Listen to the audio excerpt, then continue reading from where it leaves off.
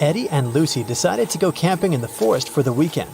However, they didn't know that it was protected by an angry spirit who didn't like intruders. He appeared in front of them and said, "You have set foot into my forest uninvited. You will not be able to leave. Forget your home. With it, you will never be reunited." "We apologize. We didn't know the forest belonged to you. Please let us out. We won't ever come back," Lucy cried. The spirit replied, "I'll show you mercy, for you are sincere. Mysteries of my forest await you. Solve them all, and you will be able to leave." Then he magically teleported them to the deepest, darkest part of the forest and vanished out of sight. As Eddie and Lucy walked around trying to find their way out of the forest, they came upon a river. They had to cross it to continue their journey. There were 3 different bridges in front of them. Which one should they choose to move to the other side?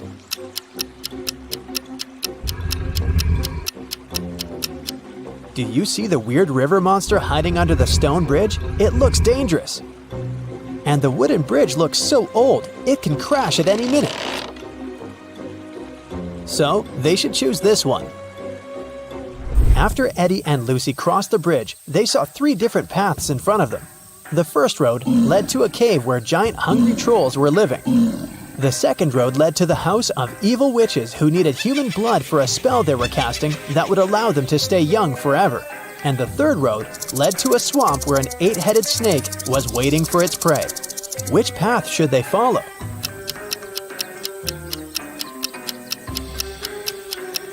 They should choose the third road because if you look carefully, you can see that up ahead, the road is forked too. It means that there's a 4th path they can take if they continue walking on this one, and they won't end up in the swamp after all. When they arrived at the end of the 4th path, they saw a wizard's hut. They thought he might be able to help them, but the gate was locked.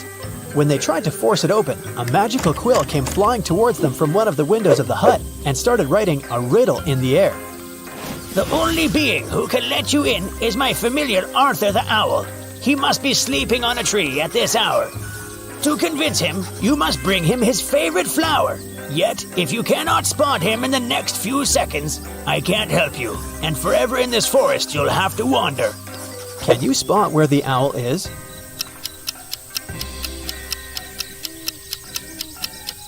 Look there. Eddie and Lucy managed to spot not 1, but 3 owls standing on a tree branch. Only one of them was Arthur. If they don't figure out which one of them is Arthur, they won't be able to get help from the wizard. The first owl said, "The third owl is not Arthur." The second owl said, "I am not Arthur." And the third owl said, "I am Arthur." However, only one of them was telling the truth, and the others were lying. Can you figure out which one is Arthur?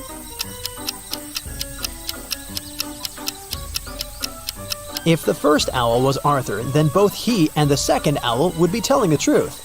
If the third owl was Arthur, then he and the first owl would be telling the truth. But only one of them is telling the truth, remember? So the second owl must be Arthur. Once Eddie and Lucy figured out which one was Arthur, the remaining owls flew away. Then Lucy asked him what his favorite flower was. Arthur answered with a riddle. "I can grow very tall. I am of the color yellow. When I am young, I follow the closest star in the sky. Can you tell what flower I am?"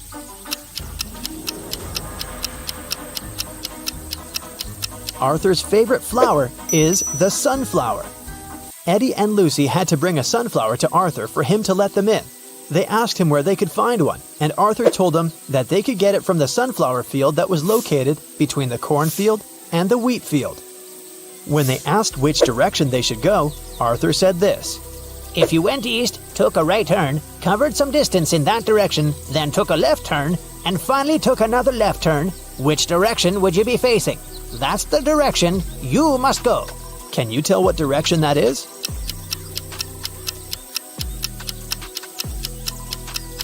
It's north.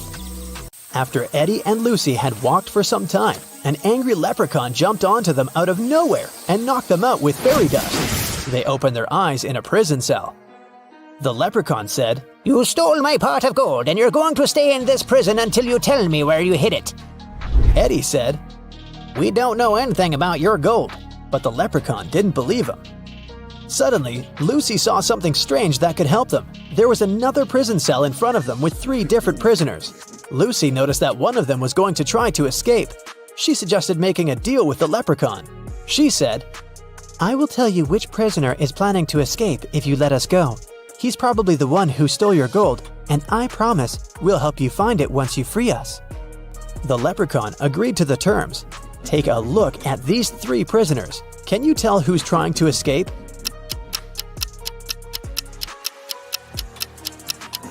It's the 3rd prisoner. He has a map sticking out of his pocket. He must be up to something. The leprechaun took the map from that prisoner and let Lucy and Eddie go. He said, "But now you have to help me find my pot of gold." Lucy noticed a couple of notes at the back of the escape map. The first one said, "Find the pot of gold in the fields of gold." What do you think that means?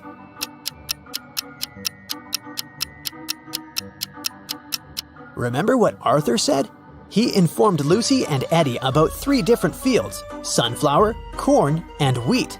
These 3 things are all yellow or golden. It could only mean that the leprechaun's pot of gold is in one of these fields. The road from the leprechaun's prison to the fields was foggy. They lost their way and arrived at part of the forest that even the leprechaun didn't even know about. Eddie immediately noticed 3 unusual things. Can you spot them?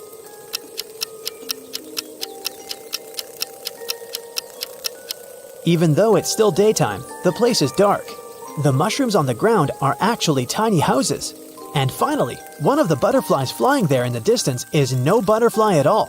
It's a fairy. As soon as Eddie spotted the fairy, it flew next to them and said, "The fairy mother wanted me to bring everyone food, but when I asked what she wanted, she only said this: remove the outside, cook the inside, eat the outside, and throw away the inside. What I want is what this is. But I don't know what that means. Can you help me, please? Do you know the answer?"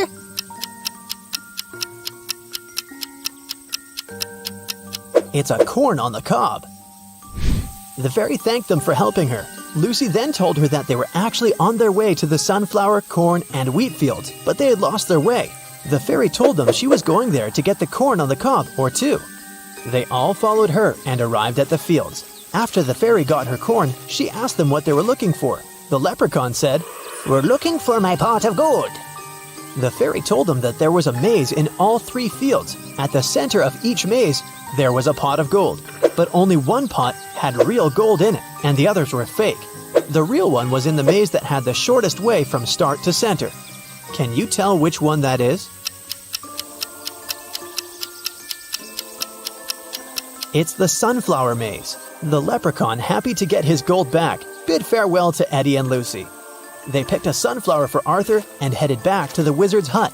On their way there, they heard a scream. They ran toward it and saw 3 princesses. They all said they needed help because 2 monsters were following them. Only one of them was a real princess who was telling the truth. The other 2 were actually monsters. Can you tell who?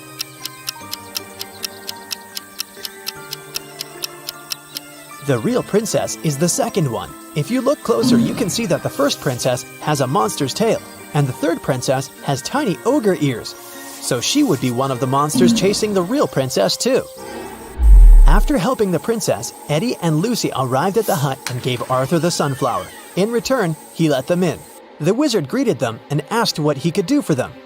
They said they wanted to get back home. The wizard said he knew a spell to open a portal, but the special ingredient he needed was coated. The wizard showed them the page in the spell book. Can you tell what the special ingredient is?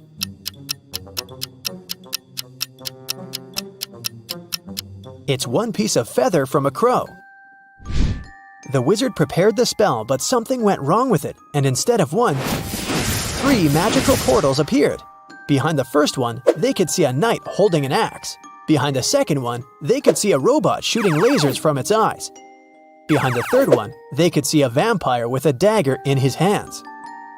Only the safest one would transport them home. Which one is it?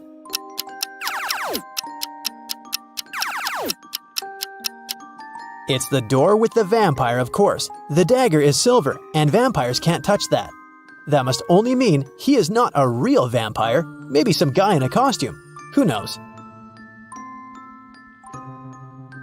Henry and Mia lived together in New York. They wanted to run away from big city life and celebrate their anniversary in the wild. So the guys used a special online service and found 3 available options nearby. Bob offered his cozy treehouse in the woods for a reasonable price. Julia offered this fancy geodesic dome with all conveniences. It's a 2-hour drive away from New York, and Crystal offered an old mansion that she'd inherited from her granny. Can you help the guys make the right choice?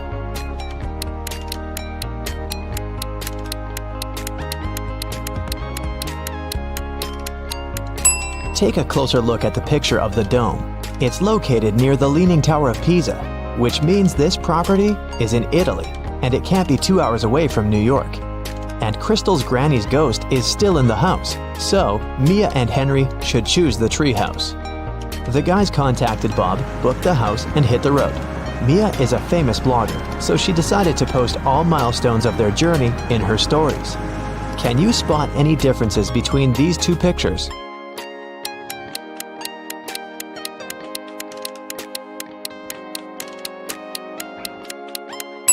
Here they are. What about these 2 pictures?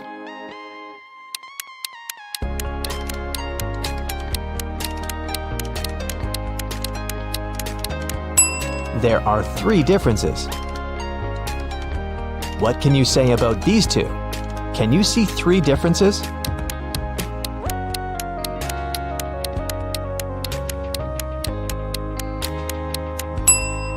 Here they are. While the guys were driving along a highway, someone threw a can of paint into their car. Mia and Henry stopped at the nearest car wash and interviewed 4 other drivers. Bill said, My truck has to be perfect. I'm going on a date this evening.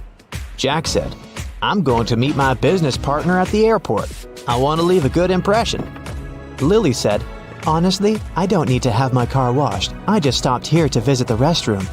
Ryan said, My boss gave me this coupon so that I could wash my car for free. Who stained Henry and Mia's car?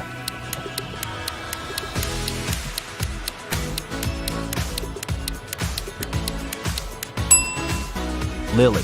Her right hand is stained with the paint of the same color, and besides, she has a print of Mia's face on her t-shirt. She's definitely obsessed with her. The guys washed their car and continued on their journey. They had to choose one of these 3 roads to reach their destination.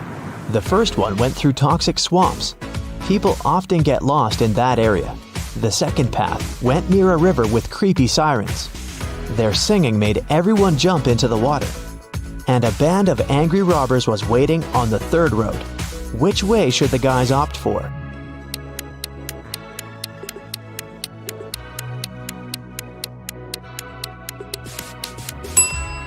The second one. They can close all the windows, turn some music on, and drive past the sirens very fast.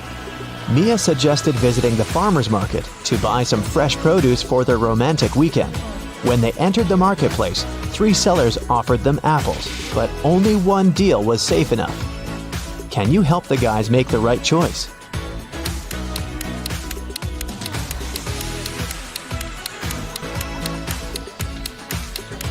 Seller number 1 offers very old apples. Take a look at the date on the box. They expired 5 years ago. Seller number 3 offers very beautiful apples. But pay attention to his assistant. She's putting shoe polish on the apples to make them look better. So, Mia and Henry should pick the second seller. Henry and Mia left the market and put all their purchases into the car. Suddenly, Henry realized that he'd left a bag with cabbage at the farmer's stall. He returned but couldn't find the bag. Henry questioned 3 people he saw nearby. Vera said, I only eat fruit, mister. See, I've got bananas and apples. Bella said, Yes, I saw your bag. The seller put the cabbage back on the shelf. And the seller said, I don't know what's going on here. I spent the last 10 minutes in the bathroom. Who's lying?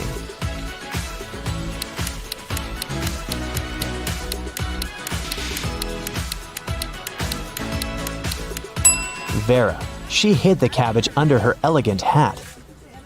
Finally, the guys reached their destination. The treehouse is even better than in the photo. But can you spot anything weird in this picture?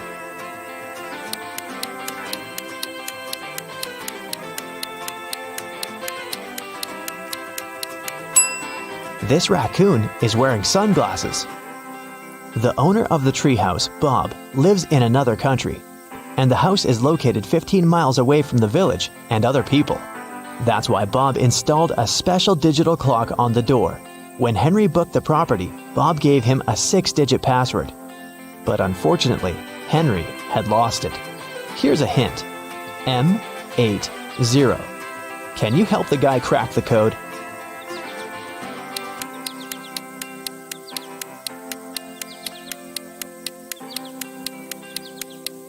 These symbols are mirrored digits. Split them apart and you'll get the code 1133CC. The guys unlocked the door. But as soon as Mia entered the living room, she got very scared. She asked Henry to call the police. Why?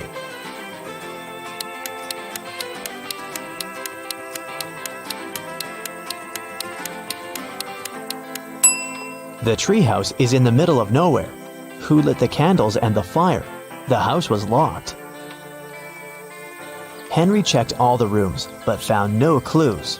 What about you? Any ideas who that could be?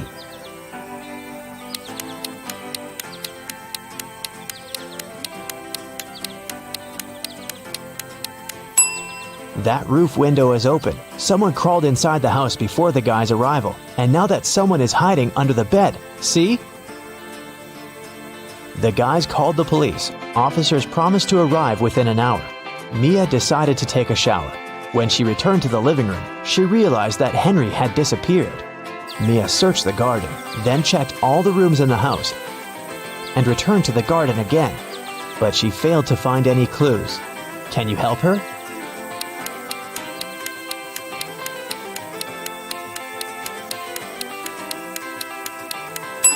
The hot tub was open when Mia began her search, but now it's closed.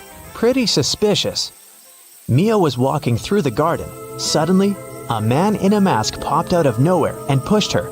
Mia stepped on a trap and fell into a deep well. She yelled, "Please help me out!" No one answered, but Mia's phone pinged. The masked man offered her to play a game. Otherwise, she'd have to stay in the well forever. Here's the first riddle. I come in many different colors, and I get bigger when I'm full. I will float away if you don't tie me down, and I will make a loud sound if I break. What am I? Mia nailed it immediately. What about you?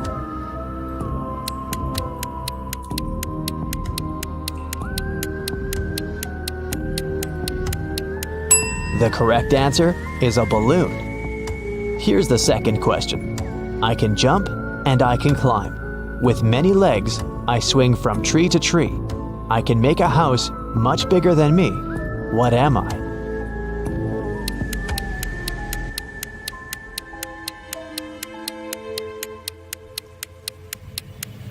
Have you guessed? It's a spider. And the final question. I come out at night without being called. I'm lost in the day without being stolen. What am I? Can you help Mia?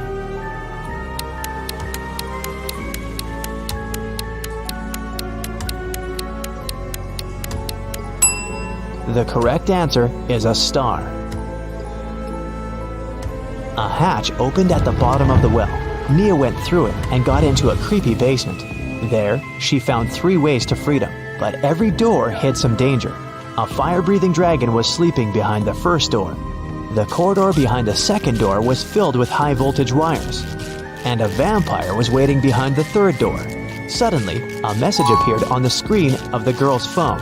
Hurry up! Soon the walls will close in and smash you.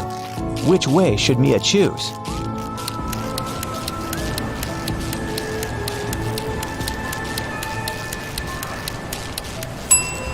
She should wait until the walls are close enough so that she can scare the vampires away with this stake and go through the third door.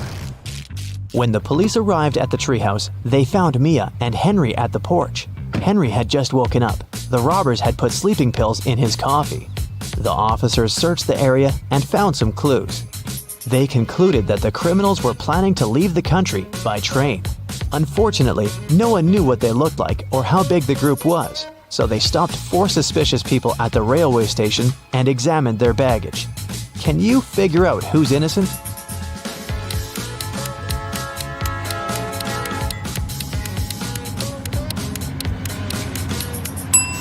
Why would a bald man need shampoo? And this supposedly blind person has a flashlight. This guy is carrying 3 tubes of toothpaste, but no single toothbrush. It seems that only the third guy isn't a criminal. 3 friends lived not far from one another and often met to drink some coffee together. Their names were Mr. Blue, Mr. Red, and Mr. White. One day, they noticed that under their coats, they were wearing t-shirts of different colors: red, blue, and white. Mr. Blue said, "Hey, Mr. White, have you noticed that we're all wearing colors that are different from our actual names?" The man wearing the white shirt answered, "Wow, you're right. Can you figure out the shirt of which color each of them was wearing?"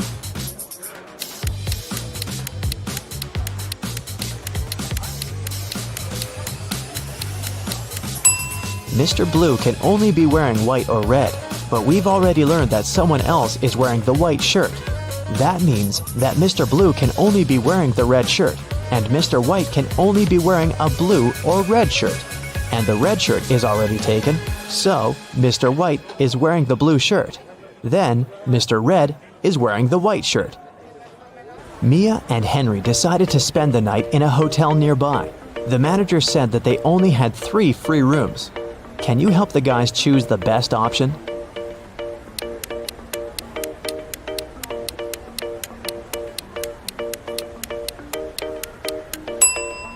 This room doesn't have any doors. That's weird.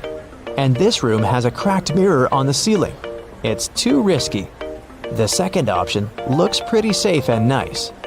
The guys checked in, and Henry asked Mia, "Well, where do you want to go now?" She answered with this riddle: "You used to visit me when you needed to know, but I've been lonely since the internet was born. What am I?" Have you guessed?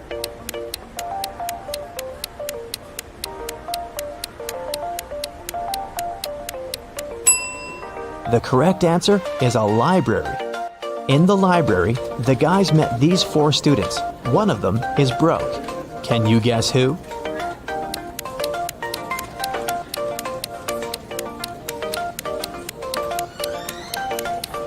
Student number 3. Her uniform is too large for her body. It must have belonged to her sister. Rachel had been dreaming of becoming a famous actress. Finally, her dream was about to come true. A famed talent agency had invited Rachel for an interview. She arrived at the office to meet her new agent early in the morning. There were 4 people in the conference room. Can you tell which one is Rachel's agent?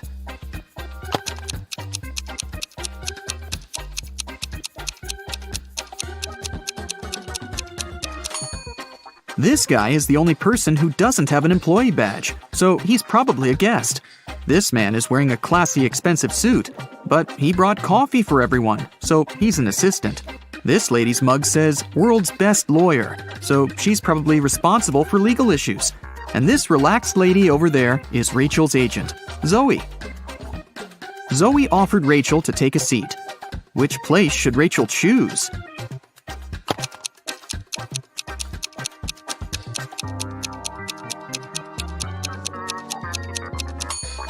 This chair is missing one leg. Someone has spilled coffee on this chair. The barista has written "The Boss" on the drink in this cup and left it on the table next to this chair. And someone has left a sweater on this chair. So, Rachel has only one option, and here it is. First of all, Zoe decided to check how smart Rachel was and offered her this puzzle. She used 3 pencils to make this triangle. Rachel's task was to create a perfect square by moving just 1 pencil. Can you help her?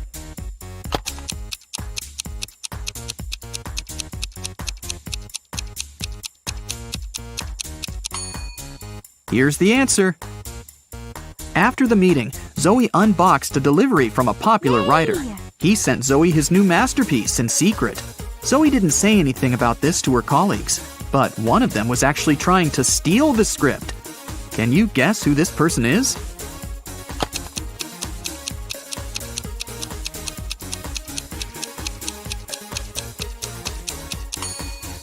It's the assistant. He's using his front camera to take pictures of the mirrored ceiling while Zoe is looking through the script. Zoe brought Rachel to her first audition. Rachel joined other actresses in a line. They were all competing for the lead role in a new series. The main character had poor eyesight, so all actresses put on fake glasses to get into character. Rachel didn't do well enough, and another actress, Sally, got the job. Rachel was very upset. But suddenly, Sally fell to the floor. She was unconscious, and Rachel called an ambulance. Doctors said that someone had poisoned Sally. But all the actresses ate the same snacks and drank the same water. Doctors checked the food, and it was fine. Can you guess what happened there?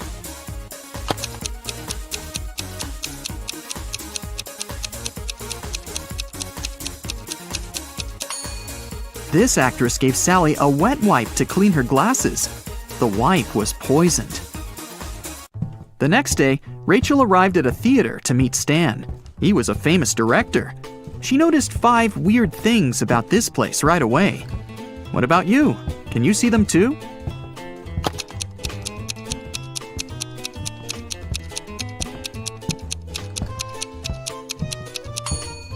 Something's wrong with the gravity. In particular, with this chandelier that isn't hanging from the ceiling as it should. The wind that the fan creates is blowing to the right, but this actress's hair is flowing to the left. There are human footsteps on the ceiling. The spotlights are red, but the lighting on the stage is blue. And this ballerina's shadow is falling in the wrong direction. Stan introduced Rachel to his favorite actors, Josh, Steven, and Tyler. They were triplets that always joked around.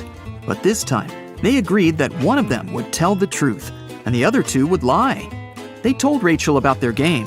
She had to guess their names. The first guy said that he was Josh. The second introduced himself as Steven, and the third guy said, "The second person always tells the truth." Can you figure out who is who?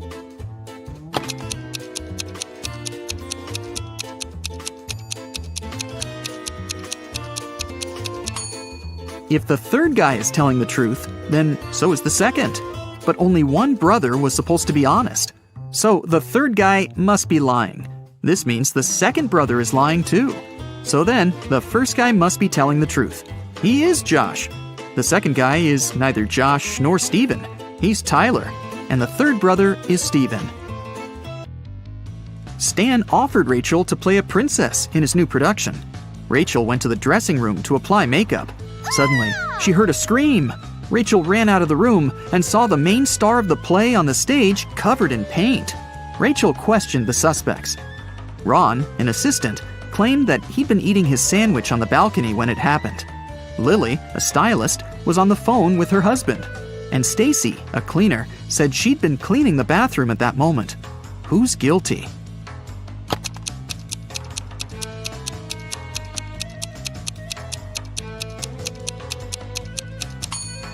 Ron. He's holding a sandwich, and it's still unwrapped. Now that Rachel got a job, she needed a place to stay in Hollywood. She started looking for an apartment and went to 3 agencies. Each agency showed her one apartment. Rachel liked them all, but when she examined the apartments, she realized that there were scammers among the realtors. Rachel looked at the documents attentively. Which apartment should she choose?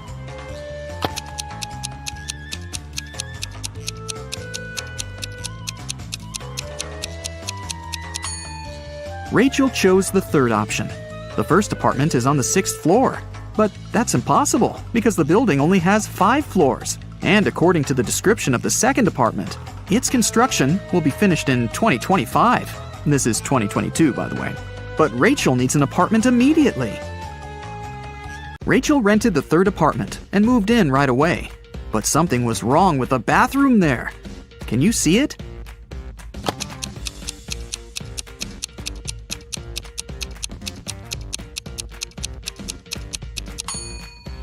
How is she supposed to flush? Can you see anything weird here?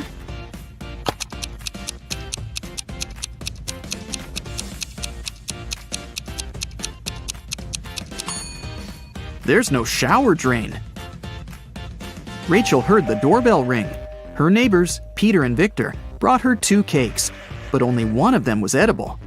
Can you tell which one?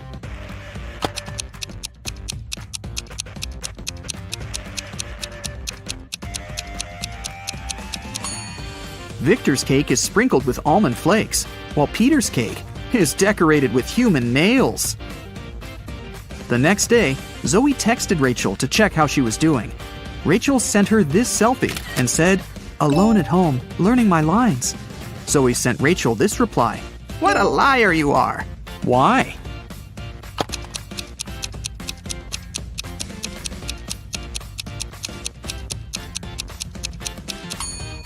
If Rachel's alone, who's that guy?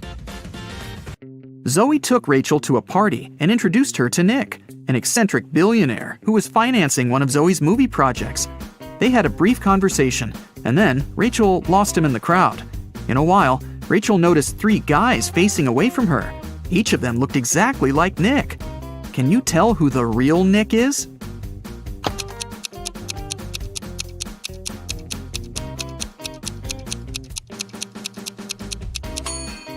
This guy has a tattoo on his hand, while Nick didn't have it. And this guy's suit is fake. They wrote the brand name with a mistake. Nick offered for Rachel to sing karaoke.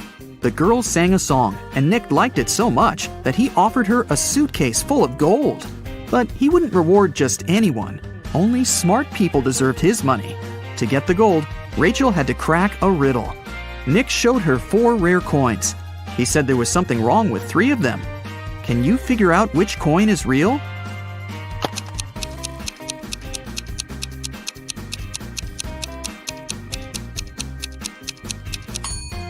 People who lived at that time didn't call their era BCE. This coin is from the future. Take a look at the date.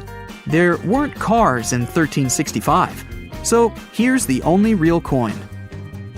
Rachel used an app to call a taxi to take her precious suitcase home. She saw 3 identical cars in the parking lot. Each of the 3 drivers claimed that Rachel had ordered their car. Which driver should Rachel choose?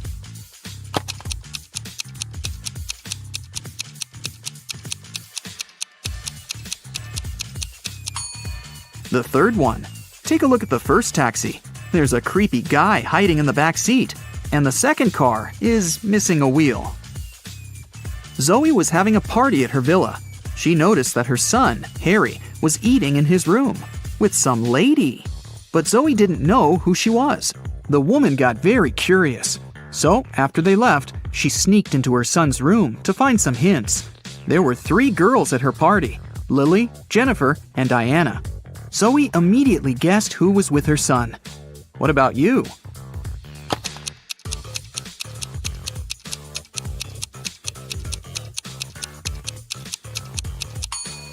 Harry is dating Jennifer. Look at the dishes on the table. There's a lipstick stain on the fork. Jennifer is the only girl wearing red lipstick. In the morning, Rachel went for a run in the park. On her way there, she met this woman. And a minute later, she saw another woman, absolutely the same. Rachel thought it was extremely bizarre. But, in reality, there were 5 differences between these 2 ladies. Can you see them?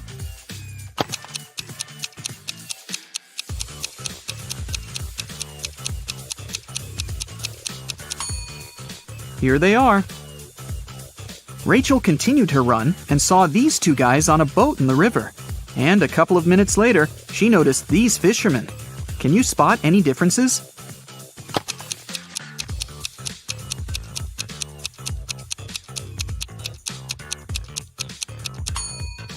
There are 5 differences between these 2 pictures. Have you found them all? Rachel stopped because she needed to tie her shoelaces. Suddenly, she saw these 2 women with backpacks. Can you spot 5 differences between them?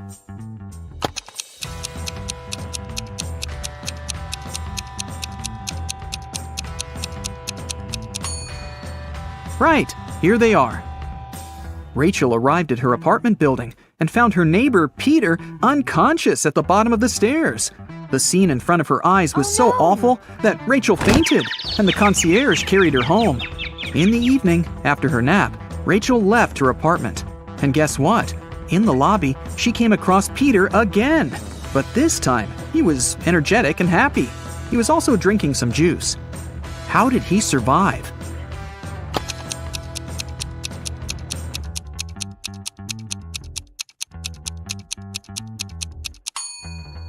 Look, he's a vampire! In the morning, Zoe called Rachel and asked her to come to the agency immediately. When Rachel saw the office, she was shocked. It was a mess. Someone had stained the walls with paint, and broken furniture and torn documents were everywhere. Zoe questioned 3 suspects. Dan, an assistant, said that he'd been partying all night. Many people could confirm that. Jessica, a lawyer, said, "Who do you think I am? I love my job. Otherwise, I would have already quit." And Sarah, a copywriter, said that she'd been the last one to leave the office. And she had locked the door, that's for sure. Who's lying?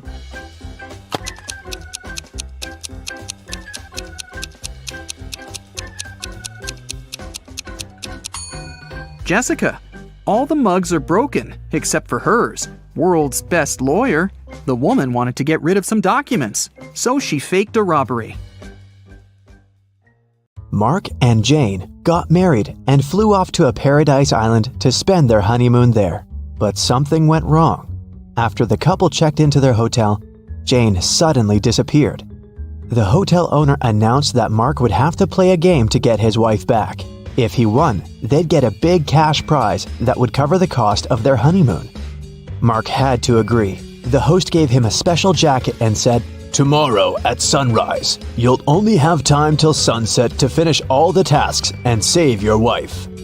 Mark will need your help to solve all the riddles and get his wife back, so stick around to help him." The next day at sunrise, Mark finds himself near the entrance of a huge labyrinth. Its walls are way taller than the guy, and there's no way to know where to go.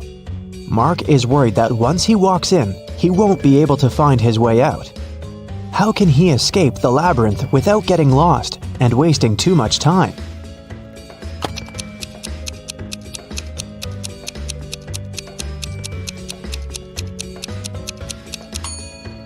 There's one strategy to escape any labyrinth. Mark should put his right hand on the right wall and go forward, touching it at all times. He'll be walking into dead ends along the way, but if he follows the right wall, he'll get out of them and will eventually find his way out of the labyrinth. So, Mark walks in. Several minutes later, Mark takes another turn and sees a guard standing in his way. "Sorry, but you have to solve my riddle if you want to come through." What is that thing you have to break before you can use it? Do you have something in mind?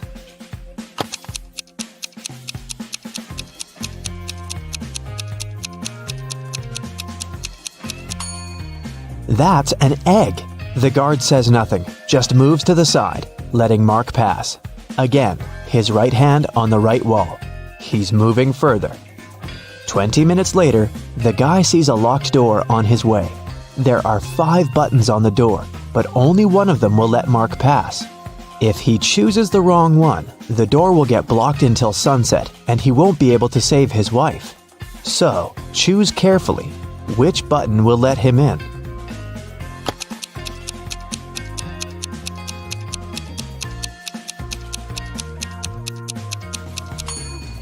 There's something special about almost all these buttons. The first one, unlike others, doesn't have an outline. The second one is of a different shape. The third button is of a different color. And the last one is smaller than all the others. Only the fourth button doesn't have any distinctions. That's what makes it one of a kind. I bet Mark should press that one. And it's the right button. The door clicks open and Mark steps through. His right hand is on the wall and off he goes. Apparently, it's time for breakfast. Mark comes up to the table. There are 3 apples, but only one of them is safe to eat. The other 2 are poisonous. Unfortunately, Mark can't skip breakfast. Which apple should he eat?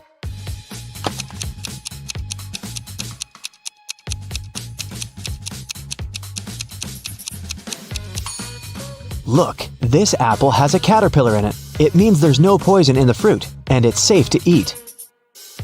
20 minutes later, there are 2 more doors on Mark's way. He has to pick one of them. The first door is the way out, and the second one will take him back to the labyrinth. Which door should he choose?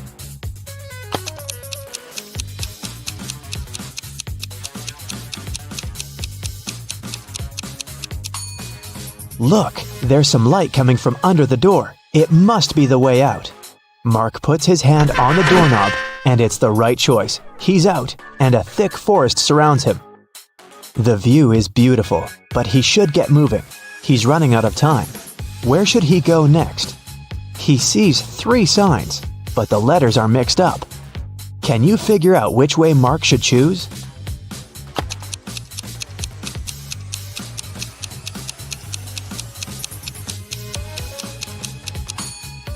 These signs are hints. If you put the letters on them in the correct order, the first sign will turn into right way, the second one into wrong way, and the last one will be wronger way, which is grammatically incorrect. Anyways, I guess Mark should opt for the left direction. Sometime later, Mark stumbles across a big old castle. He should enter it and see what's happening there. He comes up to the door, but it's locked. It requires a password. Here's a sequence of numbers. 4 more digits must be added to it. Can you guess which ones?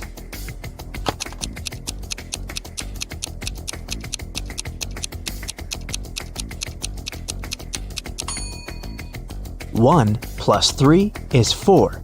3 plus 4 is 7. 4 plus 7 is 11. Then 7 plus 11 is 18. So the next digits are 2 and 9. 29. Because that's 11 plus 18. And 18 plus 29 gives us 47, which is 4 and 7. The password is 2947. And this is the right answer. The door clicks open, and Mark walks into a dark and dusty corridor. But once he takes a step, he moves a string on the floor, and a metal cage falls down, trapping him inside. Luckily, there's a way to deal with it. On the wall, the guy sees 3 buttons and an instruction. If Mark presses the blue button, the cage will be filled with water and will only open in 10 minutes. Just an FYI, the average person can survive without air for 3 to 4 minutes at most. The green button will open all the cages at the same time. But look around, there's one more cage in the room, and inside that cage, a hungry wolf is pacing. The orange button will make the floor of the cage disappear, and Mark will fall into a hole filled with hungry alligators. What is the guy's best choice?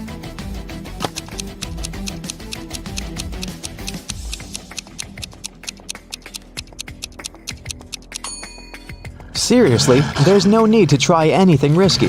If Mark hits the blue button, the water will just go through the bars of the cage, and in 10 minutes, Mark will be free to go. Soon, the cage opens. Mark sees a long corridor with many turns.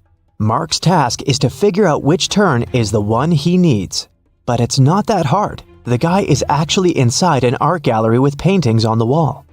After every turn, he can see 2 pictures. Mark should just follow the original paintings. He will need your help to tell them apart. Okay, here's the first one. Which one is the original?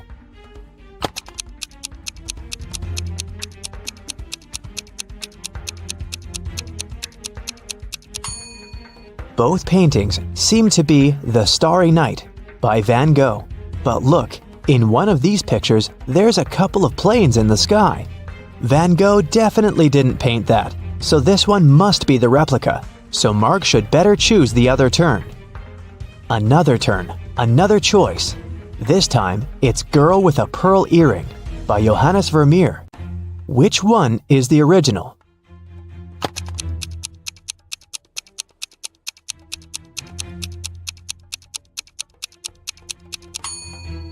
I don't think the girl in the real masterpiece had a nose piercing, so the painting on the right is fake, and Mark should turn left. But surely you know this one, Mona Lisa by Leonardo da Vinci. But one of the paintings is really messed up. Can you spot the difference?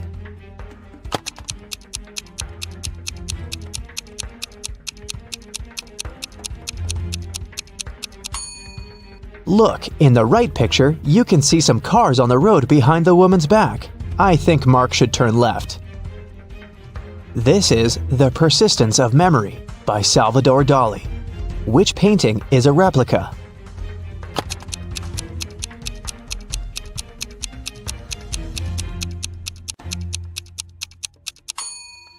It's the one on the left. I don't think a melted modern smartphone belongs there. Turn right. And one more choice to make. It's American Gothic by Grant Wood. Look closely and help Mark choose.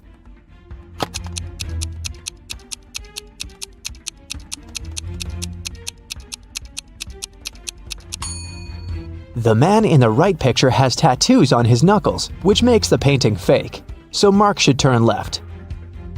He finds himself in a dark hallway, lit by several torches. There are 3 doors. Each of them can lead Mark to the place he needs, but behind each door, there's something dangerous. The instruction on the wall says that behind the first one, there's an iron block equipped with a movement sensor. It crushes everyone who enters. Behind the second door, there's an electric shocker that never misses. Behind the third door, there's shattered glass all over the floor. Which way should Mark choose?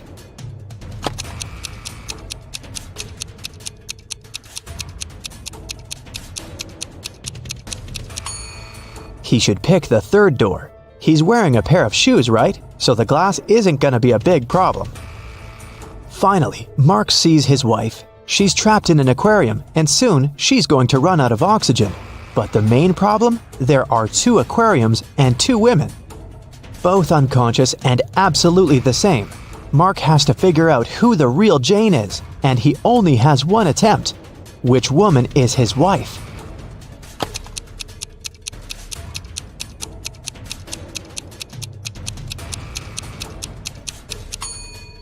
Look, one of the women has an M tattooed on her wrist. M stands for Mark. It must be the guy's wife.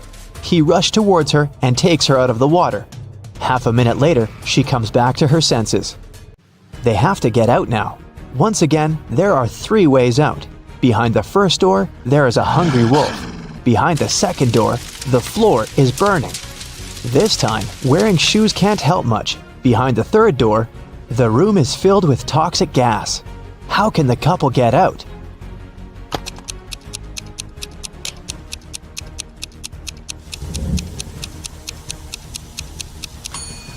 The floor is burning, so they have an aquarium full of water.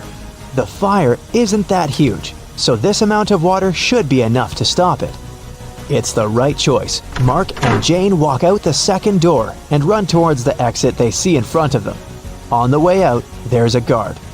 Congratulations, you've completed the quest. But I will only let you out if you solve my last riddle.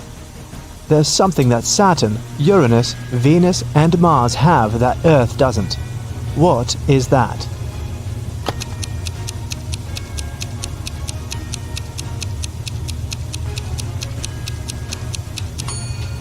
It's the letter S. As simple as that. Blue ocean, golden sand, green palm trees, fresh fruit. This place is like a paradise. It's good that Luke finally went on vacation. He's sunbathing, drinking cocktails, and enjoying life. Such a perfect day. Maybe too perfect. Luke's smile disappears. Nothing is real. 2 signs indicate that Luke is dreaming right now. What are these signs?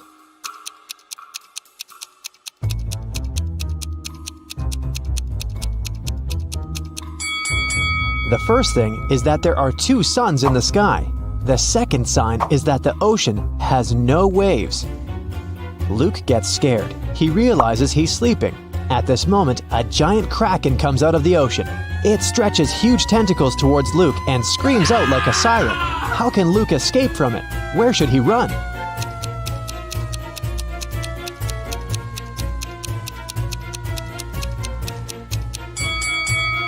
There's no need to run anywhere. This is a dream, and the kraken can help Luke wake up.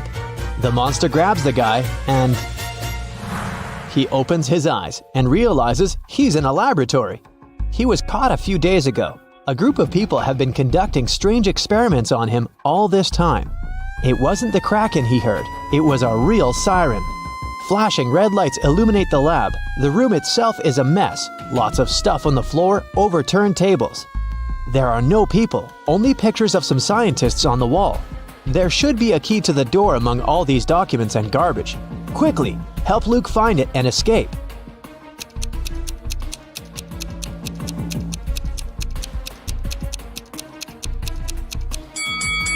And the key is hidden. Not here. It's not needed. The door isn't locked. See? Luke is about to leave the lab. But wait, what does he need to take with him? Look around the room. He can only take one item.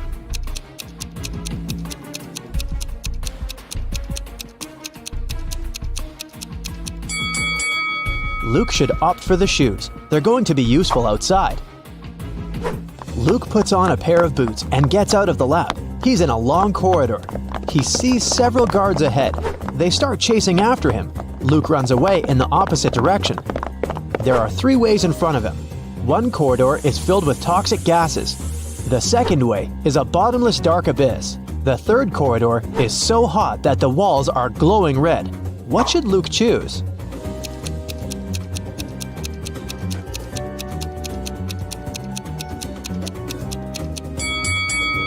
The second hall with a chasm. See how the light gets reflected from the abyss? This means there's a glass floor covering it, and Luke can walk on it. Luke runs through the second hall and finds himself trapped. Several guards are standing there and everyone is looking at him. It seems like there's no chance of getting out, but wait a minute, the guards are not dangerous. Why?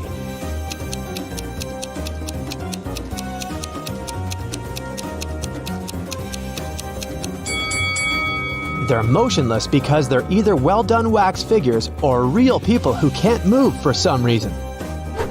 Luke leaves the room, and now he's in a long corridor again. The doors close behind him, guards are rushing towards him from the hall, and doctors are running from the other direction. What should Luke do? Hurry up, help the guy before they notice him.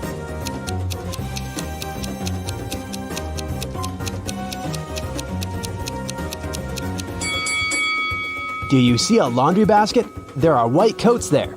Luke should dress up as a doctor and walk past the guards. The guy enters one of the many doors and finds himself in a large room for experiments. This is where they keep their test subjects. There are several locked cells with people sitting inside. They ask Luke to release them. Unfortunately, he can only free one prisoner. But who? A werewolf is locked in that cell. An electrical human is in another.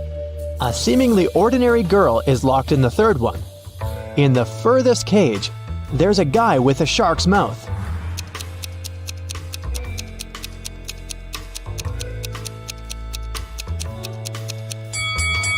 Luke should save the girl. Come on, all the other prisoners are scary monsters. Did you expect a trick? Sometimes the simplest answer is the right one. Luke opens the cell. The girl's name is Jessie, but she doesn't want to go with Luke. She doesn't believe him. Why?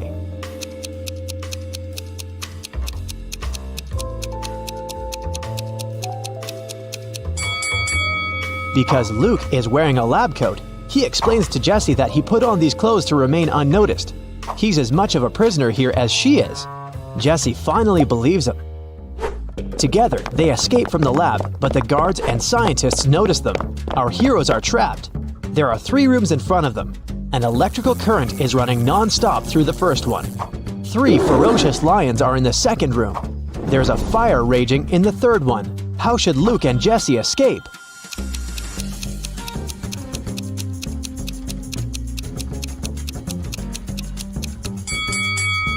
They don't have to enter any of these rooms. In the corridor above them, there is an open ventilation hatch. These guys should help each other get in there. They crawl through the vent for a few minutes. Finally, they reach the elevators. But the heads of 2 creatures have got stuck in the elevator doors. One of them is a werewolf. The other is a zombie. Jessie and Luke can only save one of them. Who will survive without their help?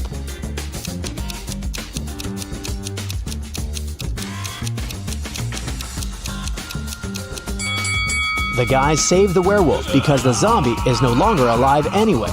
He can survive even without his head. The werewolf runs away while Luke and Jessie get into the elevator. The laboratory is located deep underground, so they go 40 floors up. The doors open, and they find themselves inside an old hut.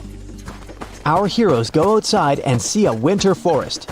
Jesse and Luke run forward as fast as they can. They hear dogs barking and people screaming. The scientists are chasing them. The guys come to a crossroads. The first way leads to a lake. At the beginning of the second road, there's a sign, "Beware of wolves." The third road leads to a high cliff. Where should they go?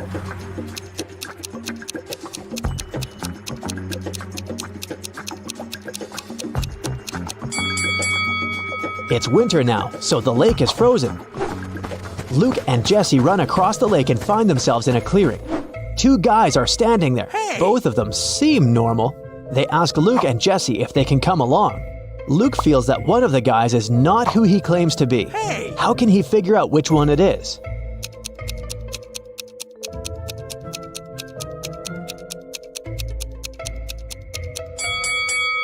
If you pay attention to the footprints in the snow, you'll see how this guy appeared here, but there are no footprints near the second guy. How did he get here? It's suspicious. Jesse and Luke agree to take along the first guy. His name is Max. He says he's also escaped from the lab. He knows there's a road somewhere nearby, so they decide to find it. They wander through the forest for several hours. No one seems to be chasing them anymore. But now, they have a new problem. They're cold and hungry. Sometime later, they see a small house where they can warm up. But the door is locked. Where's the key?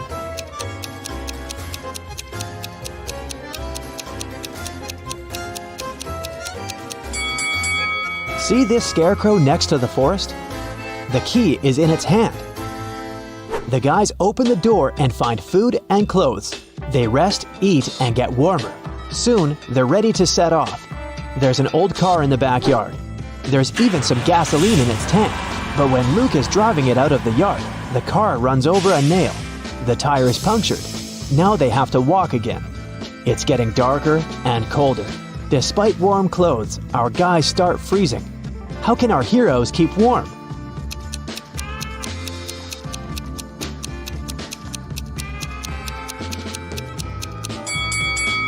There are old dry leaves, moss, and grass under the snow. Luke, Jesse, and Max put all this inside their clothes. Yeah, they stain their t-shirts and sweaters, but they also create an additional layer of protection against the cold. Finally, they're near the edge of the forest. Through tree branches, the guys see a road illuminated by moonlight. They're saved. Now they only need to catch a car. Max, Luke, and Jesse walk along the highway and finally see headlights. Luke raises his arm to stop the car. A small pickup truck is slowing down. The driver rolls down the window and asks if the guys need help. Jesse quickly tells him everything that has happened to them. The driver asks them to get in the car, but Luke doesn't want to. He's sure that this man is one of the bad guys. How has Luke figured it out?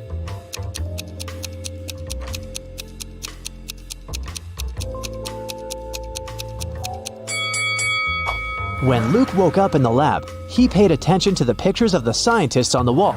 This driver is one of them. The guys run back into the forest where they come across a pack of wolves. The hungry animals surround our heroes. One of the wolves is about to attack, but a loud howl scares it, and it runs away. A monster covered with fur comes out of the bushes. Max screams and is about to run away, but Jesse and Luke look calm. Why?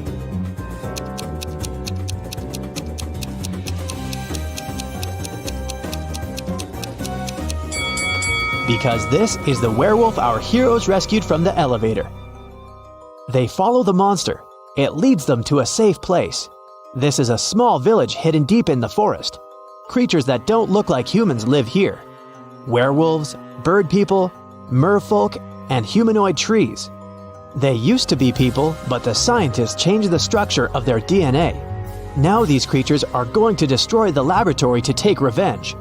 While Luke, Jesse, and Max are resting, you have time to check your score and find out how useful you've been in this adventure. 0 to 3 points. Luke wouldn't have gotten out of the lab if he had listened to you.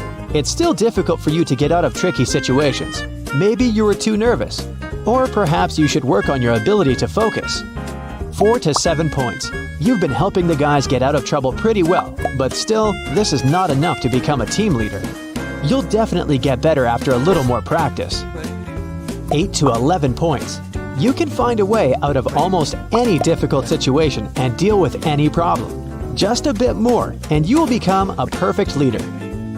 12 to 15 points. You're a real hero. You can successfully overcome any difficulties and lead large groups of people. Don't lose your focus. It'll help Luke and his friends in their next adventures. 16 to 17 points. You're the best of the best. Problems don't scare you, they entertain you. Freddie is one lucky guy. He works at a chocolate factory as a night guard. Once, he was checking the factory as usual. He noticed that someone had stolen several boxes with exclusive chocolate candies. The next morning, Freddie questioned 3 suspects. Jason, a pastry cook, said that he'd finished his shift at 7 p.m. and gone home right away. His wife couldn't confirm that he stayed indoors all night. Harry, a delivery guy, said, "I don't eat chocolate at all. Even the smell of it gives me a severe rash." And Peter, a cleaner, said, "Yesterday I was cleaning the warehouse. I found one chocolate candy on the floor and ate it. I'm so sorry. Please don't fire me." Who is the thief?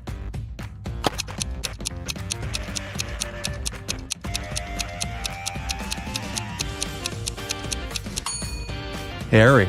He's standing in a room with a bowl of melted chocolate without any protection. He would have a rash if his allergy was real. Another working day at the chocolate factory. Jason decided to prank Freddie and covered a raw chicken egg with a layer of chocolate. Then he wrapped it and put it among real chocolate eggs on a tray. When Jason brought the chocolate eggs, Freddie spotted the fake one immediately. Can you figure it out?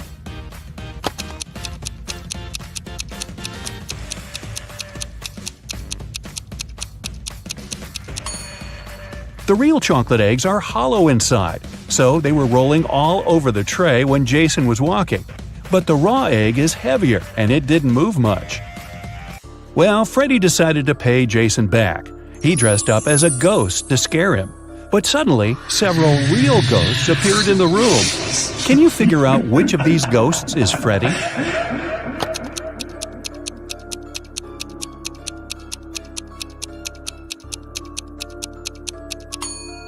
This guy over here. He's the only ghost who is not transparent at all. One evening, the factory was celebrating its anniversary. The management organized a party. All employees participated in a karaoke competition. Most of them all sang incredibly well and received gifts and flowers. But only 2 of the best singers, Nancy and Betsy, made it to the final. They prepared to face each other in one more round. But suddenly, Betsy fell to the floor, unconscious. Doctors claimed that she had been poisoned. But all the participants of the competition had eaten exactly the same food. Besides, the police checked the dishes and they were okay. Can you guess what happened?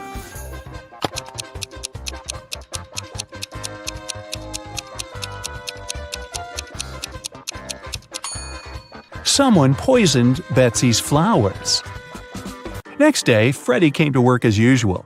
He looked around and exclaimed, wait a minute, who's brought a cat to the chocolate factory? No pets are allowed here. Can you see any animals?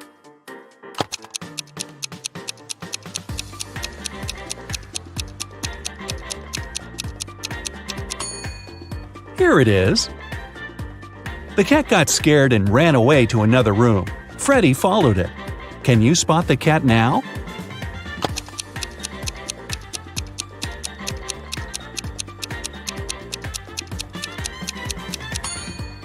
It's hiding over there. And again, Freddie failed to catch the cat. It ran out of the building and hid in the garden. Can you help the guy find the cat?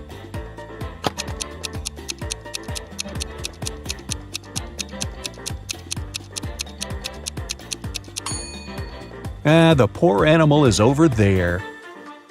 Freddie caught the cat and found a small note attached to its collar. It had contact information. Freddie called the cat owner, but no one answered the phone.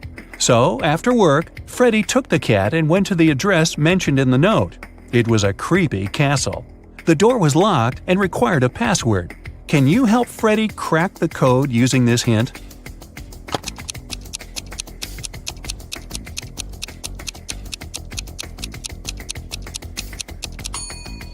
The password is rainbow. A gloomy old man greeted Freddy inside the castle. Freddy expected that he would thank him for bringing the cat back, but the old man began to laugh evilly and locked all the ways out. Then he said, "If you manage to complete 3 tasks I give you, you will get $1 million. But if you fail, you'll stay in my castle forever. Here's the first task. Help me find my glasses among all these vegetables." Can you help Freddy?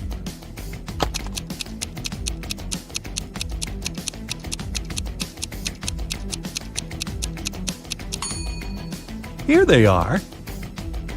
The next task from the old man was to cook a potion and do it in the correct order. He gave Freddy this recipe. Can you help the guy?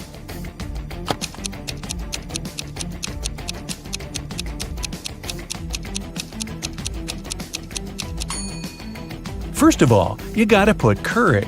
Then go for blueberries to make the potion look greenish. And finally, add tomatoes to make the potion look brown. As for these vegetables, Freddy doesn't need them. And the third task is to find a book in this messy room. Can you see it?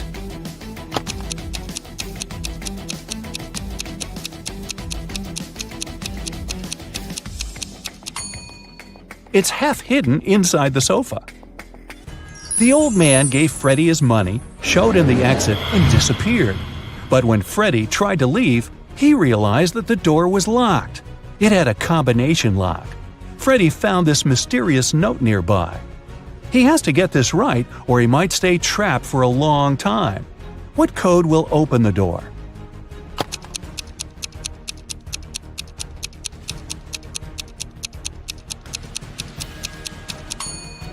"2361. Each number corresponds to the number of circles in the first set of numbers. Now, Freddy was free to go. As soon as Freddy got out of the creepy castle, he decided to quit his job and go on a trip around the globe. First of all, he took a flight to Spain. On board the plane, he met Gloria. He asked what country she was from. Instead of answering, Gloria showed him this puzzle. Can you guess the country?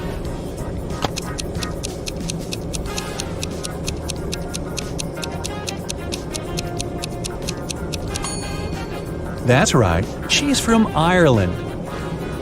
Then Gloria asked Freddy what country he was from, and he showed her this puzzle.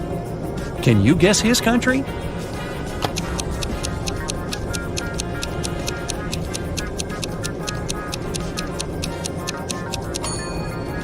Cuba. Freddy landed in Madrid and went for a walk. He hadn't rented any hotel in advance, so he just wandered around the city, searching for a nice place to stay. Suddenly, Freddy noticed this cute little hotel and entered it. Big mistake. Why?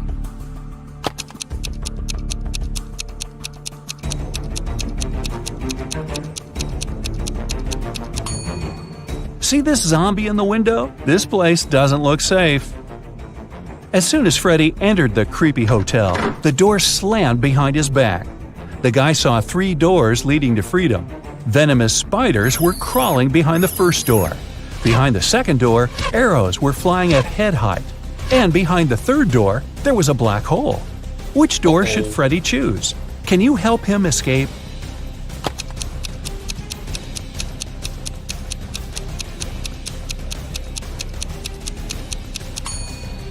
He should choose the second door. He can crawl under the arrows. After his adventure, Freddy decided to have lunch in the local cafe. But something's definitely wrong here. Can you figure out what it is?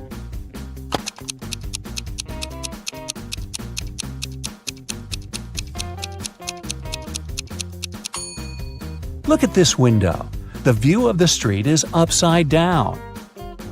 The waiter came over to Freddy to get his order. But suddenly, a woman at the next table began to shout, "Help me! Someone has put cockroaches in my soup!" The cafe manager questioned 3 suspects.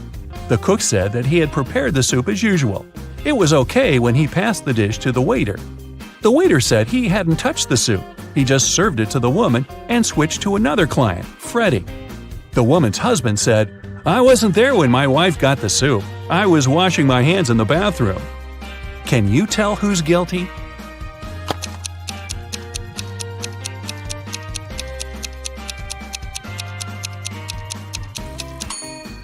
No one. Take a look at the ceiling.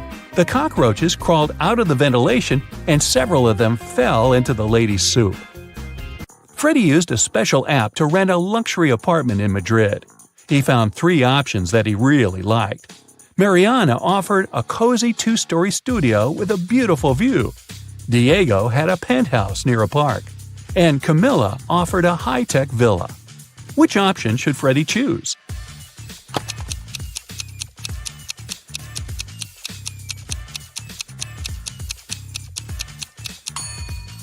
This penthouse has a cracked glass roof, which is extremely unsafe.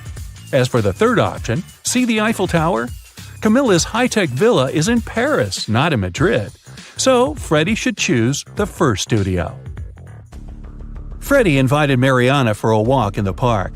They walked a lot and got very tired. They decided to lie down on the grass and rest. Freddy woke up an hour later. Mariana had disappeared. Freddy started looking for her. Half an hour later, he fell into a big pit. It began to rain. The guy realized that the pit was going to get flooded. That was a big problem. Freddy couldn't swim. He found some stuff in the pit: a rope, a ball, and a bucket. How can Freddy get out?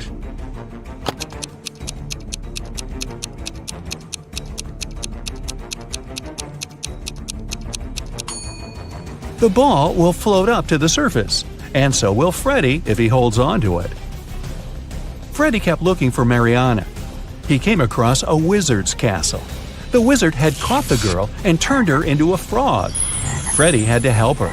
The guy and the Mariana the frog found the wizard's book of potions.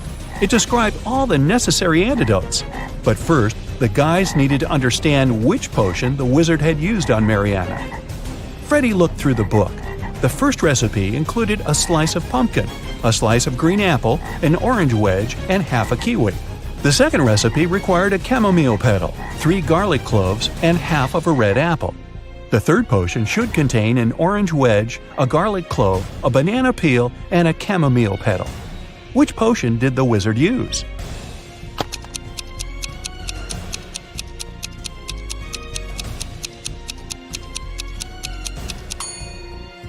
Take a look at the ingredients on the shelves.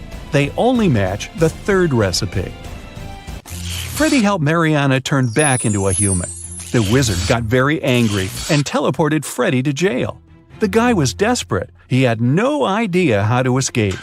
Suddenly, a creepy man opened the door and said, "Come on, I'm going to help you escape."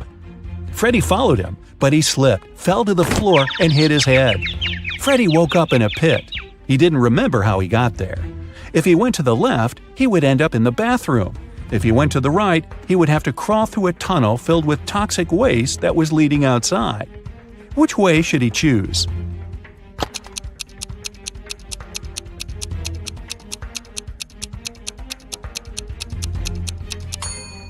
Freddy should go to the right.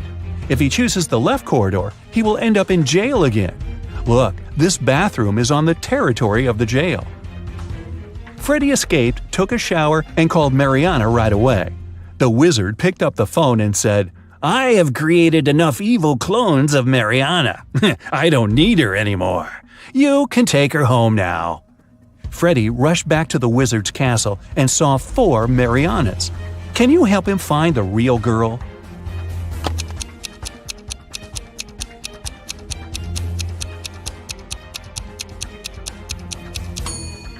This Mariana has claws instead of nails. She looks like a werewolf. This one has very sharp teeth and ears. She's probably a vampire. This lady has scales on her face. She's a mermaid. So the real Mariana is over there. Holly went to the supermarket to buy a watermelon. She found these 4 watermelons, but only one of them is edible. Can you guess which one?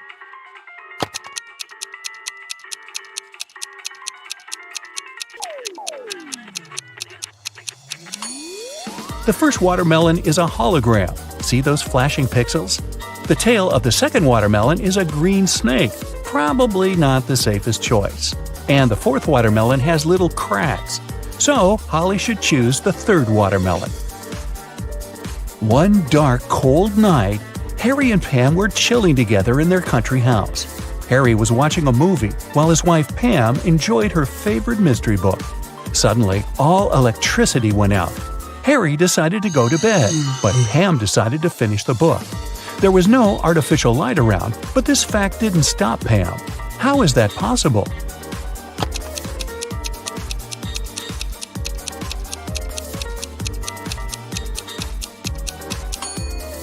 Pam was listening to an audiobook on her phone. It's big on Saturday and Sunday. It's small on Tuesday, Wednesday, and Thursday. It's absent on Monday and Friday. What are we talking about?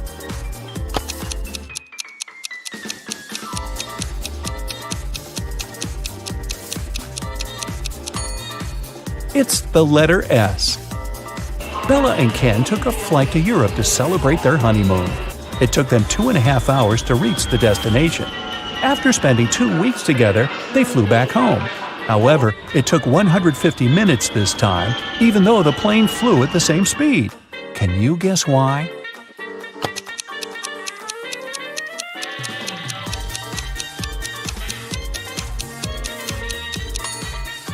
Turns out that 2.5 hours are exactly 150 minutes. Karen went camping in a jungle with her 3 best friends. They had a wonderful dinner and went to sleep. In the morning, Karen woke up first and found out that someone had eaten all the food from the bag.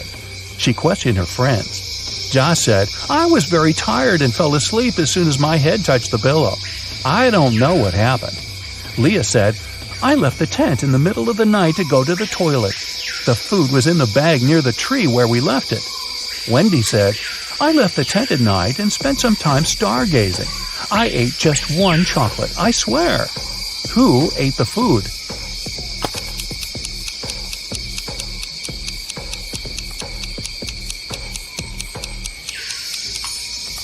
It was the monkey who was hiding in the tree. See those footprints around the bag? They are definitely not human. Gerald is a college dean. Somebody stole his car this morning. Soon the police found it across the street. The thief hit a pole and escaped. The police interviewed 3 suspects. Holly said, "I was busy having classes all morning. Then I went for a walk with my friends." Brian said, "I was checking the test papers." Rob said, "I skipped classes and spent the day at my girlfriend's studio." Can you guess who stole the car?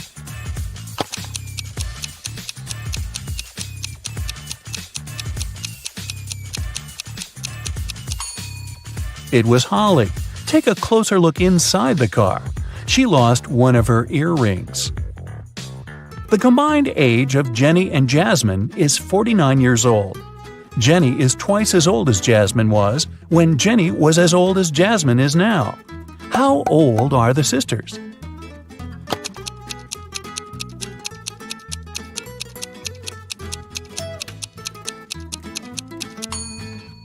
Jenny is 28 and Jasmine is 21.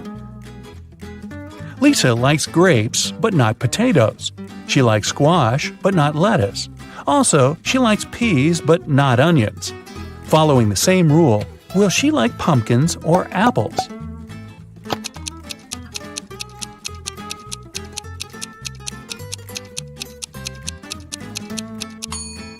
Pumpkins, because Lisa only prefers things that grow on vines.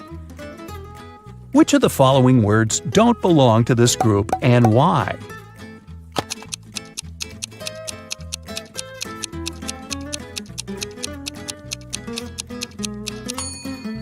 Quartz. All the other words are anagrams of each other. 2 people participated in a contest.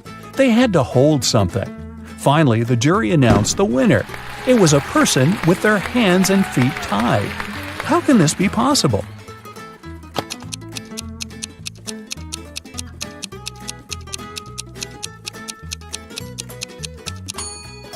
It's all simple. The contestants had to hold their breath, and the tied person managed to hold it the longest. Becky is thinking about a 7-letter word that we read very often. Letters 5, 6, and 7 grow every year. Letters 3 and 4 are the same. Letters 3, 2, and 5 cover over 70% of the world. What word is Becky thinking of?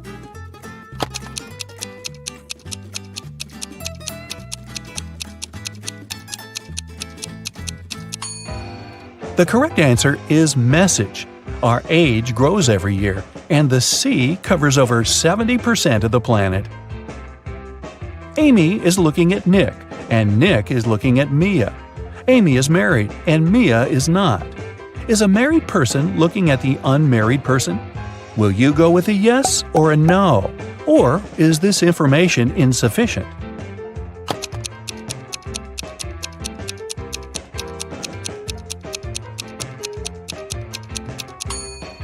The correct answer is yes. Two combinations are possible here. If Nick is married, Mia, who is unmarried, is looking at him, who is married. If Nick is unmarried, we still have Amy, who is married. In this case, she's looking at Nick, who is single, which meets the requirements too. 5 friends were eating apples. Amy finished before Bob, but after Kat. Dan finished before Eve, but after Bob. Can you figure out the exact order in which they finished the apples?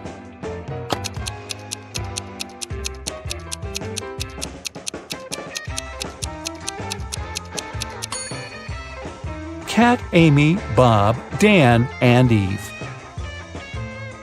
Eric's job is to guard a supermarket parking lot. One day, he was walking around the area as usual and noticed that someone had parked the car in the middle of the driveway. He questioned 4 women. "Ladies, who is the owner of this car?" All 4 women replied, "It's not my car." Eric took a closer look at the vehicle and figured out its owner right away.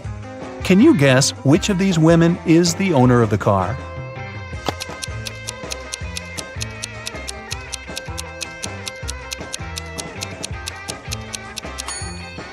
It's the First Lady. She's the only person who's not wearing a bag. Her bag is in the car. Peter came home in the evening and found his car wrecked. His 3 roommates were there. Peter decided to find out who was guilty, so he questioned them. Josh replied, "I didn't touch your car. I was walking the dog." Mike said, "That wasn't me. I was playing football with my friend." And Will said, "Nothing special happened today. I was just hanging out with our neighbors." Can you spot the liar?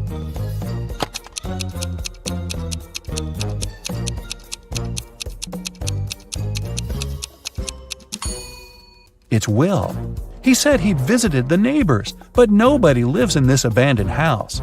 Plus, his cheek looks like he was in a crash. Sophie was sleeping. Suddenly, a robber broke into her apartment.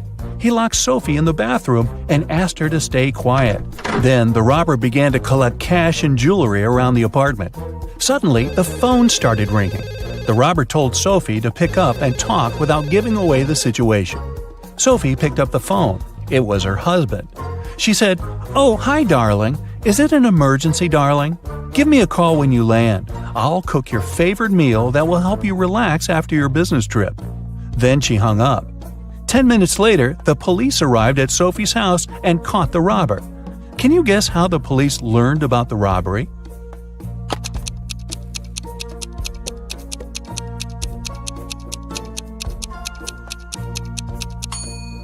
Sophie played with the mute buttons.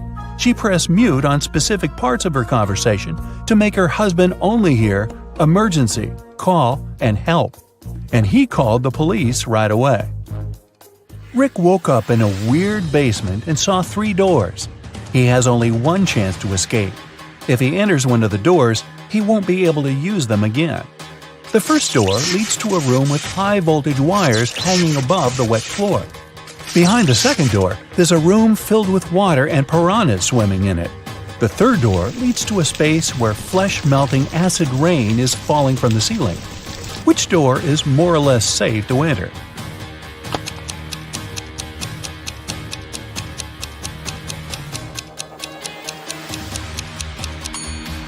Rick should choose the first door. He'll be okay if he won't let his body come in contact with the wires and the wet floor at the same time. Jerry called his wife Robin and told her that he would be home by 7 o'clock. They didn't plan anything special for that evening, but when he arrived at 2 minutes past 7, Robin was furious. Why was she so angry? Any ideas?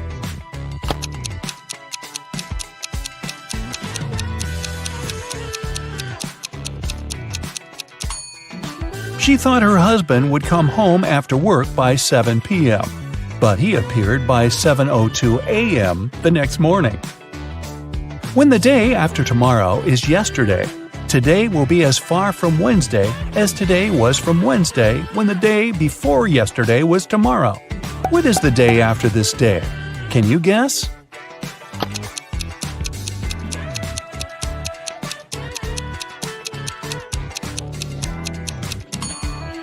It's Thursday. Harry and Barry are two magicians performing this evening in two nightclubs on the same street. But one of them is fake. Can you guess who?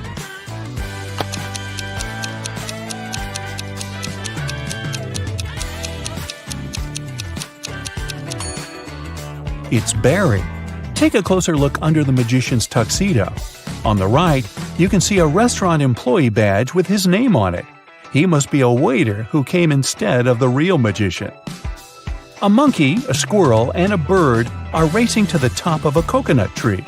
Who will get the banana first, the monkey, the squirrel, or the bird?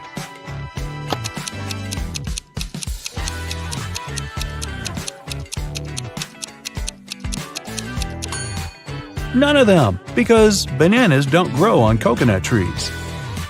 Bonnie is cooking dinner. She has 3 stoves, a gas stove, a wood stove, and a coal stove, but only one match. What should she light first of all?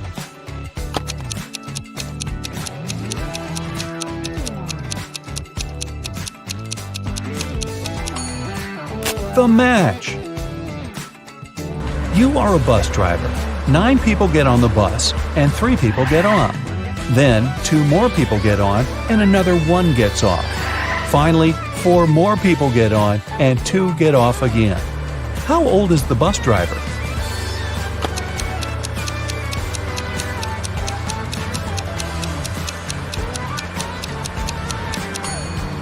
Whatever your age is, remember the question? You're the driver. Kitty entered a bookstore to get some art supplies. At one point, she met an elf and accidentally stepped on his foot. Ow! The elf got very angry and teleported her to his fairy world. He said, I'm Noah. Welcome to my world, you ill-mannered lady. If you can solve all my riddles, I'll help you find your way home. But if you don't, you'll turn into a tree and stay in this enchanted forest forever. So, here comes the first riddle. Jen and Dobby have 4 daughters, and each of the daughters also has a brother. How many people are there in the family? Kitty cracked this riddle easily. What about you?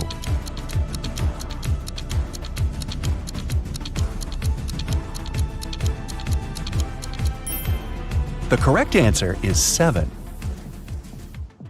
Noah took Kitty to the elf village. There they met Mr. Raspberry. He was very upset. Someone had stolen all berries from his trees. Noah suggested Kitty should find the thief. She questioned 4 suspects. Alice said, I'm allergic to berries and stay away from them. Mia said that she'd been busy all morning, helping her granny pick apples in her garden. Javier confessed that he had been on a secret date. He refused to reveal the name of his girlfriend. And Fiona said, Are you kidding? I love my manicure too much to spoil it by picking berries. So, who's the thief?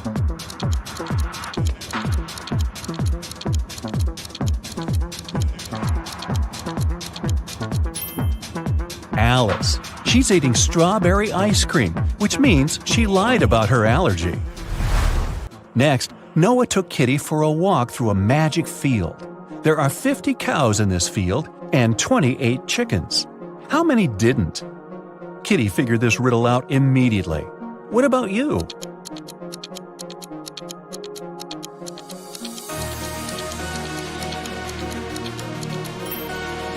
The correct answer is 30. It's a play on words. 20 cows ate chickens, which means that 30 cows didn't. The guy's next stop was a jewelry store. The local jeweler, Jonas, had just finished making a beautiful diamond necklace. He put it on the window so that everyone could admire his masterpiece and left for lunch. But when he returned, the necklace was gone. Surprise, surprise. Kitty questioned 3 suspects.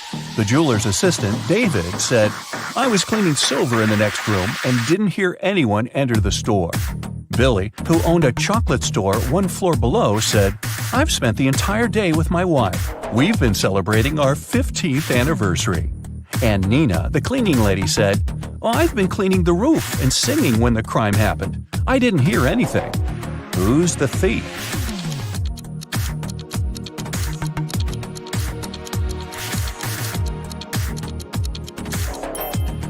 Billy. Look at his selfie with his wife. She's wearing the stolen necklace. Okay, but how did he steal it? He has a book, Magic Portals, on the shelf in his store. A postman found an elderly stargazer, Mr. Green, unconscious on the floor in his own house. Kitty questioned the key suspect, Mike. He was the only person who had been seen near Mr. Green's house the day before. Kitty asked him what he had been doing the previous night. Mike replied, "I spent the whole evening helping my friend to build a house. We finished late at night. I was passing by Mr. Green's house on my way home. I looked into the window and saw him lying on the floor. I was shocked and called the police." Kitty inspected the house and told the officer to arrest Mike. Why?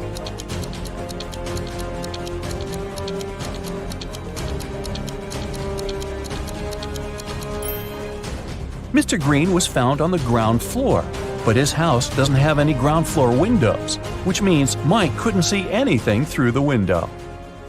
Noah took Kitty to his garden. He said that elf gardens were a little different compared to human ones. Kitty noticed 5 weird details right away. Can you see them too?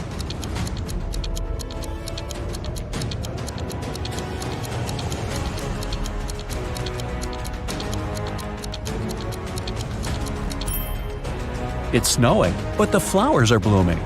The trees don't cast any shadows, but Kitty does. The rainbow in the sky is upside down. All squirrels are wearing suits. They usually don't do that in human forests. And this butterfly is talking on the phone. Noah invited Kitty for dinner, but they gotta cook it first. He gave Kitty an old recipe and said she could find all the ingredients in the garden. But the recipe is coded with the help of these symbols. Can you help Kitty find all the ingredients?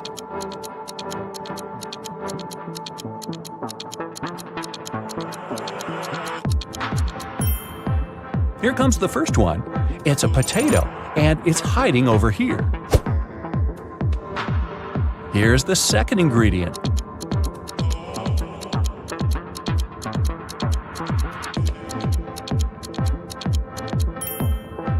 Olives. They're growing over there. What about this puzzle? Any ideas?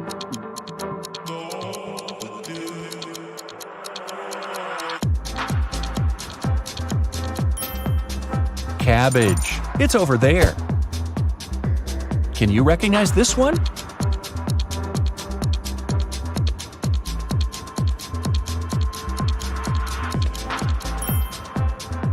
Coconut. Here it is. The next one. Can you crack it?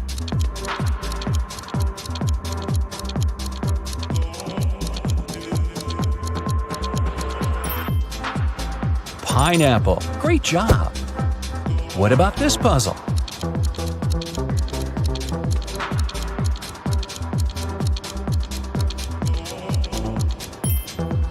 It's a carrot. And since it's an elf's garden, carrots are growing on trees.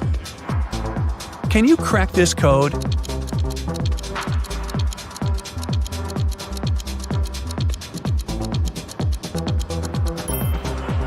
It's a peach, and Kitty can get it over there.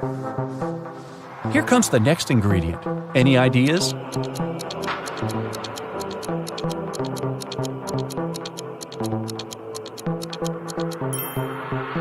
Pepper. It's over there. And last but not least, can you crack it?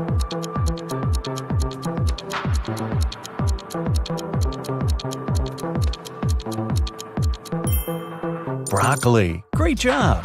There's only one broccoli head in this garden, and it's hiding over there. After a delicious dinner, Noah offered Kitty to choose a guest room. He gave her 3 options, but only one of them was safe. Option number 1, a soft bed in the attic. Here's the second option, a cozy sofa in the basement. And the third option is a hammock on an open balcony. Unfortunately, mutant mosquitoes arrive every night. Their poison is safe for elves, but not for humans. Which room should Kitty choose?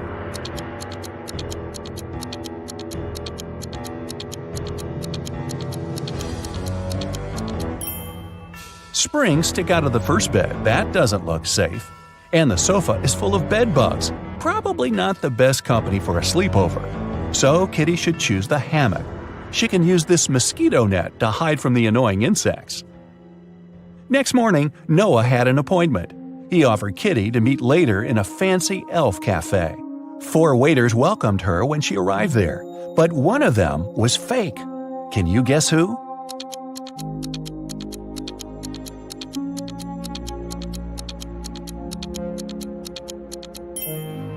See, this guy is a criminal.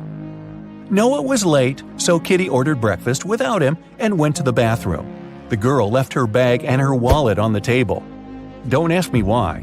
When she came back, Noah was sitting at the table. Her food had arrived and her bag was still there, but the money was missing from her wallet. The restaurant security found 3 suspects. Noah said that he had just arrived. He hadn't seen anything suspicious. The waitress said, "I brought the food, but I didn't touch the wallet." The cleaner said that she'd wiped the table but hadn't touched the wallet. The guard found some fingerprints on the wallet, but they all belonged to Kitty. So, who stole the money?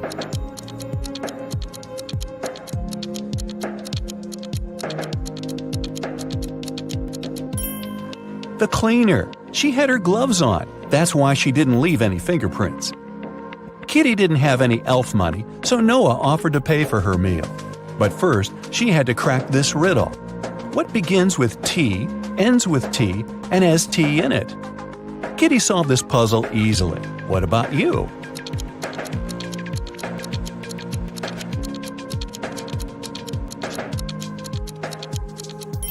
The correct answer is a teapot. Kitty found a beautiful diamond tiara on the sink in the ladies' room while she was washing her hands. 3 elves showed up to claim it. Jim said, "This tiara belongs to my mother. We've been passing it on from generation to generation for ages. I noticed that it was gone after visiting the bathroom." Fiona said that she had won this tiara in a beauty contest. She even showed Kitty a picture. Jessica said, "If this tiara is missing one small emerald, then it's mine. I lost the gem at a party last summer." Kitty gave the tiara to Jessica. Why?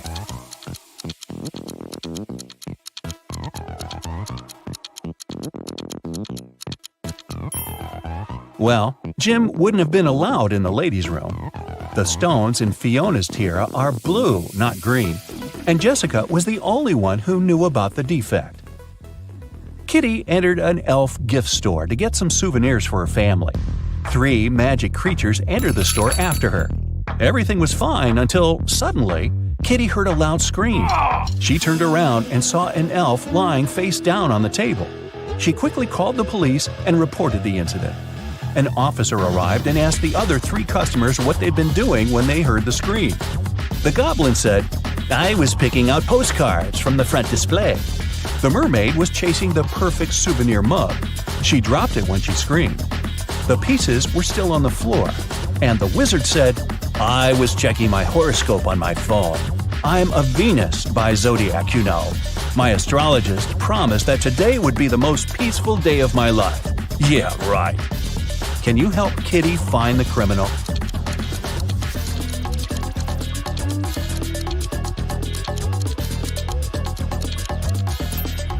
It's the wizard. Venus isn't an astrological sign. The police arrested the wizard.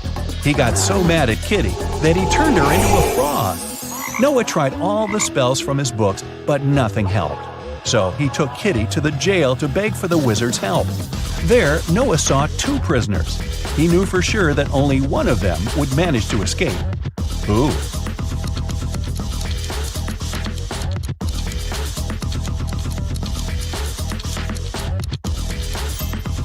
The second one, he has a spoon without a handle. He must have used it to make a knife to open the door. The wizard agreed to lift his spell, but he had one condition. The guys had to crack his riddle. How many months of the year have 28 days? Can you help Kitty out?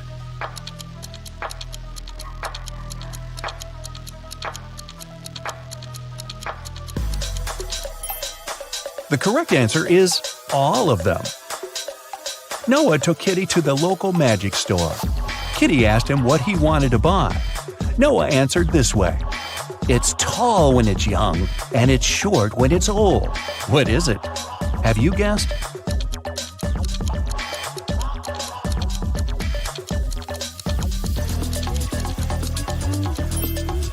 It's a candle.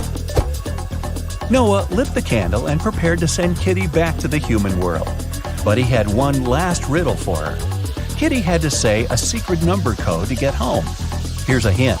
The code contains 3 positive numbers. You can either add these numbers or multiply them. The result will be the same. What are these numbers?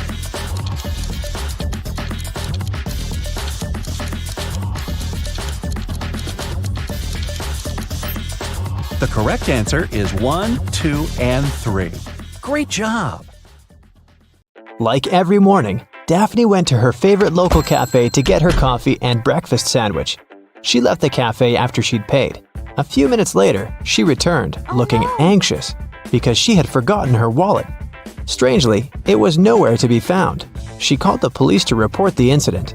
Nobody had left the store, so the thief was still there when the officer arrived. He started questioning everyone.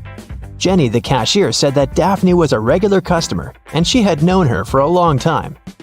So, she would never steal her wallet, and she didn't see it after Daphne had paid. Andre was a tourist visiting the city for the first time. He said he'd come to the cafe because he'd wanted to try their famous muffins. She claimed he hadn't seen the wallet. He was busy trying to pick what type of muffin he should get at the time. And Harry worked as a store clerk. He said that he'd come there to grab a coffee, and he didn't see the wallet because he was pouring milk into his coffee. So who do you think stole the wallet?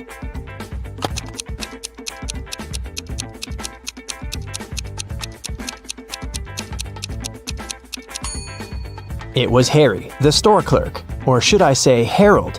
Do you see his name tag? He lied about his name when he ordered his drink. Also, even though he said he was pouring milk in his coffee, as you can see, it doesn't have any milk in it.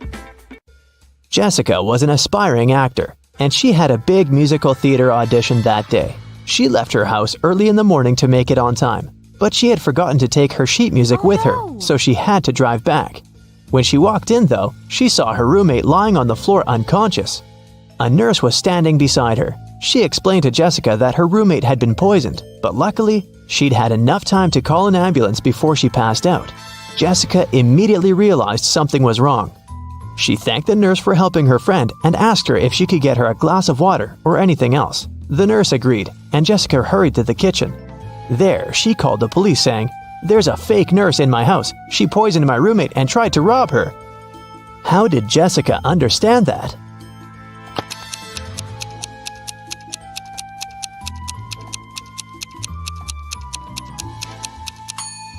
When she arrived at the house, there was no ambulance car in the driveway or in the street.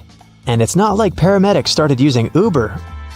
And you might have also noticed that the paramedic bag the nurse was holding was slightly open, and Jessica's roommate's jewelry was dangling out of it.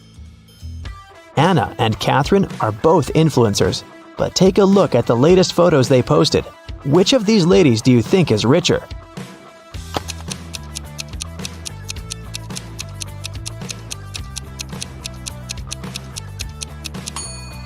Catherine is richer, of course. Just look at the number of likes on her photo. She has 27,907 likes. Anna, on the other hand, has 9,837, which means that Catherine has way more followers and must be earning millions. Annie managed to buy presents for everyone except her dad. She knew what everyone wanted, but her dad was kind of secretive and not the talking type.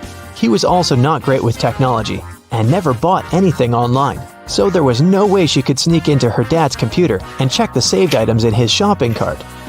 But he always liked to make lists in his little notebook, and Annie was sure she might be able to find a wish list there. So she sneaked into her father's office one day to look for the notebook. It was nowhere to be found, but his study table had a locked drawer. She looked for the key around the room but couldn't find it anywhere. That's when 2 different sticky notes attached to 2 different books inside the bookcase caught her eye. The first note was attached to a psychology book and had P5487TH written on it.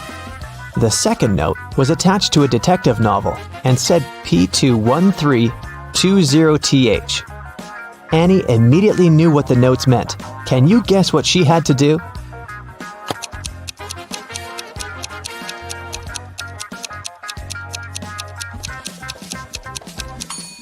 She had to open to page 548 in the first book and find the 7th word on this page. Then, she had to open page 213 in the second book and find the 20th word on that page. The words she found were under and desk. The girl immediately looked under the desk and found the drawer key taped to it. James was walking back to his apartment from work late at night. Suddenly, he was hit on the head and taken away. When he woke up, he found himself in a small room. He tried to escape, but the door was locked with a padlock. James tried to look for the key, but there was nothing in there but a window with strange-looking metal bars. Suddenly, he noticed something. It helped him to find the key. Do you see it too?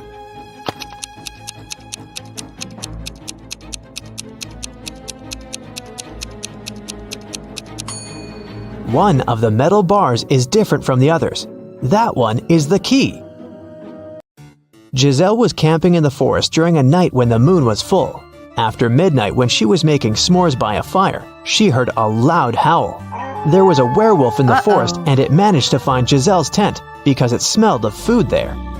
Thankfully, Giselle was not in her tent anymore when the werewolf arrived because she had already run away. Hiding behind a tree, she watched the creature eat her s'mores and tear up the tent. When the werewolf left before sunrise, the girl returned to her tent, but everything was ruined. There was no more food or water left. Her cell phone had run out of battery, so she couldn't call anyone. She started wandering through the forest, and soon she came upon a witch's house. When she walked in, she saw the witch and another lady. Giselle asked the witch if she could send her home. The witch agreed to help her on one condition. She would only send Giselle home if she guessed her sister's name. If not, she would turn her into a frog. Giselle knew the answer, but how?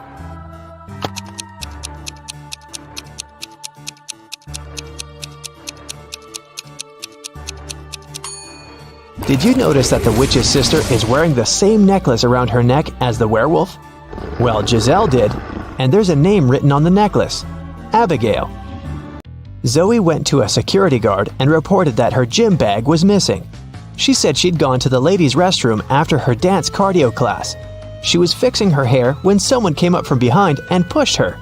So she didn't see the person who had taken her bag. The security guard refused to check the footage from the security camera that was outside the restroom. Neither did he file a report. Why?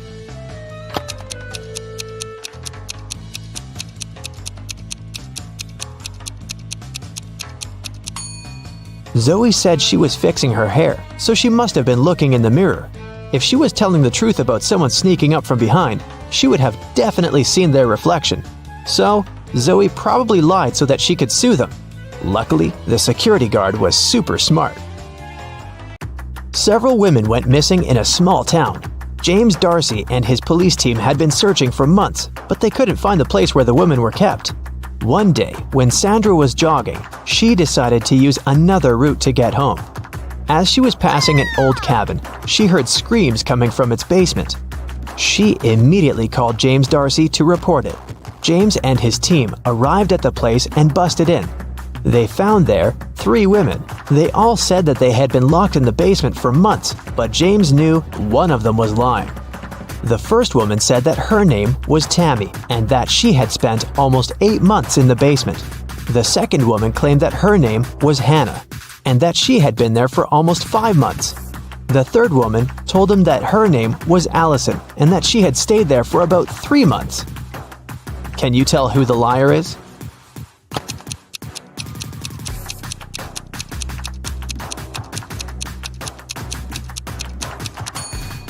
Allison is telling the truth. Look at her. Her clothes are dirty. Her hair is greasy. Her roots have started to grow out. She definitely hasn't seen daylight for a long time. The same goes for Hannah. But look at Tammy. She looks clean. Her clothes look new. Her hair and makeup look fresh. So it must be her who is lying. David spent his summer break at a science camp that was at a big space facility. When the summer break ended and school started, he told his friends from the science club all about his camp adventures. He said that at the facility, he had found a secret room. And in there was a time machine. He stepped into it and pressed some buttons to test if it really worked. And it did. He traveled through time and was able to talk to Nikola Tesla, Chuck Berry, and King Aragorn. But one of his friends immediately called him out for lying. How did he know that David made up this whole thing?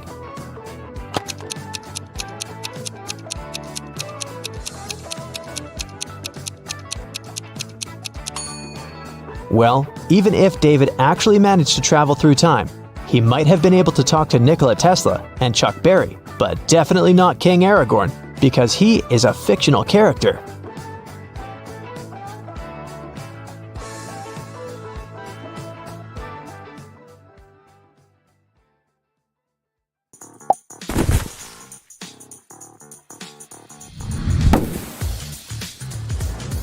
Wow, Bella landed in New York with very ambitious career goals. There were many options to get from the airport to the center of the city, but Bella decided to save money and go by bus. She had to purchase a ticket for $10, but a handsome guy popped out of nowhere and offered her a better deal. "Hey, my plans have changed and I don't need my bus ticket anymore. Want to buy it for $6? Bella agreed and gave him $6. It was a big mistake. Why?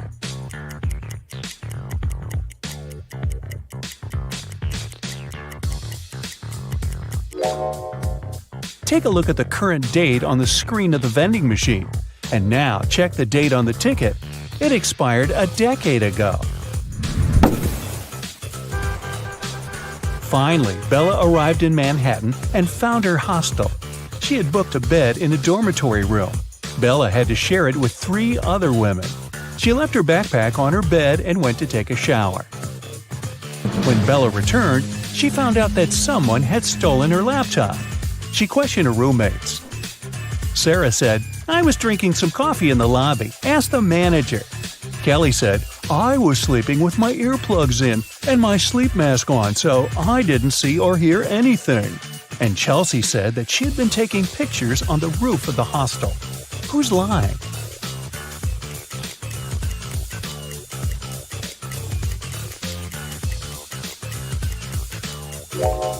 Chelsea. Do you see the sign? The hostel rules strictly prohibit guests from going up to the roof. In the evening, at around 8 p.m., Bella got very hungry. She went out to get some food. She found a cozy restaurant.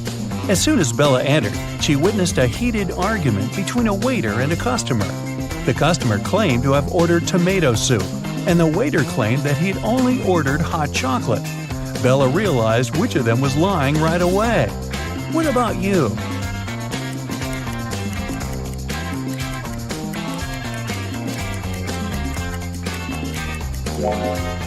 The client is lying.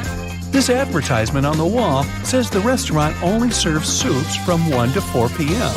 This means that the waiter simply wouldn't have accepted such an order. Bella ordered dinner. While waiting, she looked around and noticed one weird detail. Can you spot it too?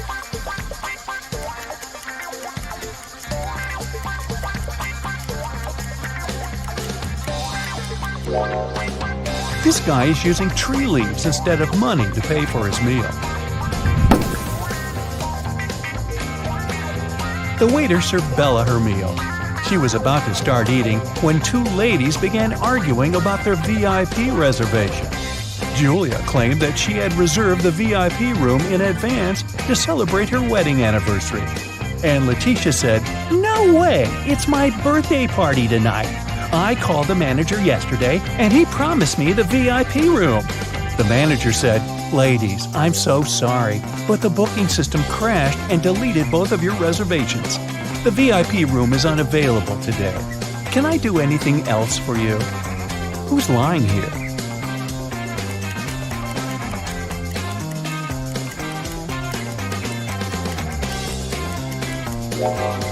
The manager. Take a look at the screen. Julia's reservation is still there. He lied because Letitia had given him huge tips to get the VIP room without any reservation. See? Boy, this is a crazy restaurant. The food better be worth it. After dinner, Bella saw Letitia in the ladies' room. She was crying. Bella asked her, "What happened?" Letitia didn't say anything. She just gave Bella her phone and showed this chat with her boyfriend. Can you tell what made Letitia so upset?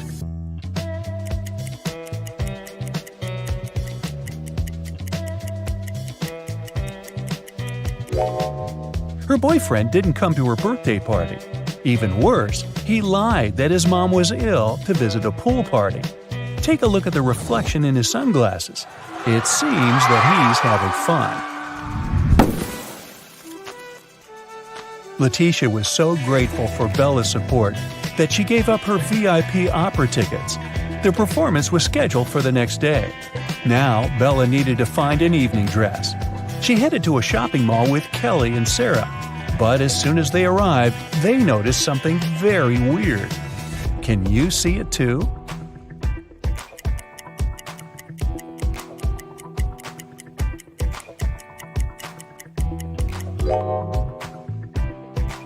This mannequin has 3 arms. Can you spot what's wrong here?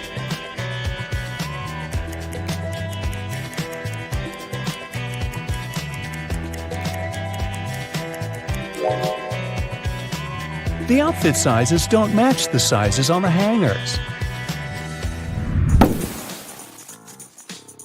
What about the dressing room? Any odd details?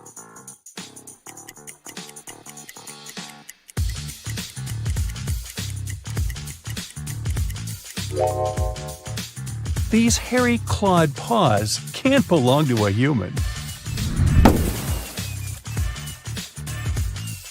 Finally, Bella found a beautiful evening gown for the opera, but it cost $97. Bella couldn't afford it, so she borrowed $50 from Kelly and $50 from Sarah, which equaled $100. She bought the dress and got $3 of change. Bella gave $1 to Kelly and $1 to Sarah and kept the last dollar for herself. So now, Bella owes $49 to Kelly and $49 to Sarah, which equals $98. If we add the dollar that Bella took, we'll get $99. But then, $1 is missing. Where is it?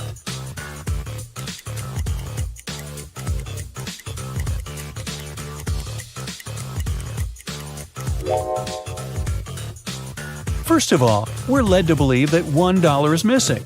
According to the conditions of the riddle, Bella took $50 from Kelly and $50 from Sarah. So the sum of her debt was $100. After that, she bought a dress for $97 and got $3 of change. The total indeed equals $100. But the question itself offers us a mathematically impossible puzzle. In fact, there is no missing dollar. Bella's debt remains $98 because she had already given $2 to her friends. And it's incorrect to add Bella's $1 to this debt. Next, Bella decided to visit a hairdresser. The manager asked her to wait for 20 minutes. Bella took a seat in the lobby and accidentally fell asleep. When she woke up, she saw that someone had cut her long, beautiful hair. She got furious and questioned 3 suspects. Maya said that she'd been busy with another customer. She didn't see what was going on in the lobby. Rick said that he had been eating his lunch outdoors. And Sally said, "Who do you think I am? I don't steal hair. That's ridiculous." who is lying.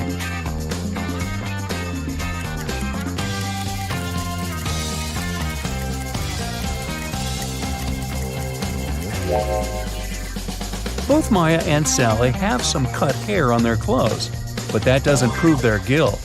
But Rick's lunchbox is full of food, which means that he was busy with something else during his lunch break. Very suspicious. Bella's evening dress was too long and classy. She couldn't go to the concert hall by subway. So the hostel manager, Fred, offered Bella to give her a ride if she cracked his tricky riddle. I have no neck and no head. 2 arms, but no hands. I'm with you at school, I'm with you at work. What am I?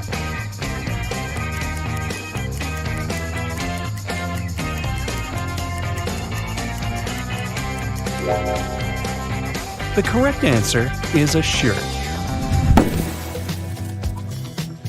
During a break, Bella went outside to get some fresh air. She enjoyed the evening along with other guests. Suddenly, a street dealer offered Bella a diamond necklace for $20. She agreed right away and put the necklace on. Soon, 3 guests came over to Bella to claim the necklace. Pam said, "How dare you? This necklace has been in my family for ages. I lost it in the ladies' room." Diana said, "This piece looks very similar to my necklace. Someone stole it as I was moving through the crowd today. In any case, my jewelry collection is insured." And Sheila said, "I noticed that the necklace was gone after visiting the buffet on the 6th floor. Can you help Bella return the necklace to its real owner?"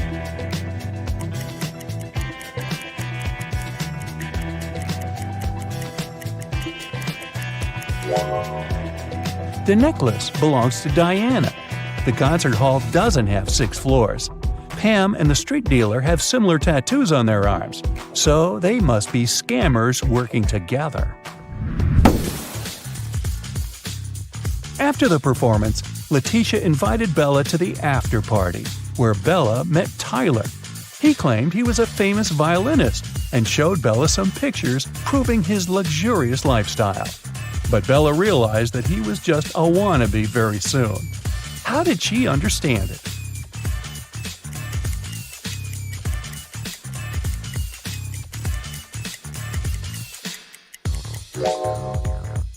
Take a look at the trees in this picture. It's obvious that the wind is blowing to the right. Meanwhile, Tyler's hair seems to be swept to the left. The picture has been photoshopped. The next morning, Bella went to buy some groceries. She didn't have much cash, so she bought only 2 items, cheese and bread, and paid $1.10 in total. The cheese cost $1 more than the bread. So, how much did the bread cost?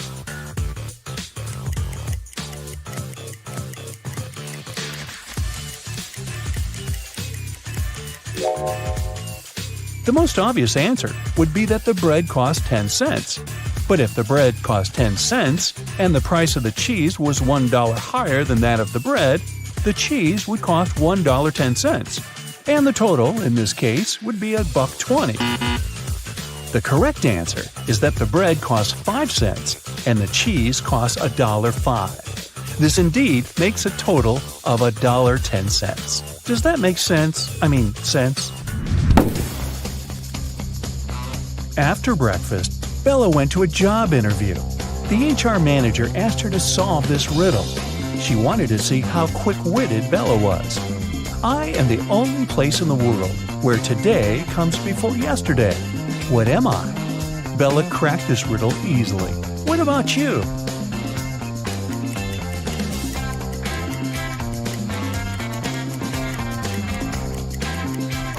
The correct answer is the dictionary. Bella got a job as a train conductor. On her first day at work, she entered a rail car to check the passengers' tickets. There were only 3 people inside, and only 2 of them were human. Can you tell who's not human?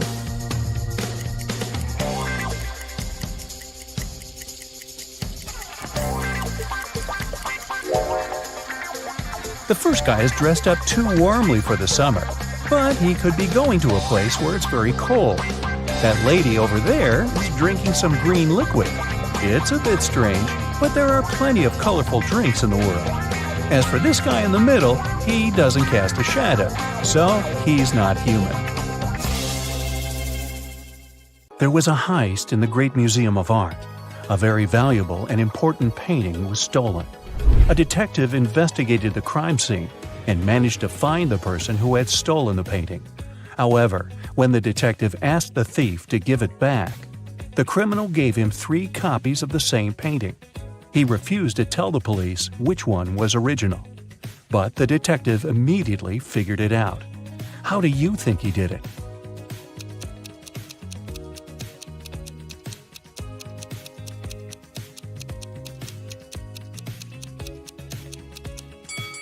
Do you see that each painting has a different frame? But only one of them is similar to the frames of other paintings in the museum. And since this museum is known to use the same style of frames, this one is the original painting. Jeremy was accepted to the best school of witchcraft and wizardry. One of the classes he had to take was about transforming into animals. 3 professors taught that class, and each of them specialized in transforming into one certain animal. Can you tell which professor turns into what kind of animal?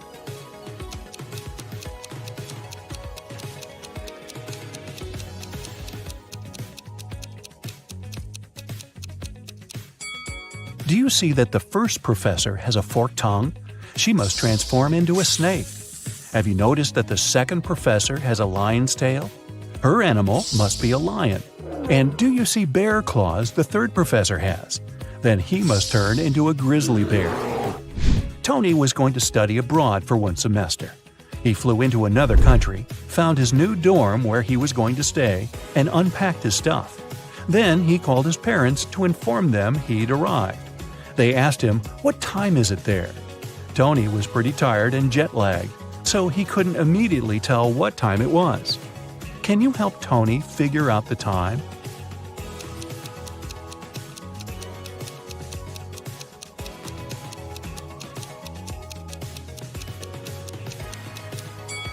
Look, the Eiffel Tower and Sydney Opera House views are just posters, but you can actually see Mount Fuji through the window. So, Tony is in Tokyo, and it's 8:45 there. Carly, Zoe woke up one day and found themselves in a weird place that looked like a jail. Which of them will be able to escape?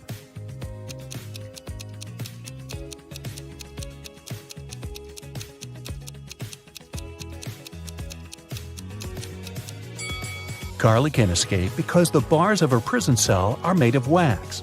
She'll be able to use the candle on the floor behind her back to melt them. Zoe can also escape.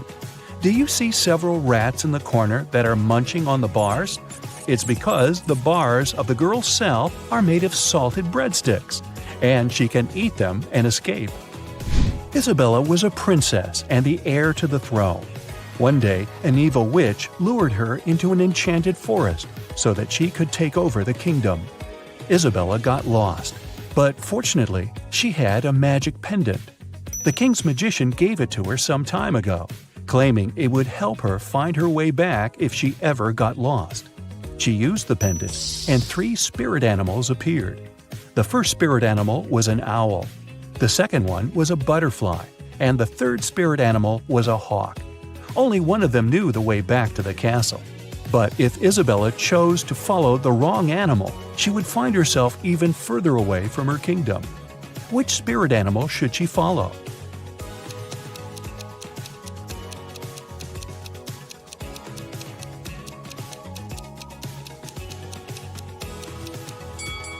Have you noticed the kingdom banner in the throne room? It has a butterfly on it, so it's the official symbol of this kingdom. Isabella should follow the butterfly. Toby was a rich businessman. One day, he came back home from a dinner party and saw that somebody had broken into his house and stolen his expensive watch from his safe. He called the police. They investigated the crime scene and found 3 suspects. Gordon said that at that time, he'd been at home trying to make his teenage kids go to bed. Danny said he'd spent the whole night at a party with his friends. and Matt claimed that he'd been at a movie theater watching a new superhero movie between 12 and 2 a.m. The police immediately realized who'd broken into Toby's house and stolen the watch. Have you figured it out?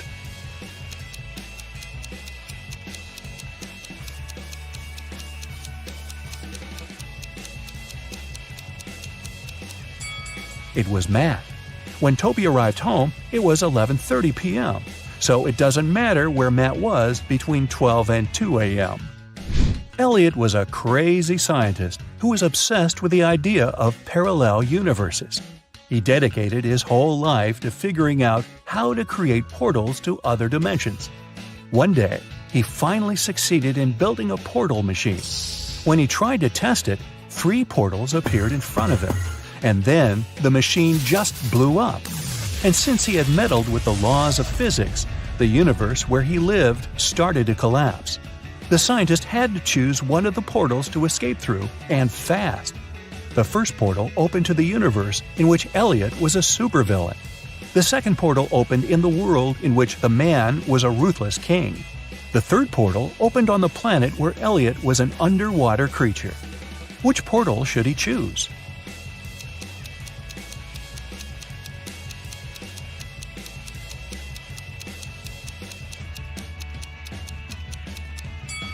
Do you see the portal machine the supervillain Elliot is holding? It's the same as the one that destroyed itself. Apparently, supervillain Elliot is a scientist as well. He might be able to help the real Elliot to bring his original universe back by making a better portal machine. Sally was at a crowded concert. Suddenly, she felt somebody reaching into her bag and pulling out her wallet that only had her credit cards inside. She couldn't see who the person was, but after checking the footage from the surveillance cameras, security guards were able to narrow it down to 3 suspects. Joshua said he had been sharing concert videos on his social media and didn't have anything to do with the theft. Jennifer said she was super rich and didn't need anyone else's wallet with credit cards. She only used cash when she went shopping. Penny said she had been singing along to the song the band had been playing, so she didn't even know what had happened. The security guards immediately figured out who the thief was. Who stole Sally's wallet?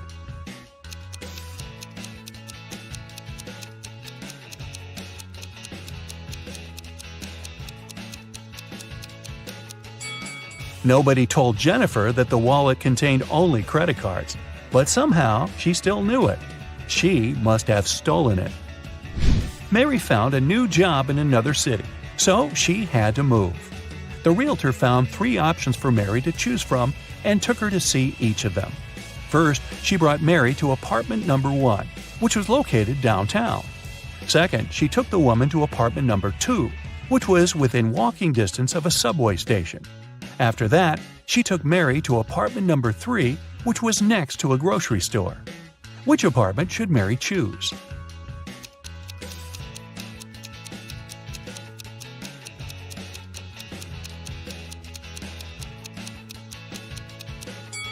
Since apartment number 1 has a rat living in it, and apartment number 3 has a crack in one of the walls, Mary should choose apartment number 2.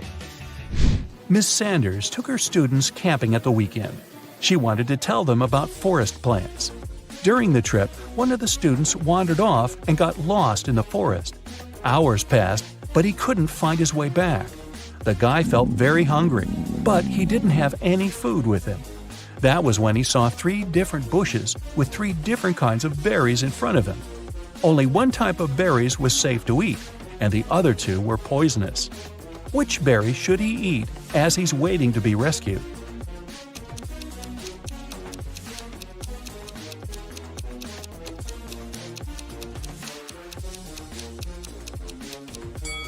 Remember the poster that was in the classroom? It stated that these 2 kinds of berries were poisonous, so only these ones are safe to eat. Sandy was driving across the country to visit her family. She was tired of being on the road and wanted to take a break.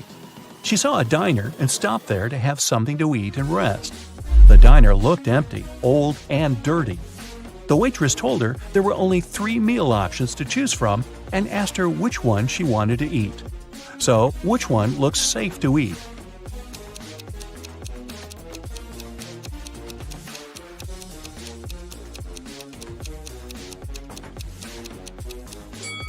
Do you see the fumes coming from the first meal? They're green. That can't be a good sign. And the third meal has a little bug on it. Yikes! So Sandy should eat the second meal and get the heck out of there. Audrey won the Best Actress Award at a film festival. But when she left the stage and went to give an interview to the reporters, her award was stolen. A police officer arrived and found 3 suspects. The first suspect was Grace, a cleaning lady. She said she had been taking selfies with her favorite celebrities backstage and didn't have anything to do with the award. The second suspect was Gabrielle, a reporter. She said she had stolen the award because she had been with other reporters waiting for her turn to ask Audrey some questions. The third suspect was Catherine, an actress. She said she was not the one who had stolen the award because she had been among guests watching the show. Besides, she already won the Best Actress Award last year. The police officer knew who was lying. And you?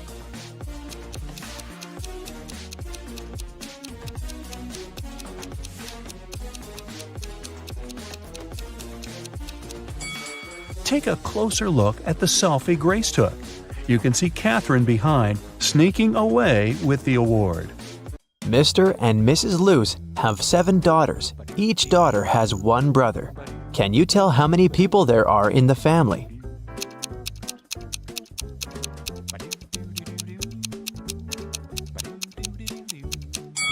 The correct answer is 10. Mr. Luce, Mrs. Luce, 7 daughters, and 1 brother. Dr. Luce is a world-famous chemist. Wow. He has just arrived in London to attend an international science seminar. The next morning, the lab cleaner found Dr. Luce unconscious on the floor. One of the 6 lab assistants poisoned the chemist. The names of the 6 assistants are Austin, William, Oscar, Leo, DJ, and Robert. To solve this case, lab managers called the local detective, Mr. Smith. Dr. Luce left this mysterious note on the table. Here's what he wrote: 76, 20, 44, 79, 16, 22, 7. After reading the note, Mr. Smith asked the police to arrest 2 criminals. Who are the criminals?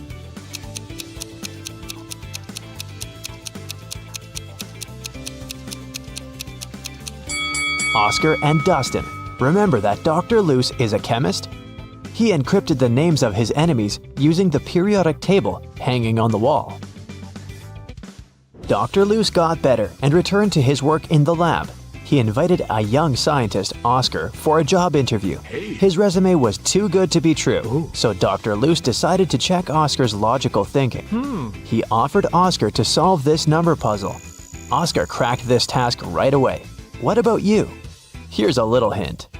You should read this puzzle from left to right and from top to bottom. Question 1. What are the next 2 rows of numbers? And question 2. Why?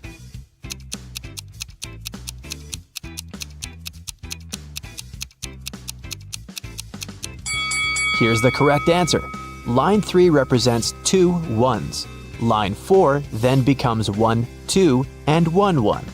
Line 5, therefore, is 1 1, 1 2, and 2 1s. Using the same logic, we can now decode line 6, 3 1s, 2 2s, and 1 1. Line 7 is 1 3, 1 1, 2 2s, and 2 1s.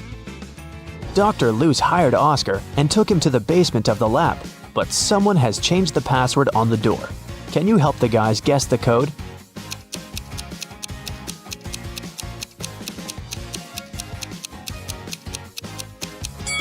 This rebus is a hint. The correct password is summary. Dr. Luce offered one more riddle to his new employee. How can a man go 8 days without sleep? Can you help Oscar crack this one?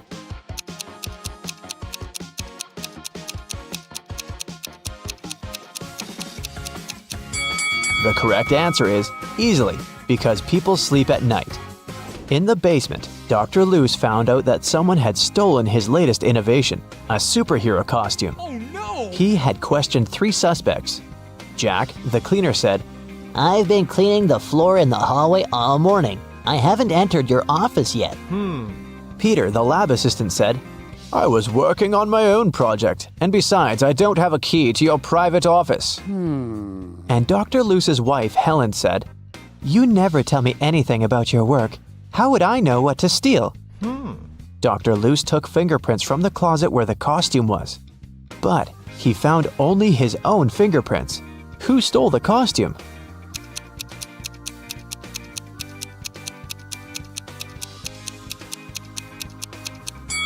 It was Helen. She's the only one who's wearing gloves. After a short interrogation, Helen confessed that she had sold the costume to Dr. Luce's major enemy, Dr. Phillips. Dr. Luce went to his lab to take his invention back. A creepy guard stopped Dr. Luce at the entrance and asked for a password. Can you help Dr. Luce find out the code? See the sign on the wall? You should rearrange these letters to spell just a single word.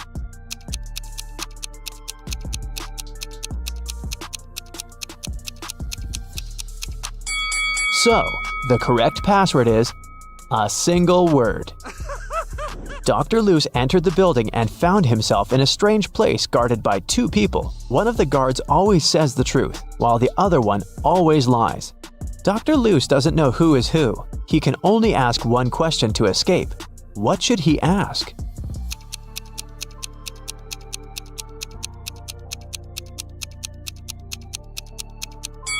If he asks the guard who always tells the truth, he would tell that the other guard would point to the dangerous door.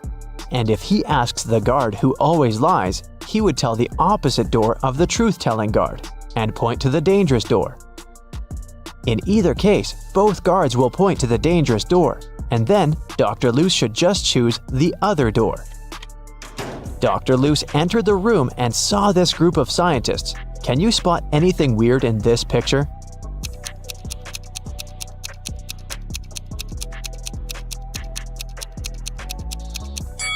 The scientists are holding 4 slices of pizza in their hands, but only 3 pieces are missing from the pizza box.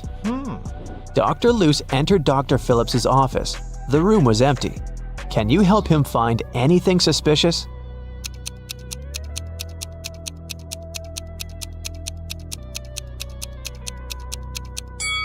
Someone is hiding in the ceiling vent. Suddenly, Dr. Luce saw Dr. Phillips flying around in the superhero costume. He grabbed Dr. Luce, took him to the top of a mountain, and left him there alone. Dr. Luce wandered around and found 3 tunnels. There's an angry, hungry lion in the first tunnel. There's a huge fire in the second tunnel. And the third tunnel leads through a dinosaur lair. Which way should Dr. Luce choose?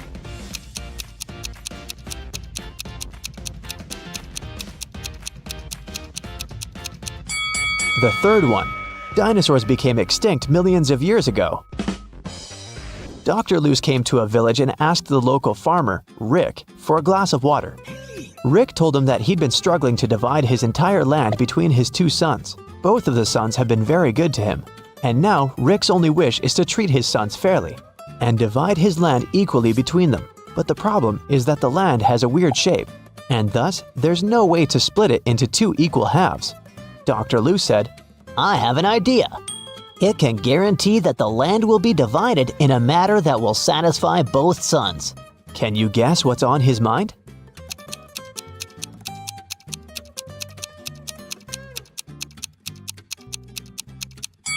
All Rick needs to do is ask one of his sons to divide the land into 2 parts and tell him that the other son will have the choice of selecting one of those 2 halves.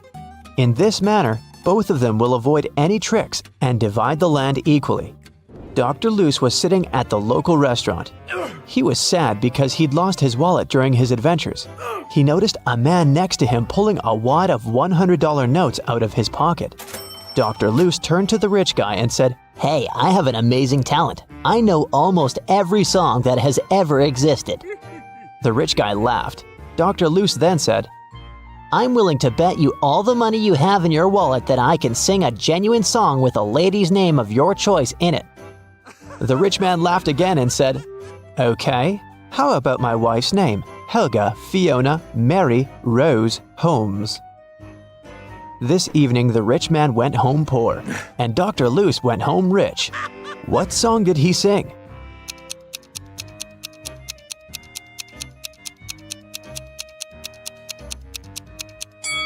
The Happy Birthday song. The villagers told Dr. Luce mystical legends about the local forest. He liked creepy stories and decided to go there and see it for himself. He set off at night and soon got to the forest. He noticed a small shop nearby. The seller said, "Hey bro, don't go to this forest unequipped. Take this magic potion. It will make any creepy monster fall asleep for 10 hours. Dr. Luce took one bottle and continued the journey. He wandered there for several hours, but he didn't see anything mysterious. Dr. Luce was about to leave right before dawn. Someone appeared in front of him. A pair of vampires that feed on humans and a siren who hunts people using her singing. So there are 3 enemies, but Dr. Luce has only one potion. What should he do?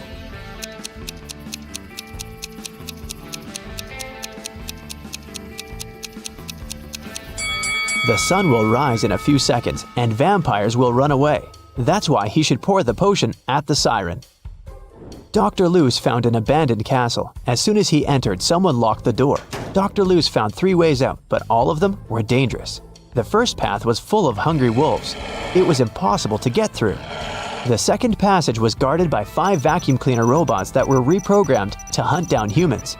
And the third passage was filled with molten lava. What door should he choose?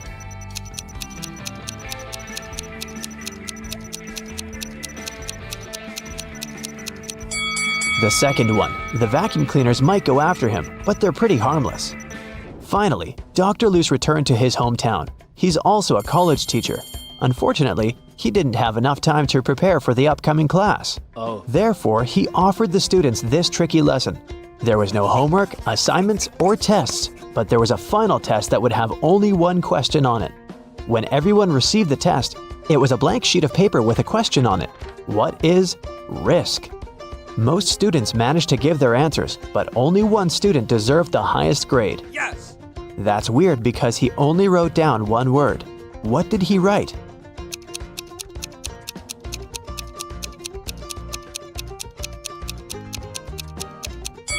His reply was this. Dr. Luce went on a business trip to Vienna. He felt very nervous because he was about to meet a lady he used to date in college, Jane. She's also a scientist who's currently working on immortality pills. That's why she asked Dr. Luce to come over and help her. As soon as he entered her office, he knew that something had gone wrong. 3 zombies were standing in the room. Can you tell which one is his ex-girlfriend?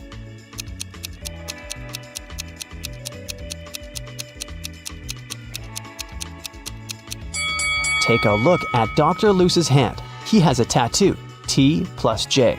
So his girlfriend is the second zombie because she has a tag on her foot that says Jane. Susie writes scary tales, but her own life is rather boring. She lives alone with her cats. How many cats does Susie have? Can you count?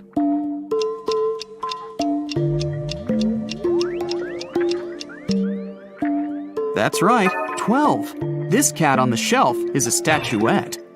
Susie had just finished writing her new novel and went to meet with her agent, Harry. Susie found him unconscious in his office.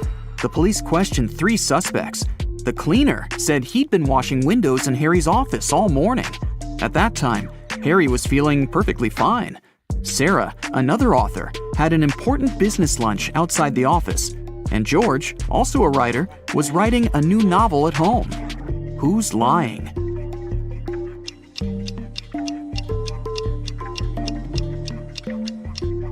The cleaner. If he washed the windows, why are they so dirty? Susie returned home and went to bed. But in the middle of the night, strange sounds woke her up. She saw 3 ghosts in the middle of her bedroom. She noticed that one of the ghosts wasn't real and asked him to stop fooling around. Which ghost is fake?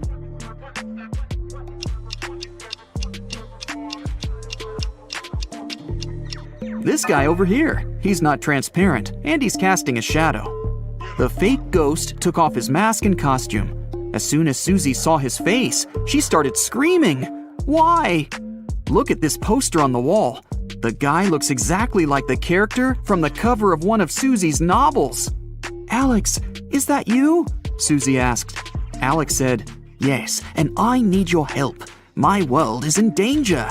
Susie was willing to help him, but first, she wanted Alex to crack a riddle. I'm something people love or hate. I change people's appearances and thoughts. If a person takes care of themselves, I increase. I fool some people. To others, I am a mystery. Some people try to hide me, but I still show. And no matter how hard people try, I never go down. What am I? Alex answered correctly. Together, they entered a portal that had opened in Susie's mirror. What was his reply?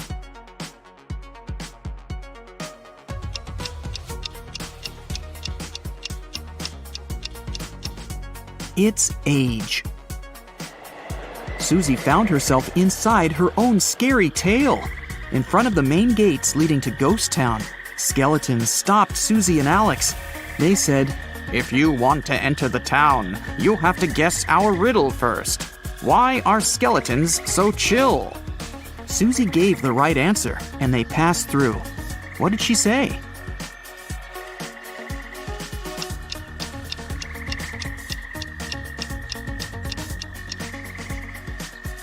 Because nothing gets under their skin.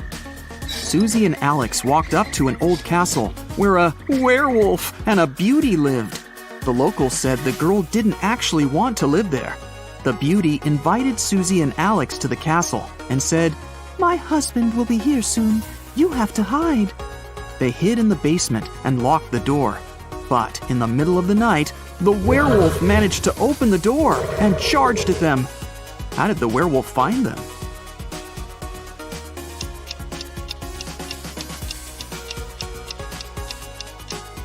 The beauty was the werewolf. Susie and Alex ran away from the werewolf's castle and hid in a small cabin. But it was a trap. Someone locked the door from the outside. The walls of the cabin began to move. The pair had only 30 seconds to choose the right door to escape. The first door led to a tunnel with dangerous snakes and scorpions. There was a tiny wooden elevator behind the second door. And there was hot lava behind the third door. Which door should they choose?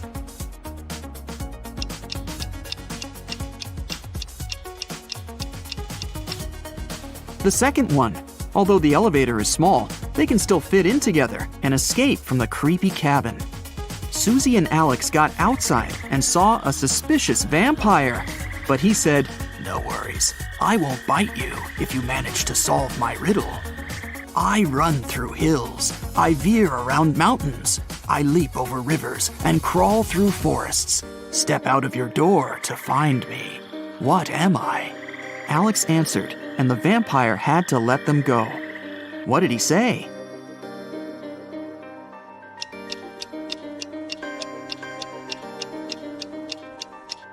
I'm a road. The two were walking through a forest and came across two women. Alex whispered into Susie's ear, Be careful, one of them is a ghost. Which one is it?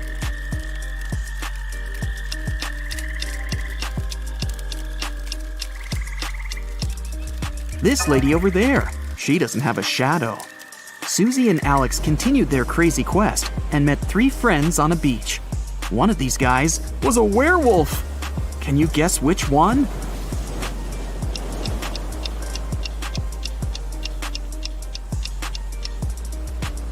This guy. Look at his footprints. He's turned into a human only recently. Susie and Alex decided to have a picnic on this romantic beach. Suddenly, they heard singing. A mermaid hypnotized them with her beautiful voice and took them to her underwater kingdom. When Susie woke up, she asked the mermaid to let them go. The magical creature answered, I will let you go if you help me cut this cake into 4 pieces with only 2 cuts. Have you figured out how to do it?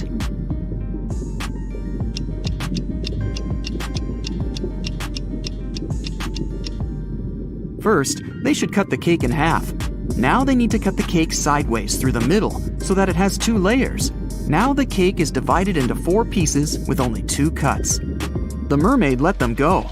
As soon as Susie and Alex got to the shore, they saw flames. Ms. Adams's warehouse was on fire. The locals caught 3 suspects. These people were near the warehouse when the fire started, but the police didn't find any matches or a lighter anywhere.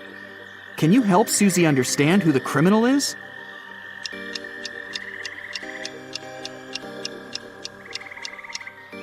There he is. He used his glasses and the sun's rays to start the fire. Sometime later, Susie and Alex met an elegant princess. She was crying because someone had stolen all her jewelry. She wanted to find the thief immediately. Alex questioned the neighbors. I was on the 2nd floor when I heard someone break in. They stole all the money from my safe, too, Ms. Skeleton said.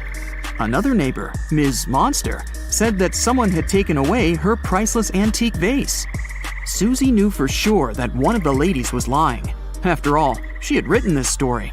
But Alex couldn't figure out who the thief was. Can you help him?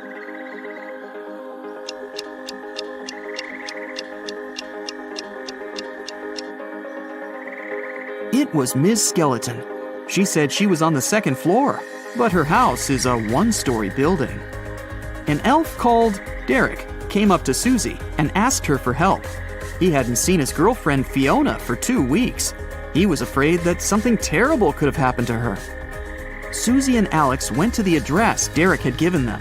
Fiona ran a cute magic goods store, but the locals said that she had a secret room for black magic rituals in the basement of her store.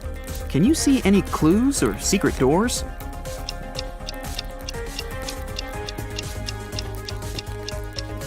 This painting on the wall is hanging straight, but there are scratches on the wall, as if someone had been moving the painting lots of times.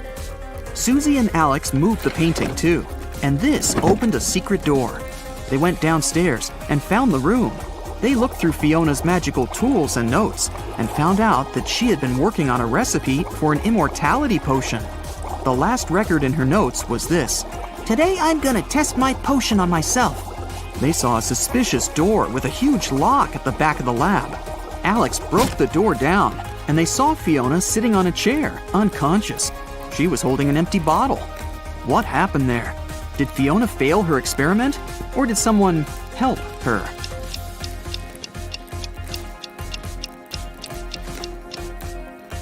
Someone else has definitely been here. If Fiona had simply fainted, she wouldn't have been able to lock the door. Alex brought Fiona to a hospital. He noticed 3 people in the hall, but something seemed a little weird to him. What is it?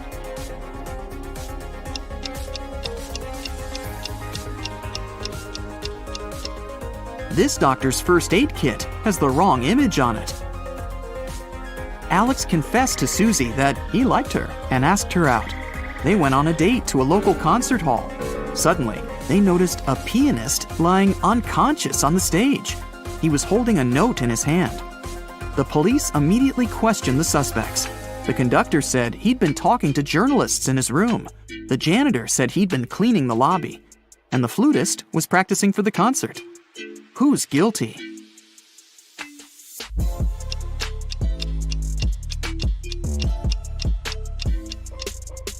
The flutist. This note is a rebus riddle that says flute. Susie and Alex went to a magic show. The magician claimed he could read anyone's mind with his fingers. Susie didn't believe him. "I can prove it," the magician said, and asked for 2 volunteers. Susie and a girl called Amy went to the stage and wrote their thoughts on 2 pieces of paper. They rolled them up and put them in the magician's hat. The man took out the first note and said, "Get ready to see some real magic. Someone loves a guy named Mike." And that was exactly what Amy thought. Everybody was shocked and began to applaud. The magician unrolled the first piece of paper and put it aside. Then he pulled the second one out and said, "Susie doesn't believe in my magic." And that was the correct answer too. But Susie knew the magician was cheating. How?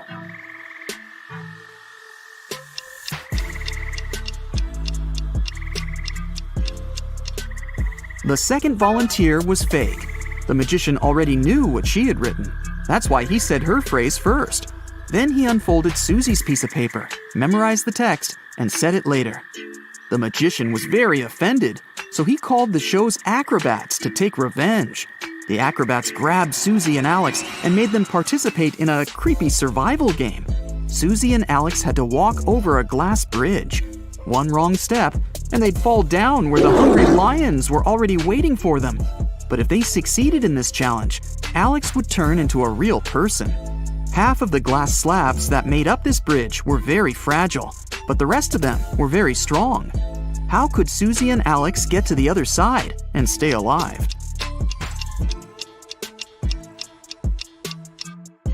They need to crawl close to the middle of the bridge, along the metal beams.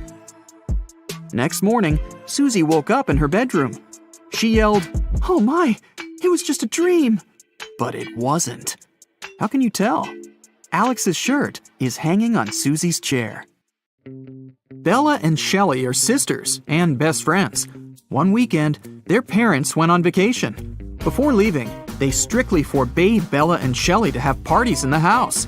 But the sisters didn't listen and invited all their friends as soon as their parents left. After the party, the entire house was a mess. So, Bella and Shelley hired a cleaning lady to get rid of any evidence of the party. When their parents arrived home, their mother, Jessica, began to yell, "I told you, no parties in this house!" How did she know?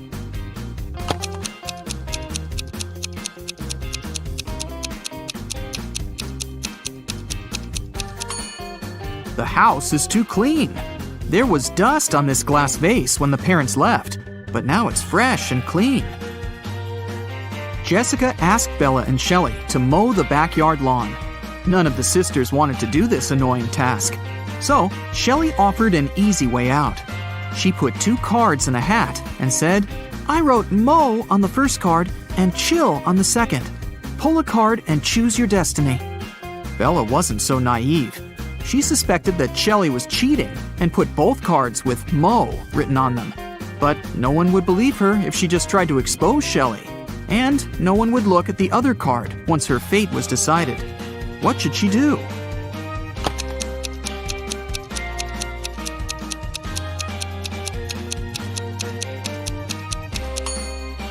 When asked to draw a card, Bella should pick any and destroy the paper without looking at it.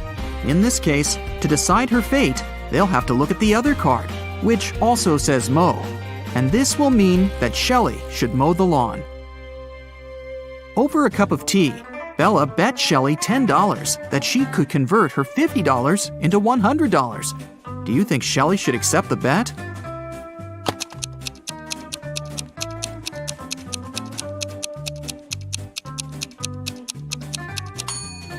There's no logical reason behind accepting it. If Bella isn't able to convert the money, she'll lose the bet. But she has only $10 to lose. Meanwhile, Shelley is supposed to be giving her $50 from her wallet. Thus, even if Shelley wins the bet, she'll still lose $40. Bella and Shelley have a certain number of candies. If Bella gives 1 candy to Shelley, they'll have an equal number of candies. But if Shelley gives 1 candy to Bella, then Shelley will be left with half the number of candies that Bella has. Can you find out the number of candies they have right now?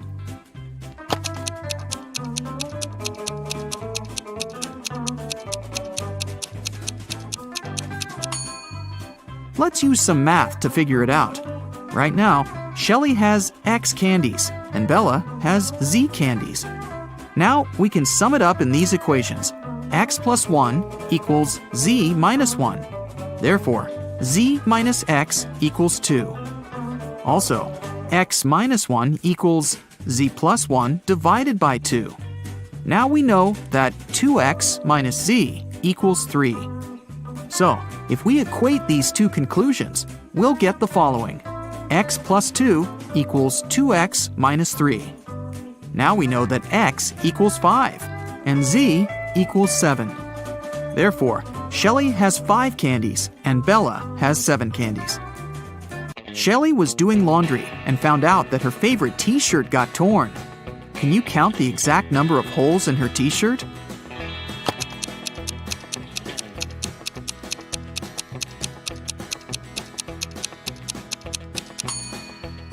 The answer is not 3 or 6, which most people must be guessing. The correct number of holes is 10. 1 hole for the neck, 2 holes for the arms, 1 hole for the torso, 3 holes in the front, and 3 holes in the back. Bella went to the basement to find her old books. Suddenly, the bulb burned out. Bella took the new bulb to replace it, but the wires are very tangled. Can you find the correct switch that will turn on the bulb?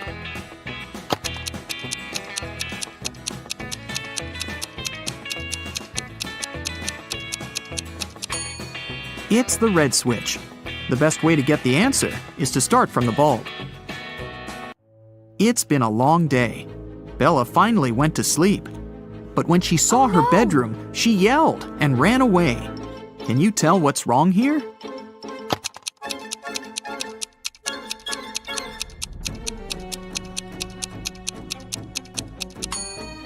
Did you notice this zombie? Bella ran to the living room and shut the door. Is she safe here?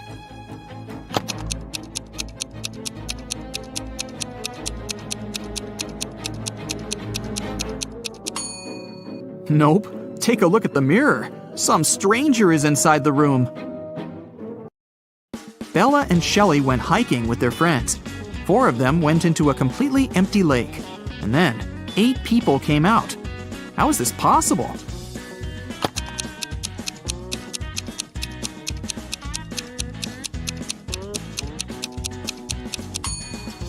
Four people were sitting on the shoulders of the other 4 when they were getting inside the lake. The guys made a stop to have a picnic. They began to play football. During their play, Bella's boyfriend, Rob, busted his lips and ears and broke a couple of ribs and thighs. However, he still managed to play a professional match the very next day. How can this be possible?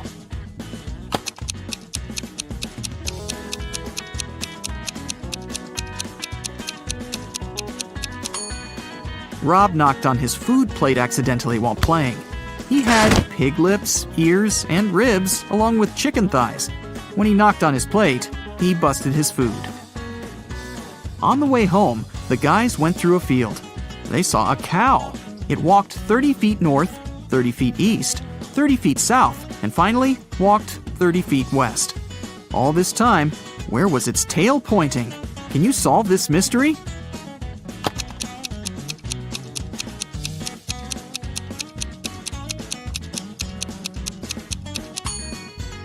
Downwards, of course. The guys rented 4 scooters in 4 different places and hit the road. They agreed to meet in a cafe at the gas station.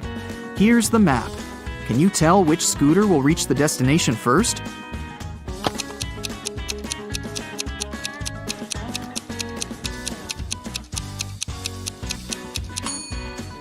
The third one. Bella and Shelley were trying to get the perfect gift for their father's birthday. Finally, they found this beautiful vintage watch, but they couldn't afford it. The seller offered them a deal. "Solve my riddle, and I'll make a 90% discount." The sisters agreed. The seller took out a $50 bill and asked, "What's the easiest way to double my money?" Can you help them solve this mystery?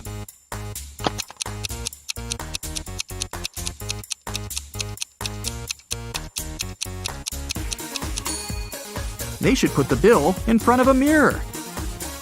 The sisters decided to have lunch in a cozy little cafe. The cook offered them tomato soup, mushroom salad, chicken wings, octopus, and mushroom pizza. Can you help them choose the safest food?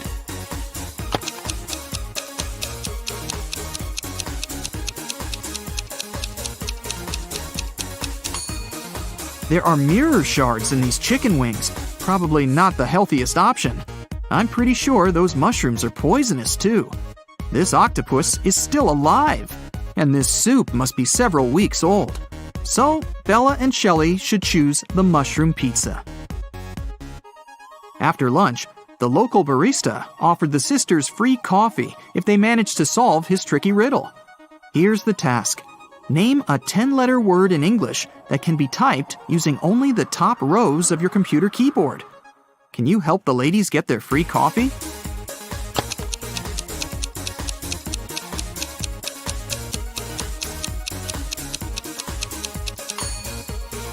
And the correct answer is typewriter. Great job! Shelley got a job at a restaurant. One night, a cook, a cobbler, and a doctor went to dinner together and asked Shelley to split the bill equally among them. When the bill arrived, it was for 4 people. How can this be possible?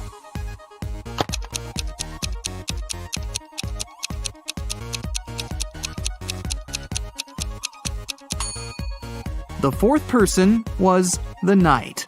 It was just misspelled as night. Shelley and Bella were walking down the street. Suddenly, they saw this creepy shadow.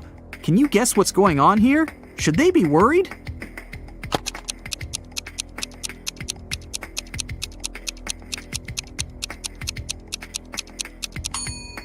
Nope, it's Halloween.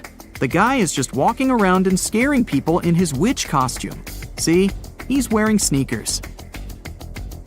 Shelley and Bella saw this mysterious magic shop sign and decided to go get some tarot readings. As soon as they entered the shop, a wicked witch locked the door and said, I will make your biggest dreams come true if you crack my code. But if you fail, you'll stay here forever. Then she gave them the following clues. A. 981. One number is perfectly placed. B. 924. Everything is incorrect. C. 093. 2 numbers are part of the code, but are in the wrong places. D. 147. One number is part of the code, but is in the wrong place. E. 783. One number is part of the code, but is in the wrong place. Can you help Shelley and Bella?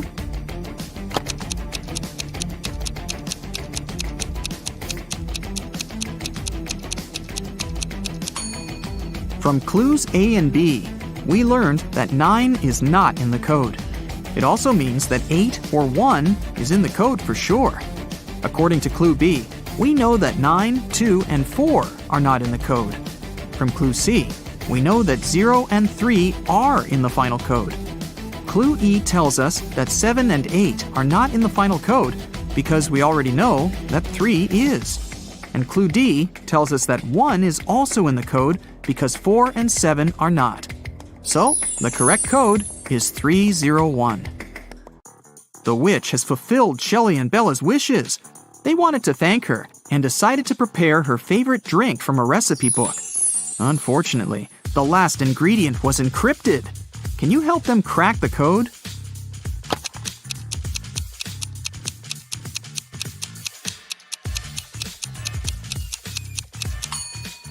They should add a tear of a triton.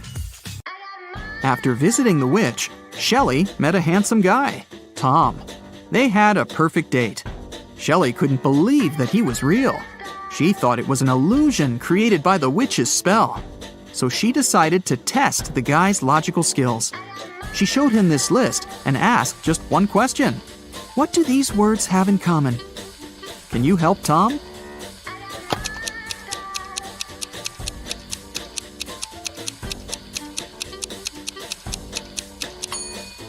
If we remove the first letter of each word and place it in the end, you'll be able to read the same word from the beginning and the end. Can you figure out the next number in this sequence?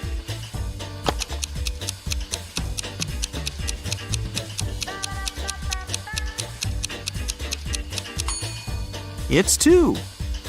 To make the puzzle seem harder, all digits are placed apart. In fact, the sequence consists of 2 different sequences. The first one is 2, 3, 4, 5, and so on. And the second sequence is 9, 18, 36, 72, and so on. Now it's obvious that the next digit should be 2. At first, you'll be a Sherlock trainee. Look carefully at the pictures and pay attention to the smallest details to solve the riddles. Which one of these students has 3 mothers?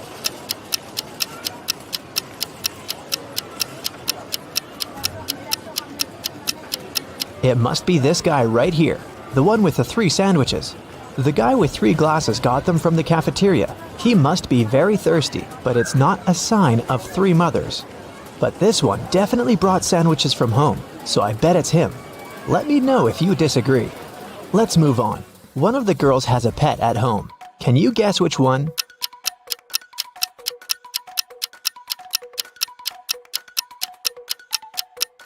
It's the girl in the middle.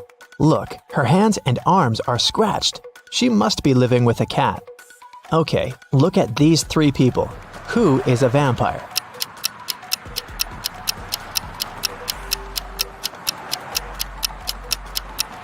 It's this guy. See, he doesn't cast a shadow. Something's wrong. Chastity was at a party and met three guys. All of them claimed to be pilots, but one of them lied. Can you guess who's not a pilot?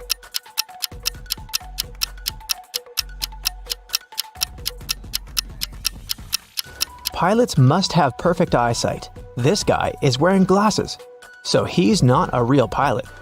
Look at these three students. One of them is left-handed. Can you figure out who exactly?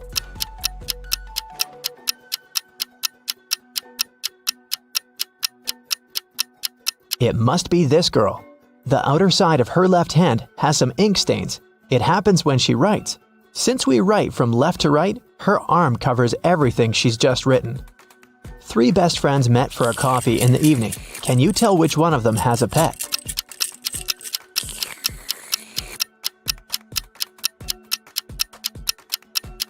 Look at this girl's bag. There's dog food in there, so she probably has a dog at home waiting for her. This one is super easy.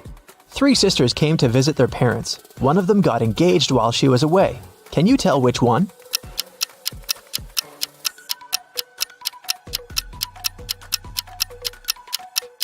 It's this girl who's wearing a ring. Three men came to a job interview. The company didn't want to hire fathers because they needed full commitment for the first year.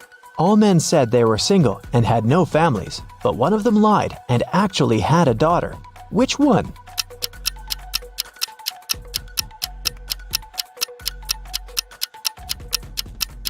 It's this guy here. Why would he wear a pink scrunchie on his wrist if he wasn't making his daughter's hair right before the interview? Okay, now let's go and look at people's houses. Here are the bathrooms of Daryl and Tiberius. Which one of them has a girlfriend?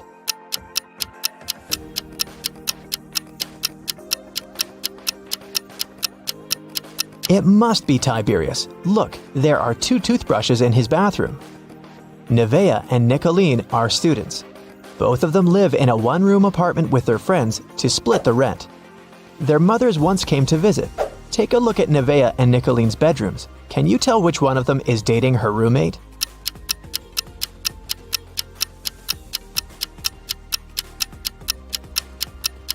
It must be Nevaeh. In Nicolene's bedroom, there are two single beds, and in Nevaeh's bedroom, there's just one big bed. Look at these three friends. One of them isn't really a human, but which one?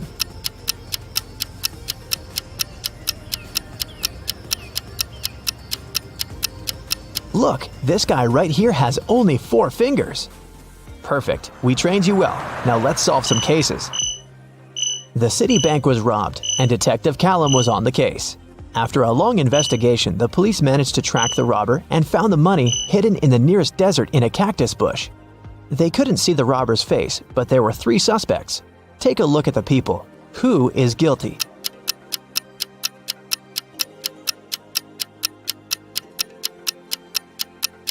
It's this man. Look, he has many scars on his arms and hands. He must have gotten them when he was digging the money in the cactus bush. A group of friends asked Billiam if he wanted to join them on a hike that weekend. He said that he couldn't because he had broken his arm. The next day in school, Billiam, indeed, appeared with a broken arm. So he stayed at home and his friends went hiking. On Monday, the friends met in school again. Billiam said that he had just stayed home watching TV. His friends told him about the hike and asked why he had lied about the broken arm. Why did they decide that his arm wasn't really broken?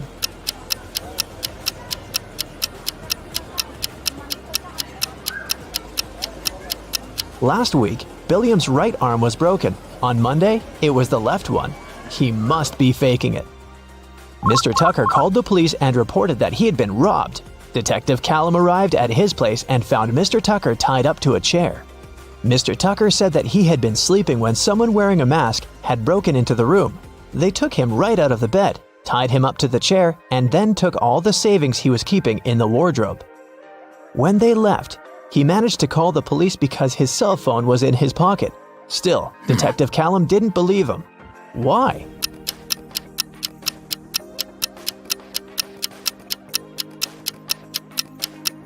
Mr. Tucker said that he had been taken right out of bed, but the bed was perfectly made. I doubt that a robber would care enough to make Mr. Tucker's bed on their way out. Detective Callum was spending the winter holidays at a ski resort with his friends. In the morning, they were going to go skiing on the fresh snow that had fallen at night when a local police officer called him and asked him to come to a hotel nearby to solve a case. So, Detective Callum had to go. Someone robbed the cashier's desk and there were 3 suspects. Questley said that she was in her room all night sleeping. Egbert said that he was out partying in a different hotel and had just come back around an hour ago. Fenton said that he had been binge-watching a show all night but hadn't stolen anything. Who is guilty?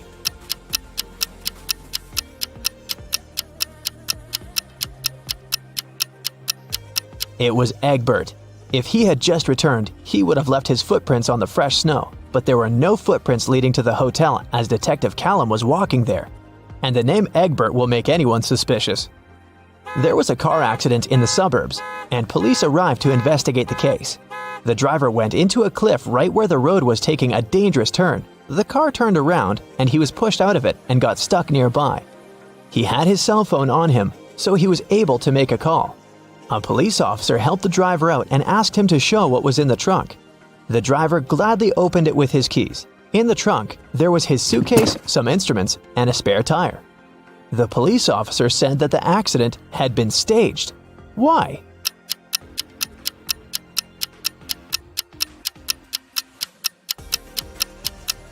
The driver took the keys out of his pocket. If it had been a real accident, the keys would have remained in the car. Mr. Grayson called the police and said that she had been robbed. Detective Callum arrived for the investigation. Here's what she said. It was almost midnight. I was in my room upstairs painting. Suddenly, the power went out. There was no light or electricity, and I could only see the streetlights outside. Then, the stationary phone rang. I was scared, so I didn't pick it up. I stayed upstairs, and in about 10 minutes, the light came back. I just went to sleep, and now, in the morning, I found out that someone stole my grandma's diamond ring. Detective Callum didn't believe her. Why?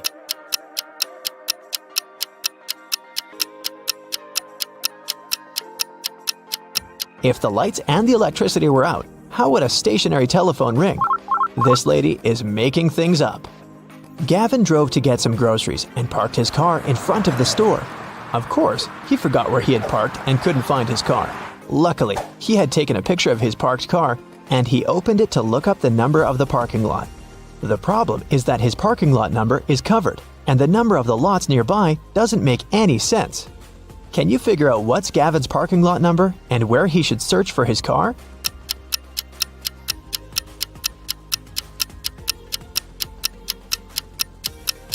The numbers are just turned upside down in the photo. The numbers are 86 through 91, and his car is parked in 87. Now I have a short logo quiz for you. I'll show you a logo, and you have to tell the company. Here's the first one. Do you recognize it?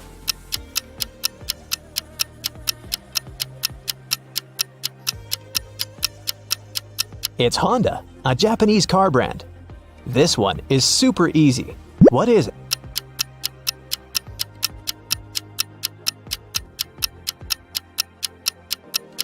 This is Pepsi, of course. What about this cute crocodile? Does it ring a bell?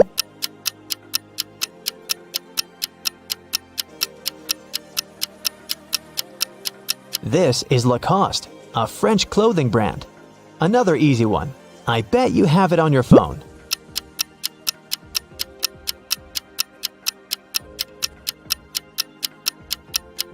Yes, of course. That's Spotify. What about this one?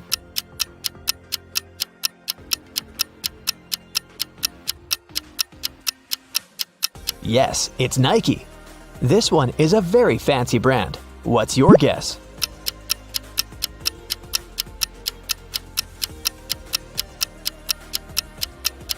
That's Louis Vuitton. Okay, another one for you. It's harder, but you've got this. What's your call?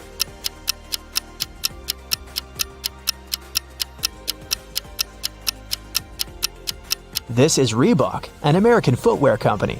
Do you recognize this bull?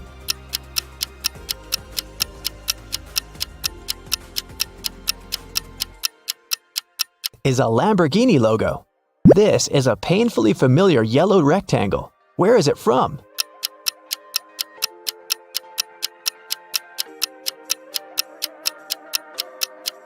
That's the National Geographic logo.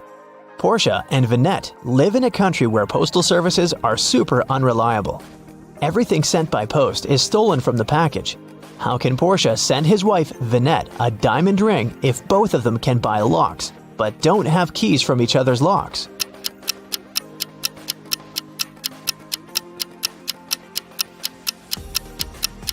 Portia can lock the box with the ring and send it to Vinette. When she receives the box, she should lock the box with her lock and send it back to him. When he receives it, he can open his lock and remove it, and send the box back to Vinette with her lock only, so that she can open it once she gets it again. There is a box filled with balls of different colors. 5 red ones, 8 blue ones, and 11 purple ones. Ninja has to pick out balls blindfolded until he's sure that he has at least 2 balls of the same color. What's the minimum number of balls Ninja should take out to be sure of that?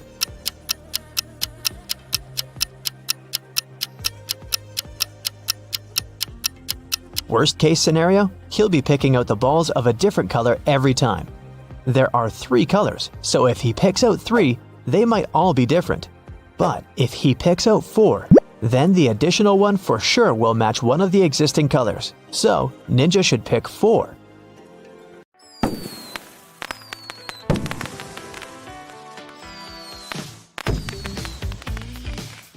Vicky has as many brothers as sisters, but each of her brothers has only half as many brothers as sisters. How many brothers and sisters are there in Vicky's family?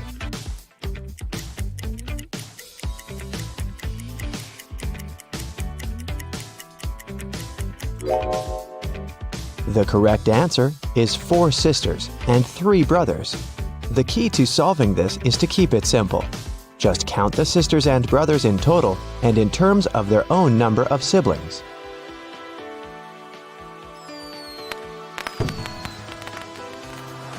Vicky is a music teacher. One day, she came over to her student's house to give him a lesson. The door was unlocked, so Vicky got in. Her student, Mr. Green, was lying on the couch with the flu. He was very weak, and Vicky decided to call the 3 best doctors in this town. Since Mr. Green was really rich and influential, many people wanted to get rid of him. That's why his bodyguards had to search the doctors before they began any treatment. It turned out that one of the doctors was a criminal. Can you tell which one?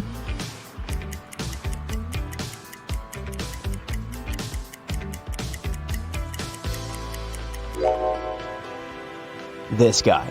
Why does he need an axe? Mr. Green got well and returned to his business duties. He runs a small company producing expensive diamond rings. On Friday, when the working week was finally over, he got a call from his bank. Mr. Green found out that someone had stolen all the money he had. He suspected that it might have been one of his employees, so he asked each of them what they'd been doing that day. Helen, the jeweler, said she always made 2 rings a day and showed all the rings she had made that week. Jesse, the sales manager, said that he had been busy meeting with the clients. And Amber, the cleaner, said that she'd been cleaning the office every day as usual, and she didn't notice anything suspicious.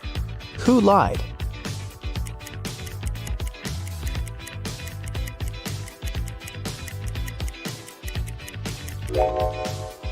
Helen. There are 5 working days in a regular week. She said she made 2 rings a day, but she only showed 8 rings. It means she missed 1 day of work. Vicky was walking down a shopping mall. Suddenly, she heard screams. Looking outside the window and saw 2 women in big trouble. Can you tell who has more chances to survive?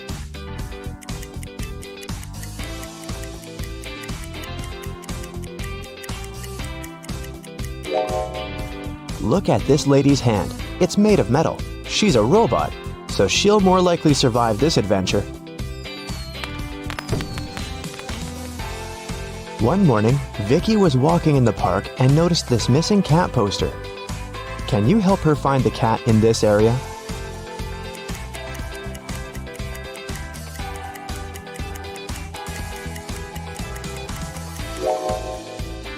It's hiding in this old lady's bag. Vicky explained to the old lady that the cat had been missing, but the old lady refused to give the cat away so easily. First of all, Vicky had to solve her riddle. I can whistle, I can howl, I can scream, and I can whisper, but I don't speak. What am I? Can you help Vicky?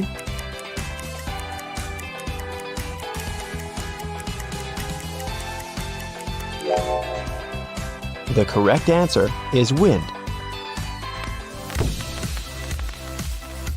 After getting the cat, Vicky headed to its owner's home. She walked through this beautiful park. Can you spot what's wrong here?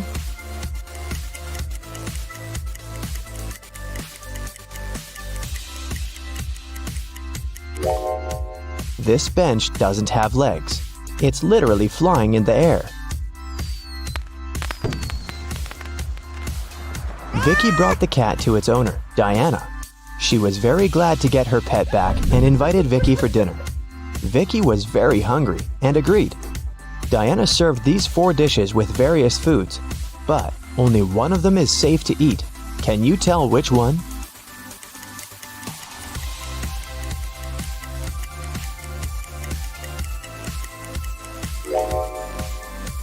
The coconut cake is sprinkled with some human nails. If you look closely at this tomato soup, you'll notice some metal nails. Something's moving inside this burger, so this pasta is the only edible dish here. After dinner, Diana made a confession. She was a real witch, but Vicky didn't believe in magic at all. That's why Diana offered her this deal. If you solve my riddle, I'm gonna use some magic to fulfill your biggest wish. I'm beautiful, up in the sky, I'm magical, yet I cannot fly. To some people, I bring luck. To some people, wealth. What am I? Can you help Vicky out?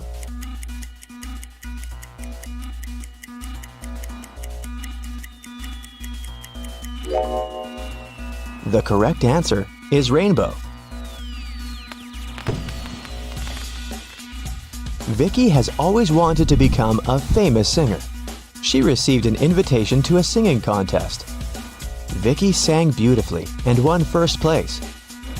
After the performance, she drank a glass of water backstage. After that, Vicky felt very sick. The contest manager called the ambulance. Doctors said that someone had poisoned Vicky. The police questioned 3 suspects and searched their bags. Lily said, I was crying in the dressing room. This contest meant so much to me. Jessica said, Who do you think I am? Singers should stand for each other. And Rose said, I was outside the music hall with Lily. She was crying because she had lost this competition. Who poisoned Vicky?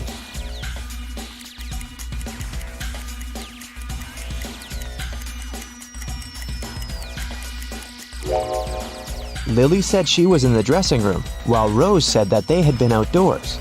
Therefore, 1 or 2 of them are liars. But only Rose carries toothpaste but no toothbrush in her bag. That's pretty suspicious.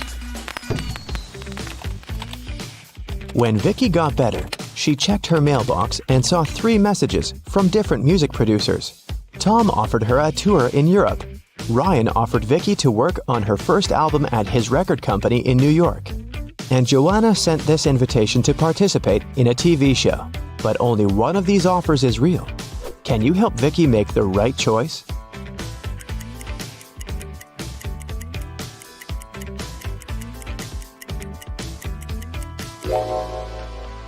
Joanna's message is spam. She doesn't mention Vicky's name anywhere, and the text includes a suspicious link. Ryan sent Vicky a picture of his record company. But there are palm trees and a tropical forest outside the window. It's clearly not in New York. So, Vicky should pick Tom. Vicky was walking home from a rehearsal and stepped on a magical portal. She fainted and woke up in an enchanted forest. Suddenly, a wicked witch popped out of nowhere and gave Vicky a choice. If you solve my riddle, I'll let you go. And if not, you'll get lost in this forest forever. Here's the riddle. I can be flipped and broken, but I never move. I can be closed and opened, and sometimes removed. You can seal me with your hands. What am I? Unfortunately, Vicky failed to crack this riddle. And what about you?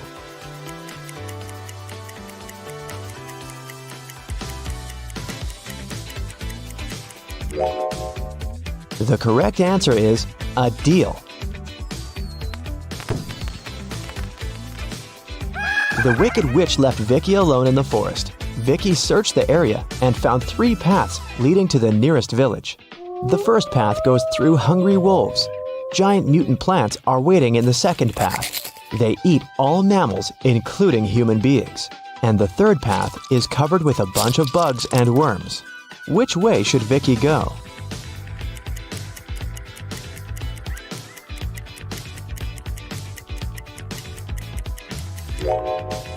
Although insects are gross, they are the least harmful to humans, so Vicky should choose this path. Vicky got very hungry and decided to find some food in the village. When she came closer, she realized the gates were locked. Can you help her guess the right code?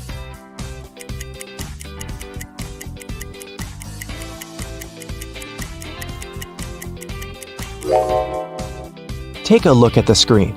It requires a 4-digit code. Someone decorated the gates with this symbol. It's a hint. If we divide this symbol into 4 parts, we will see that it's made up of 4 2s. So, Vicky should enter 2222 and come in. When Vicky entered the village, an angry pixie stopped her and said, Not so fast, lady.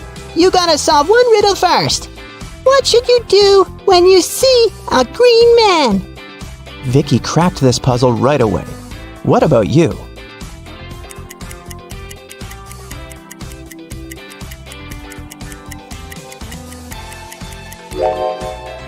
You should cross the road. Vicky solved it so easily because she was standing next to a traffic light. It turned out it wasn't an ordinary village. Various magical creatures lived here together. Vicky entered the local club and asked for some food. But the owner, Werewolf Fred, said, If you want to eat, you gotta work. Now Vicky's job is to check the guests' ID cards. She shouldn't let suspicious persons or those under 21 get inside. Take a look at these 3 ID cards and figure out who shouldn't enter the club.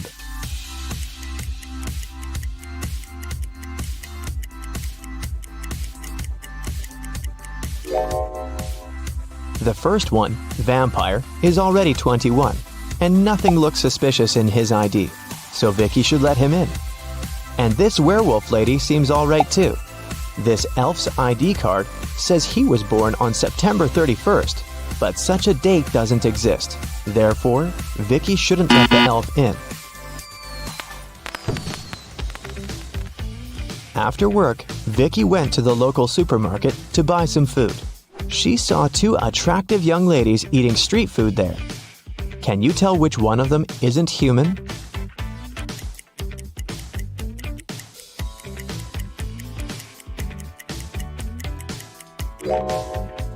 Take a closer look at this ice cream. Raw meat? This lady is definitely a werewolf. Vicky liked this village and decided to stay there. She met the love of her life, and 2 years later, they got engaged. Today is her wedding day. Can you guess who her husband is?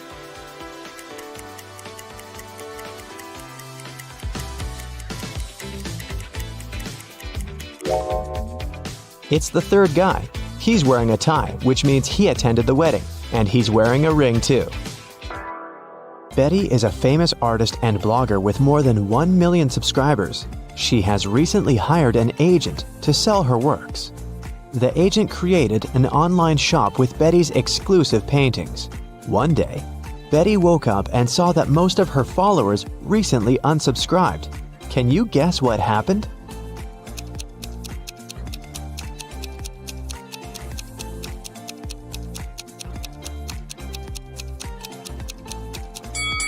Take a look at the items in Betty's shop. Van Gogh painted the Starry Night, not Betty. The agent tried to sell fake art through her shop. The next day, Betty visited her favorite cafe. She made an order and went to the ladies' room to wash her hands. She found this beautiful ancient necklace. 3 people approached her to claim the jewelry. Helen said, "This piece belonged to my grandmother. Emeralds fit our green eyes perfectly. Give it back." Fiona said, "My necklace used to have a weak lock. It must have been broken when I was combing my hair." Julia said, "Hey, it's mine. I lost this necklace in the ladies' room." Who should Betty give the necklace to?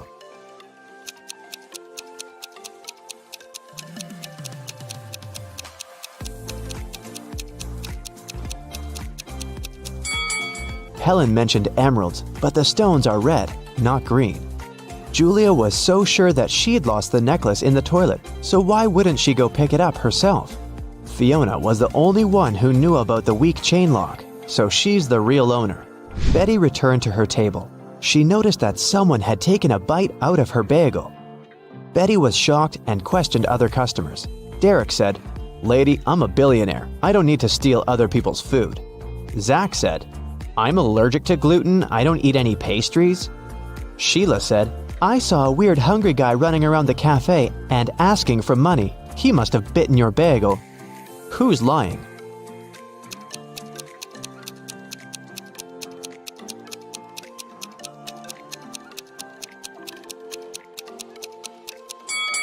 Zach. If he doesn't eat any pastries, why did he order pancakes? Fiona wanted to thank Betty for the necklace, so she bought her lunch. The women sat down together and began to talk. Betty asked Fiona about her job. Instead of answering, Fiona showed her family tree. Can you help Betty figure this out?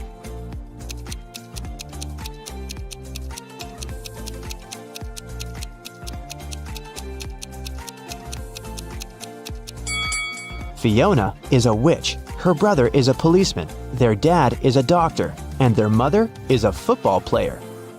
Betty got very excited. She begged Fiona to teach her magic crafts. But Fiona hesitated. She wanted to test her potential student and offered Betty to solve this equation first.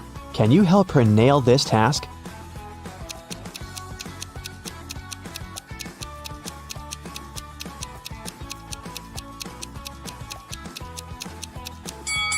Many people fail to solve this equation because they don't pay attention to details.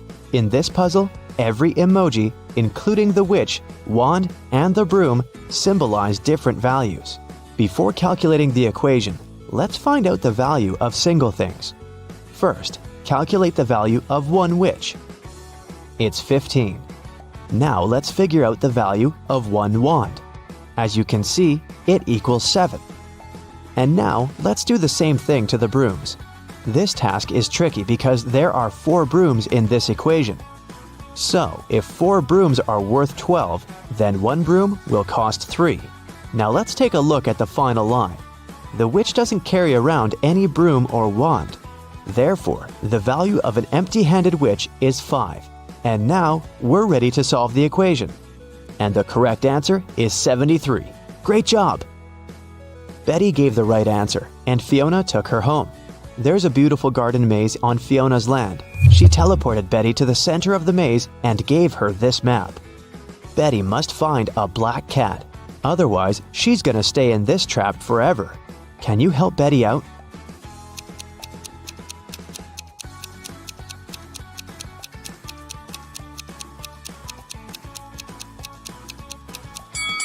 Here's the way. Betty wanted to run back to the castle as soon as possible. Suddenly, a creepy zombie started chasing her. It looked hungry. Betty was running away and noticed 3 paths.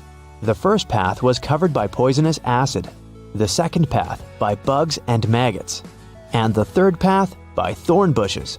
Which way should Betty choose?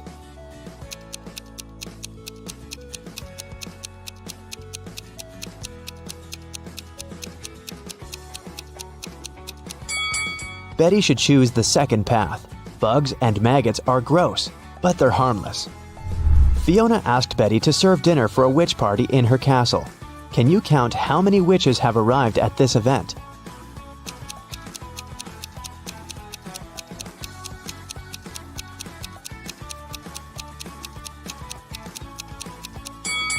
There are 13 witches in this picture. This one is not a witch, it's a garden scarecrow.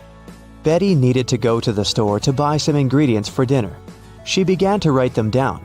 Milk, lemon juice, eggs, butter, oranges, baking soda, cashews, and vinegar. What was Betty making?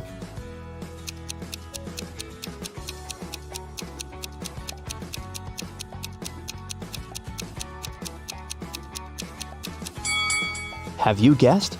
Betty was making a shopping list.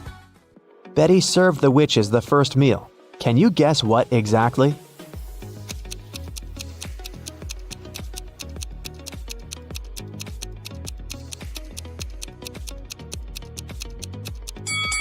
The correct answer is onion rings. Here's a second serving. Can you guess it?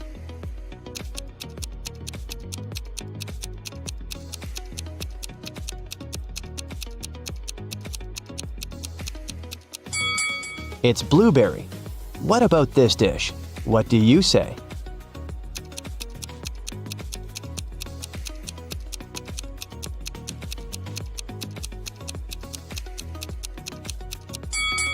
It's popcorn.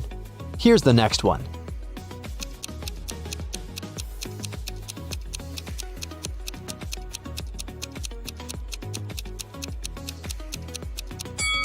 Did you get it right? It's a strawberry milkshake. Fiona asked Betty to bring dried flowers to cook a love potion. Fiona stores all ingredients in her warehouse, but as soon as Betty entered the warehouse, the door locked behind her back. Betty searched this area and found some old furniture and an antique mirror. Suddenly, she noticed 3 doors, but there was a dangerous monster behind each door. The first monster can turn any living being into stone. The second one is very angry and strong. And the third monster has venomous teeth. Can you help Betty choose the right door?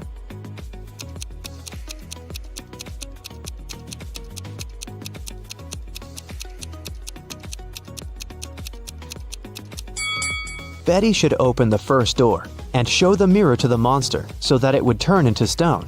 Then she can escape through the first door. Betty took her phone and ran into the forest. It was pretty dark and scary. Betty stepped on a wasp's nest. Wasps were everywhere. What should Betty do? Wave her arms to scare the wasps? Run away as fast as she can? Or walk away slowly? What do you think?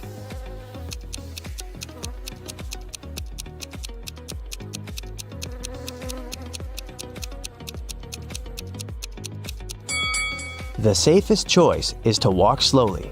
Waving hands and running is too dangerous. The wasps will get angry and sting her. Betty has returned to the party, but when she saw the crowd of witches by the fire, she got scared and ran away. Why?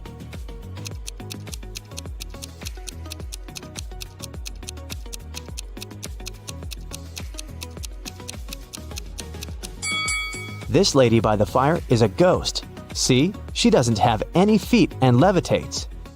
Betty decided to hide in the castle. She wanted to call the police, but she couldn't find her phone. Betty questioned 3 witches. Georgina said, How dare you?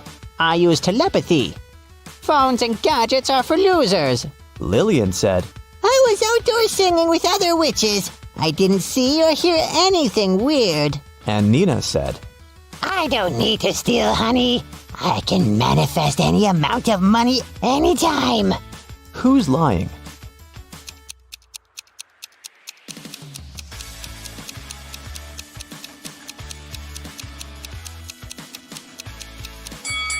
Georgina, take a look at her ears. She's wearing earphones, but she said she didn't use any gadgets. Fiona got very angry when she found out that Betty had interrogated her dearest friends. Betty apologized. Fiona said, Okay, I'll let you stay, but you must answer 3 questions. Here's the first one. I've been here for 1,000,000 years, but I'm never more than a month old. What am I?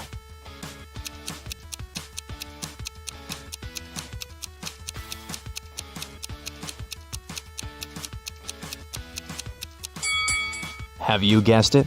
The correct answer is the moon. Here's Fiona's second question. I build castles and I tear down mountains. I make some people blind, but I help others see. What am I?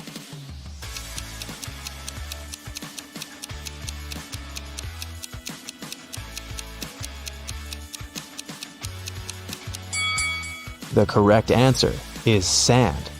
And the third question is, I can be long or I can be short. I can be bought or I can be grown. I can be painted or I can be bare. I can be round or I can be square. What am I?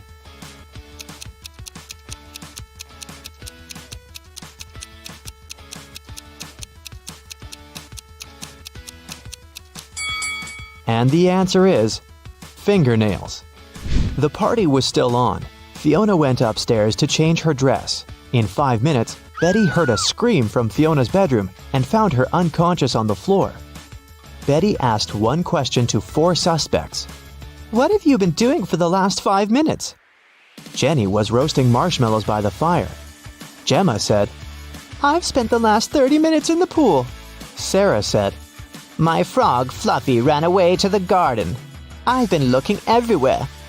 But unfortunately, I couldn't find it. And Nancy was flying on her broom around the house and filming the party on her phone. Who's lying?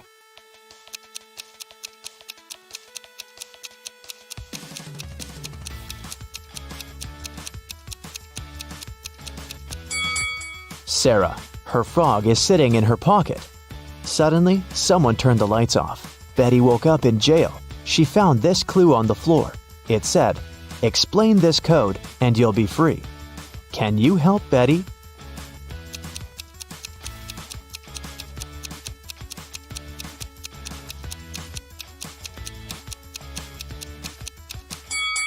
Here's the answer. Betty was running through Fiona's basement and noticed 2 more prisoners. She figured out that one of them was planning to escape. Can you guess who?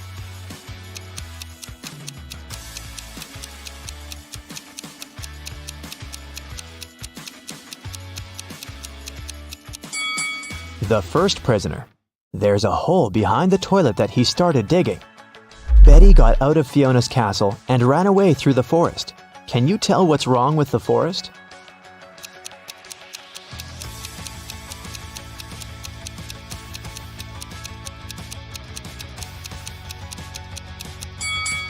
Look at the trees. They all cast shadows, but the big oak tree's shadow is in the wrong direction. You suddenly wake up trapped in a dark room. Your only source of light is a candle. There are 2 doors in front of you. Behind one of them, there's a tunnel that will lead you outside to freedom. Behind the other, just a cold brick wall. You have a key that will open only one of the doors, and you can try it just once. So how do you know which door to try?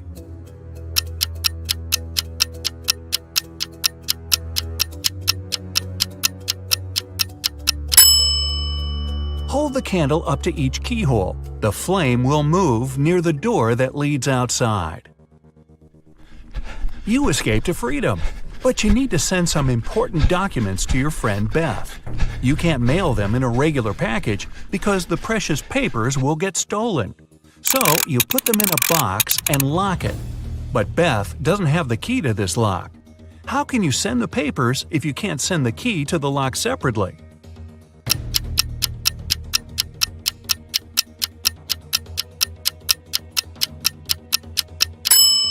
First, send the lock box to Beth. She'll attach her own lock and send the box back to you. Then remove your own lock and send the package again. Beth can then remove her lock and finally open the package. Bad news. You get a call one morning from Beth. She says the crucial documents were stolen from her office. They'd been on the desk the evening before, but are nowhere to be found this morning. You immediately go there to question the employees. In no time, you gather 3 suspects. Sean said he had been at the movies last night. Michael had taken his girlfriend to an amusement park. And Christina was at a prestigious art gallery. Who's lying?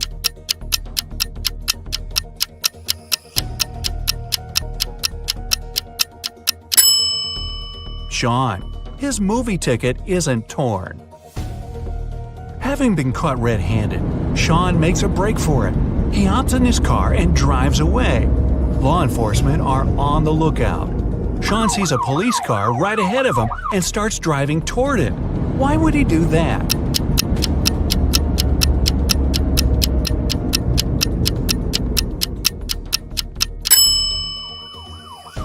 He was on a bridge. He needed to go toward the patrol car to get to the other side and make his escape. No such luck for poor Sean. He gets caught and locked up.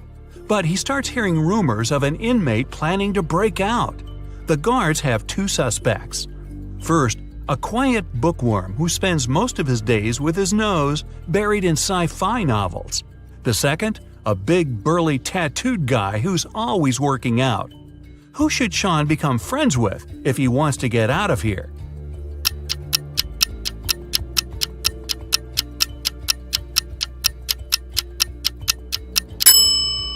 The bookworm. Look closer, and you'll see his bookmark is actually a file. On Friday afternoon, the owner of that same prestigious art gallery discovered that 4 of the most famous artists' self-portraits had been stolen during an exhibition. The police show up to do an investigation, and now they have 3 suspects. Sarah, the artist, said she disappeared into one of the studios to paint.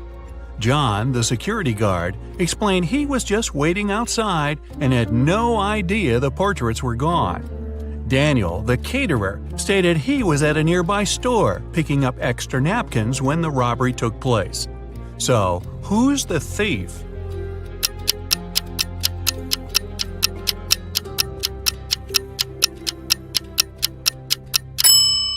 It's the security guard. He couldn't have known the stolen paintings were portraits if he was standing outside. As fate would have it, there was another incident that night. Michael, who never really liked what passed for art in modern times, rushed into the gallery and caused millions of dollars worth of damage to several paintings. Yet the gallery's owner thanked him for his actions. How come?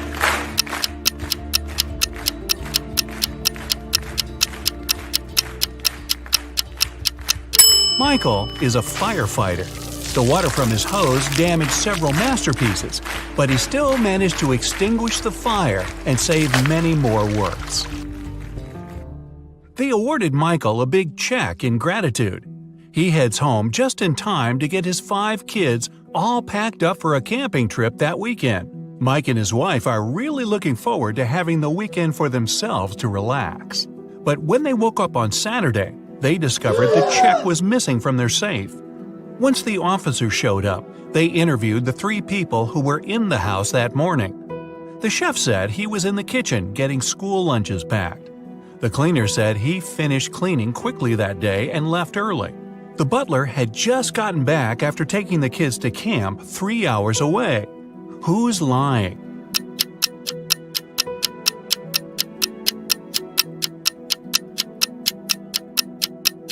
It's the chef. It's Saturday, so there's no school, and the kids have gone camping. Meanwhile, on the other side of town, a scientist is working on something bizarre. He invites Kevin and Claire as blind test subjects for his new serum invention. He gives them each a glass of ice-cold lemonade. Kevin drinks his fast, but Claire apprehensively waits to see the side effects on him first. After 2 hours, nothing happens, so she drinks her glass. 2 minutes later, her skin turns green. If both the drinks had the serum, why was only Claire affected?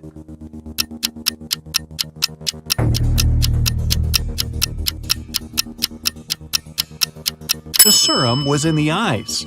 Since Kevin drank his fast, none of it got in the lemonade. Claire runs out of the lab in horror. She gets in her car and speeds off. As she's driving down a long, empty road, one of her tires pops off. Good thing she has a spare in the trunk.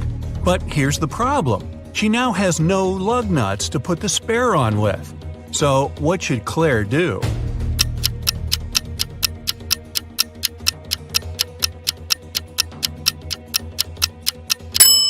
Unscrew one lug nut from each of the other 3 wheels and use them to attach the spare tire. It'll be enough to get to the nearest garage safely. As Claire is putting on her spare tire, the scientist catches up to her. He hands her 4 pills and tells her it's a complex cure to the green face serum. 2 of the pills are an antidote, and the other 2 are a catalyst that activates it. Claire must take 1 of each type together. If she takes 2 of the same, her face will stay green forever. Just as the scientist is handing her the pills, he trips and they get all mixed up. They look identical. What should Claire do?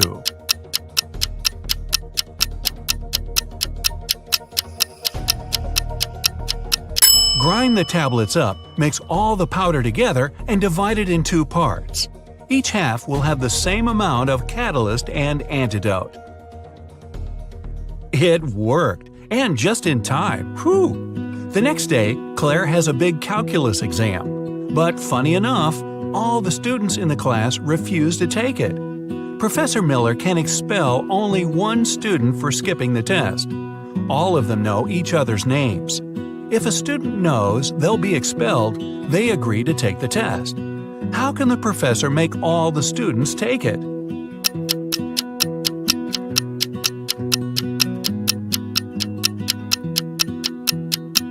She should tell them she'll expel the student whose name comes first alphabetically. Then this person won't skip the test. The next person on the list won't skip either, and so on until the end of the list. Professor Miller grabs her cup of coffee, takes a sip, goes to set it down, and what's this? It's stuck to her hand. Somebody put glue on the cup, and she's got 3 suspects. Look carefully to find out which student is playing tricks on the professor.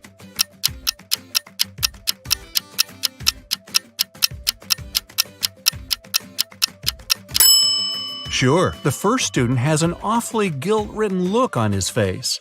And the second student's smile looks just like pride for a job well done. But look closer at the third student's pocket. Yep, it's the tip of a glue bottle. Professor Miller is so annoyed by her class's shenanigans, she decides to change her career. Wow. She opens a shoe factory. She's so successful that she builds a second one in another city. But despite her success, the problems don't end. Her employees keep secretly taking shoes from the plant. What can she do to resolve the issue?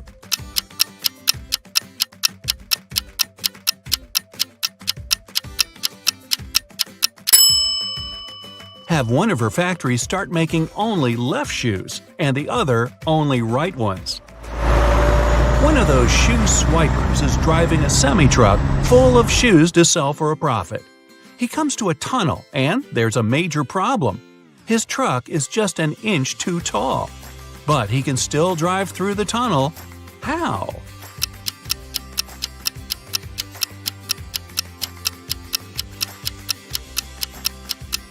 Let some of the air out of the tires. It'll lower the truck just enough. When the shoe swiper gets through the tunnel, he comes to a fork in the road. One goes to the town, the other to never-ending wilderness. There are guides standing at each. The catch? One always tells the truth, the other always lies. The driver doesn't know who's who, and he's only allowed one question. What should he ask to find out which road goes to town?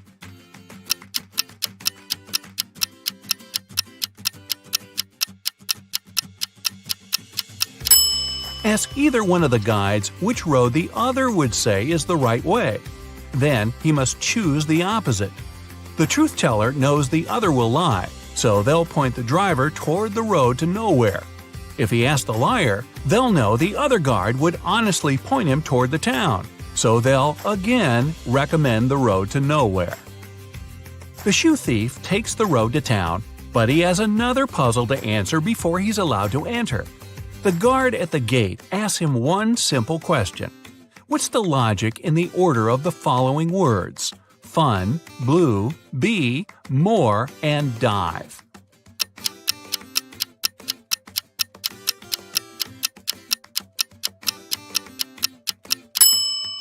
Every word rhymes with its number on the list. Fun 1, blue 2, bee 3, and so on. The shoe swiper finally settles down in this new town. Too bad for him, he can only use a payphone to make calls. One day, the phone breaks. He informs the phone company, but they do nothing. He tries again the next day, same result. The third time, he finally gets them to come out and fix the phone. So, what did he say?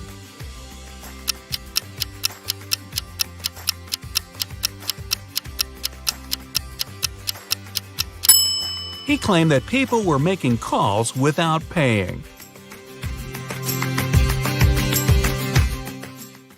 I have a math workout for you today, but first, let's have a little warm-up. How many ducks do you see in this picture?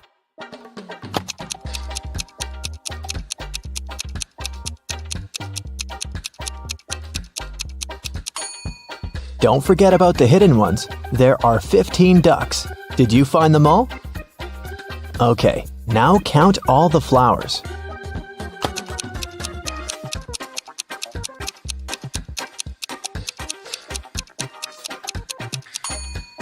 Right, there are 17 of them. Can you spot 3 differences between these photos?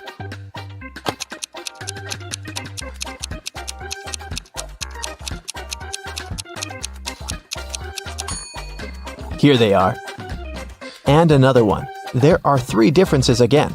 Do you see them?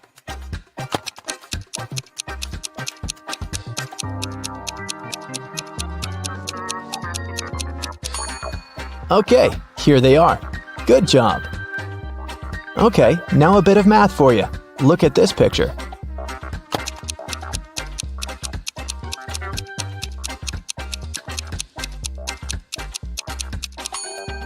The only number multiplied by itself that gives 25 is 5, so this shape equals 5. This way, the other shape from the second equation is 4. 4 and 6 make 10, so the red circle equals 6. Then, 5 multiplied by 6 gives us 30. This one is similar, but a bit harder, so be very attentive.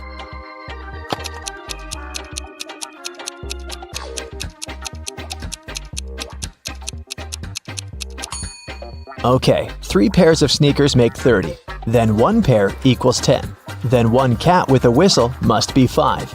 In this case, 2 whistles equal 4, so 1 whistle is 2. Now the last one. A pair of sneakers is 10.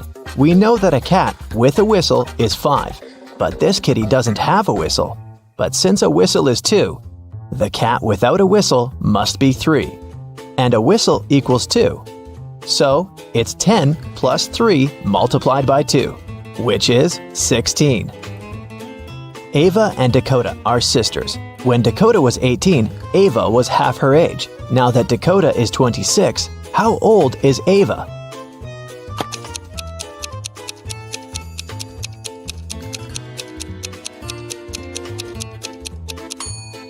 When Dakota was 18, Ava was 9. So the age difference between the sisters is 9 years. If Dakota is 26 now, then Ava is 17. When Polaris was 16 years old, her mother was 39. If Polaris's mom is twice her daughter's age, how old is Polaris?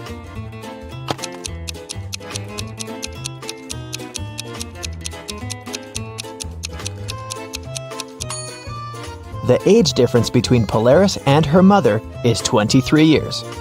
That means now, Polaris is 23 and her mom is 46.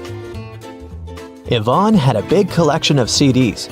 One day, she decided to clean up her house and counted that she had 172 CDs.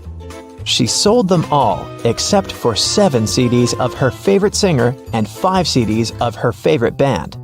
How many CDs does Yvonne have now?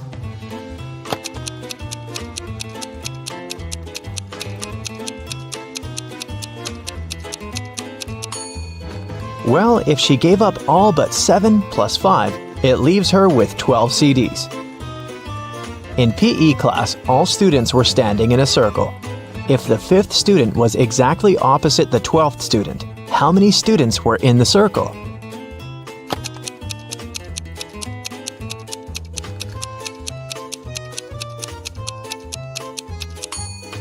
Between student number 5 and student number 12, there are 6 other students. If these two are opposite each other, then on the other side between them, there are also 6 students.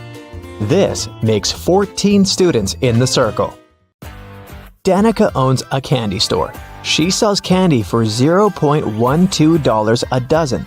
How many candy pieces can you get if you have $1?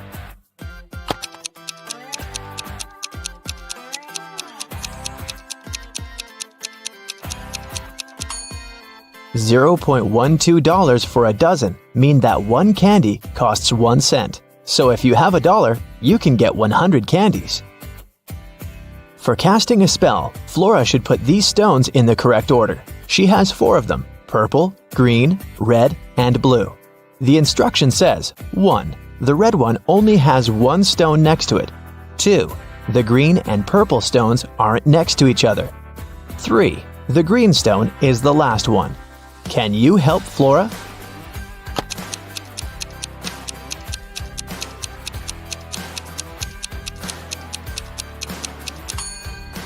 If the red stone only has 1 other stone next to it, then it's either the first one or the last one. But since green is the last one, then red is the first one. If the green and purple stones aren't next to each other, then there's the blue stone between them. So, the correct order is red, purple, blue, and green. It was midday. Kaylin was exploring a big local forest. She found an abandoned mansion and entered it. The door closed behind her back and wouldn't open. Oh no! Kaylin got trapped inside. There were 3 other doors leading to freedom, but there was a catch. Behind the first door, there was a huge pit that would take her miles underground. Behind the second door, there was a magnifying glass that concentrated sunlight and burned everybody and everything that entered. Behind the third door, there was a hungry and dangerous lion that would eat anybody and anything that entered. Uh-oh. How can Kaylin escape?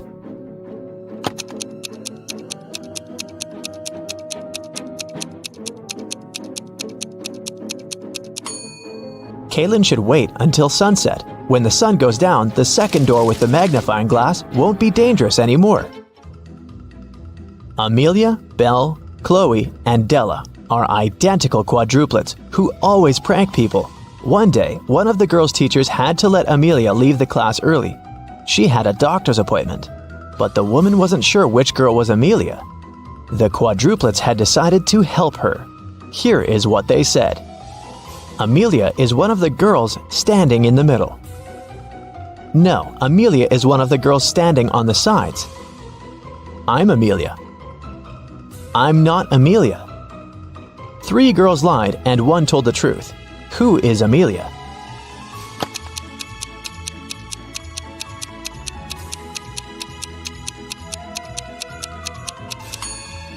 If Amelia is the first girl, then 2 girls told the truth, the second and the fourth ones.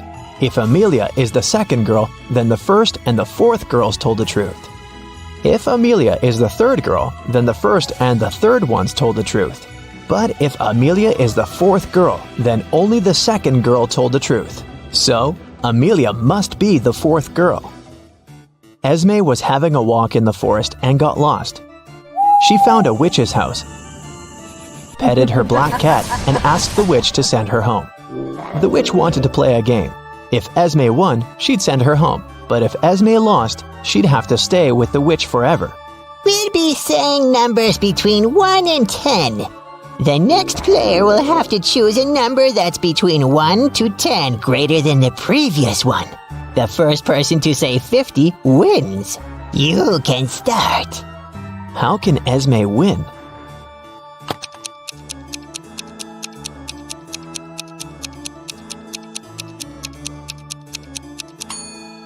If she wants to say 50, she needs the witch to say a number between 40 and 49.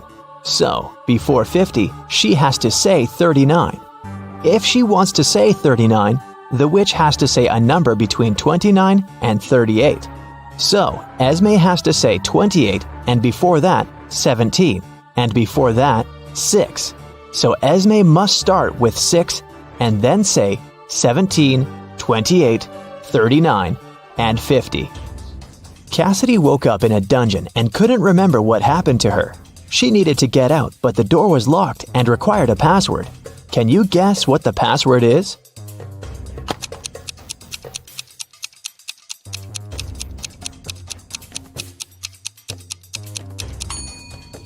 Every next number is made by moving the last digit of the previous 4 to the front. So, the password must be 4728. Mrs. Davies is an elderly lady telling a story of her life. After I lived 1/4 of my life, I got my first car. I married 1/12 of my life later. 1/6 of my life later, I started a business. 1/4 of my life later, I got my first granddaughter. She just turned 18. How old is Mrs. Davies?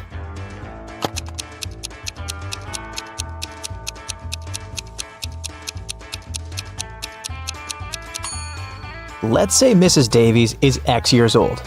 1/4 of her life, till she gets her first car, X is 4. Then we add 12 till her marriage. X till opening her business, 4 till the birth of her granddaughter, and finally 18 years from then till now. It should all be equal to X. If you solve this equation, you'll figure out that X is equal to 72. So, Mrs. Davies must be 72 years old. Esme was walking in the forest, and you know what? She didn't get lost this time. She knew how to get home, but the other road led to the witch's house, and the girl recently came up with a cool riddle for the witch. So, Esme decided to pay her a visit. She offered a deal. If the witch couldn't solve her riddle, Esme would get her cat. The witch agreed, and Esme gave her a square piece of paper, 4 inches by 4 inches, with a total area of 16 square inches. Turn it into a square with a total area of 8 square inches without a ruler. How can the witch do it?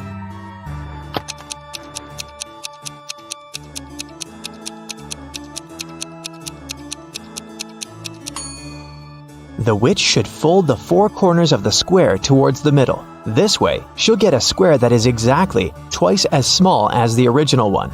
Apparently, the witch gets to keep her cat this time. There's a box filled with balls of different colors, 5 red ones, 8 blue ones, and 11 purple ones. Allison has a tricky task. Blindfolded, she has to keep picking up balls until she's sure that she has balls of at least 2 different colors. What's the minimum number of balls she should pull out of the box?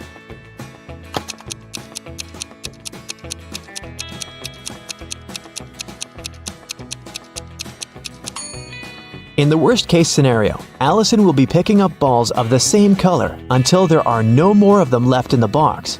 The majority of balls are purple, so if she picks up a purple ball every single time, it'll be 11 balls. And only after that will she get a ball of a different color. So, she should pick up 12 balls. So Bill had stomach cramps and went to the hospital where he was prescribed some pills. The next morning, he was found unconscious. Police found someone had switched the pills and questioned 3 suspects. Dr. Johnson, his cardiologist, saw him at 3 in the afternoon and wrote the prescription.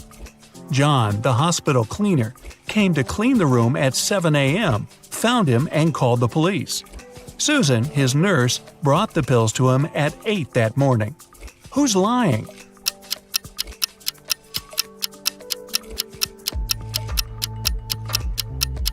Susan, the cleaner, called the police 1 hour before she claimed to have brought in the pills.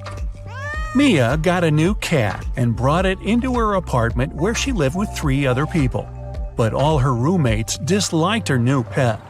3 months later, she went on a 2-day business trip, but when she came back, the cat was gone. She questioned all her roommates. Steve didn't notice the cat was missing. David said he was allergic to cats and couldn't survive a day with one around him. Sean was the one taking care of the cat, and he was shocked he couldn't find it that morning. Who's lying?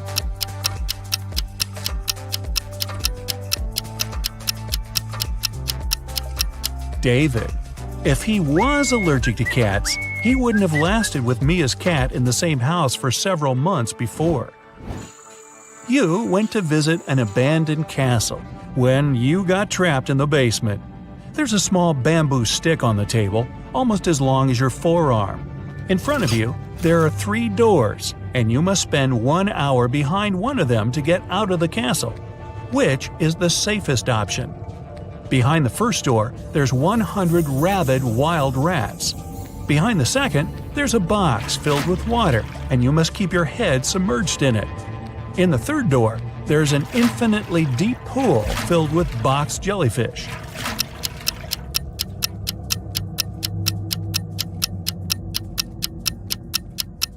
The second door. You can use the bamboo stick to breathe. Brian was traveling by train to a nearby city. He placed his watch on the table and was looking for his train ticket when the train went into a dark tunnel. When it came out, Brian's watch was gone. There were only 3 people in the car. Mary was sleeping the entire time. Christopher was looking for his wallet to grab a cup of coffee. Mike was playing a game on his phone. Who took the watch?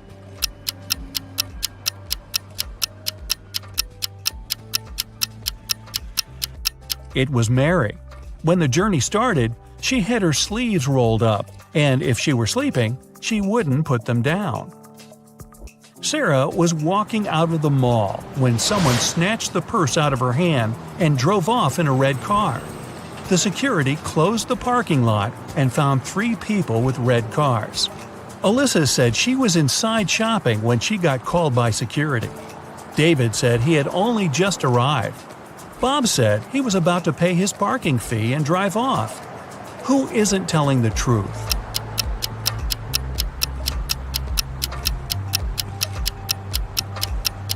David. He's got a parking ticket on his window. From the sign on the wall, he's been there for more than 2 hours without paying and got a ticket. And he lies about being very allergic to cats. Simon broke into the richest house in the neighborhood and took a very expensive diamond. Security guards caught him walking out and searched him for the diamond. They knew he'd taken it, so when they couldn't find anything, they x-rayed him. Still, nothing showed up. Where was Simon carrying the diamond?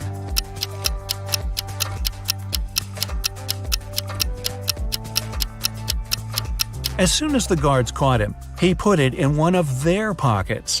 After the search was over and they were driving him home, he took it out of their pocket with nobody noticing. A crazy scientist took you into their basement and is planning to keep you there for a year. He's given you the option to choose one of 3 foods to eat for the year to stay alive. Which one do you choose to save your life? Pasta and bread, rice and beans, steak and broccoli.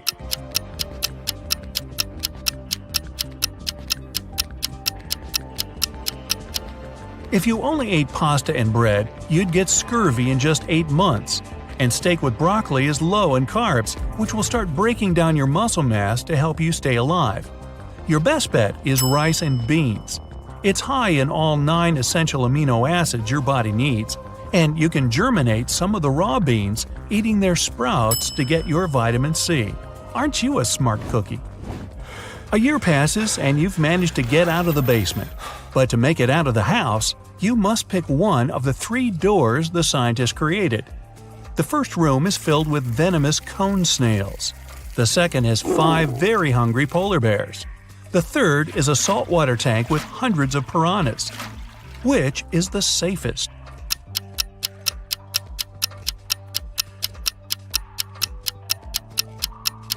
The third room. Piranhas are freshwater fish and can't survive in saltwater. 3 prisoners are sitting at the table having dinner, but one of them is wealthy. Can you guess who it is?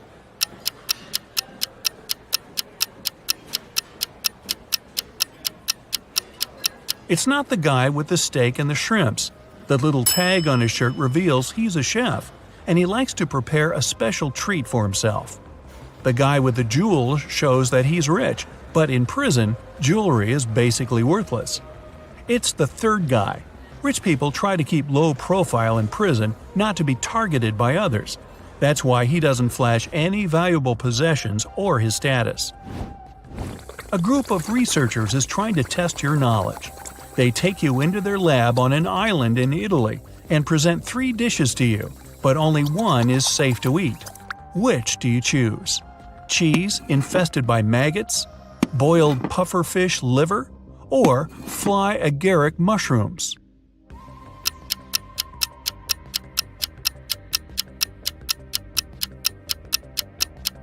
Pufferfish liver can be poisonous if it isn't prepared properly, and the fly agaric mushrooms are among the most dangerous in the world. Maggot cheese, on the other hand, is actually a delicacy in Sardinia, Italy, so it's perfectly safe to eat. Really? One day, you wake up in an arena without knowing how you got there. From the speakers, you hear that you must fight one of 3 hybrid animals. Which one do you pick to stay alive? A polar bear with the head of a rattlesnake, a hippo with a lion head, or a hybrid with the face and body of a great white shark and the limbs of a jaguar?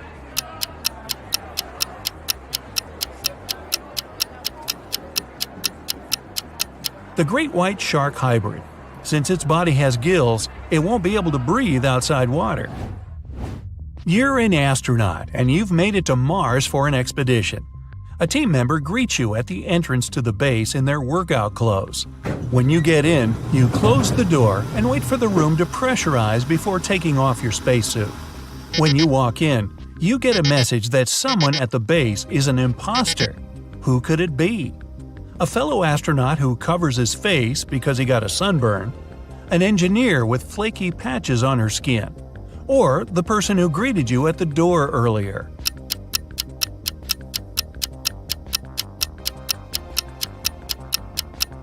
The person you saw earlier. If they were human, they wouldn't survive outside the base in the planet's atmosphere. While walking in the forest, you come across a mysterious local that blocks your way. He tells you if you solve his riddle, you're free to go. But if you don't, you'll have to stay in this forest forever. The riddle goes like this. You're seas without water, coasts without land, towns without people, and mountains without land. What are you?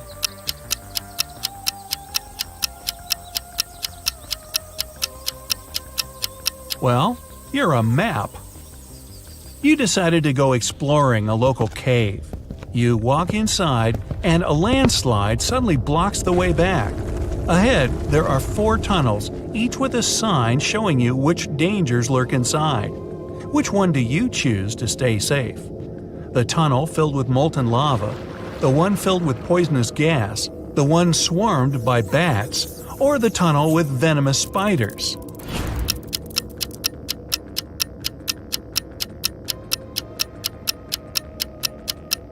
You picked the last one. Spiders don't hunt humans for food and usually avoid them altogether. You just moved into a new town with only 2 barbers. You visit both their shops to decide which one you should pick. The first shop is a bit messy, and the barber needs both a haircut and his beard trimmed. The second shop is shiny, tidy, and the barber is well shaved with a perfect haircut. But you decide to go to the first shop. Why?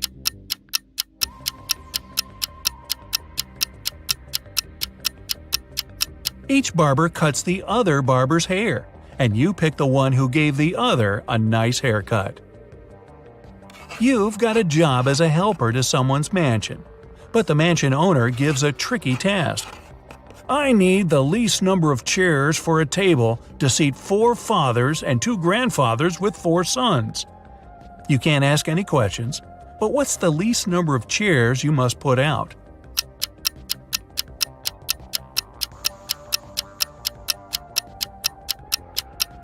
Four. The fathers could also be grandfathers, and they're all sons. Mary was selling a rope for $3. The buyer gave her $10, but because she had no change, she went to the grocery store next door to get some.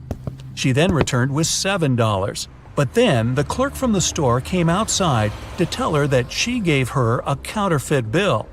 Mary called a detective, and she must tell him how much she had lost. What should her answer be?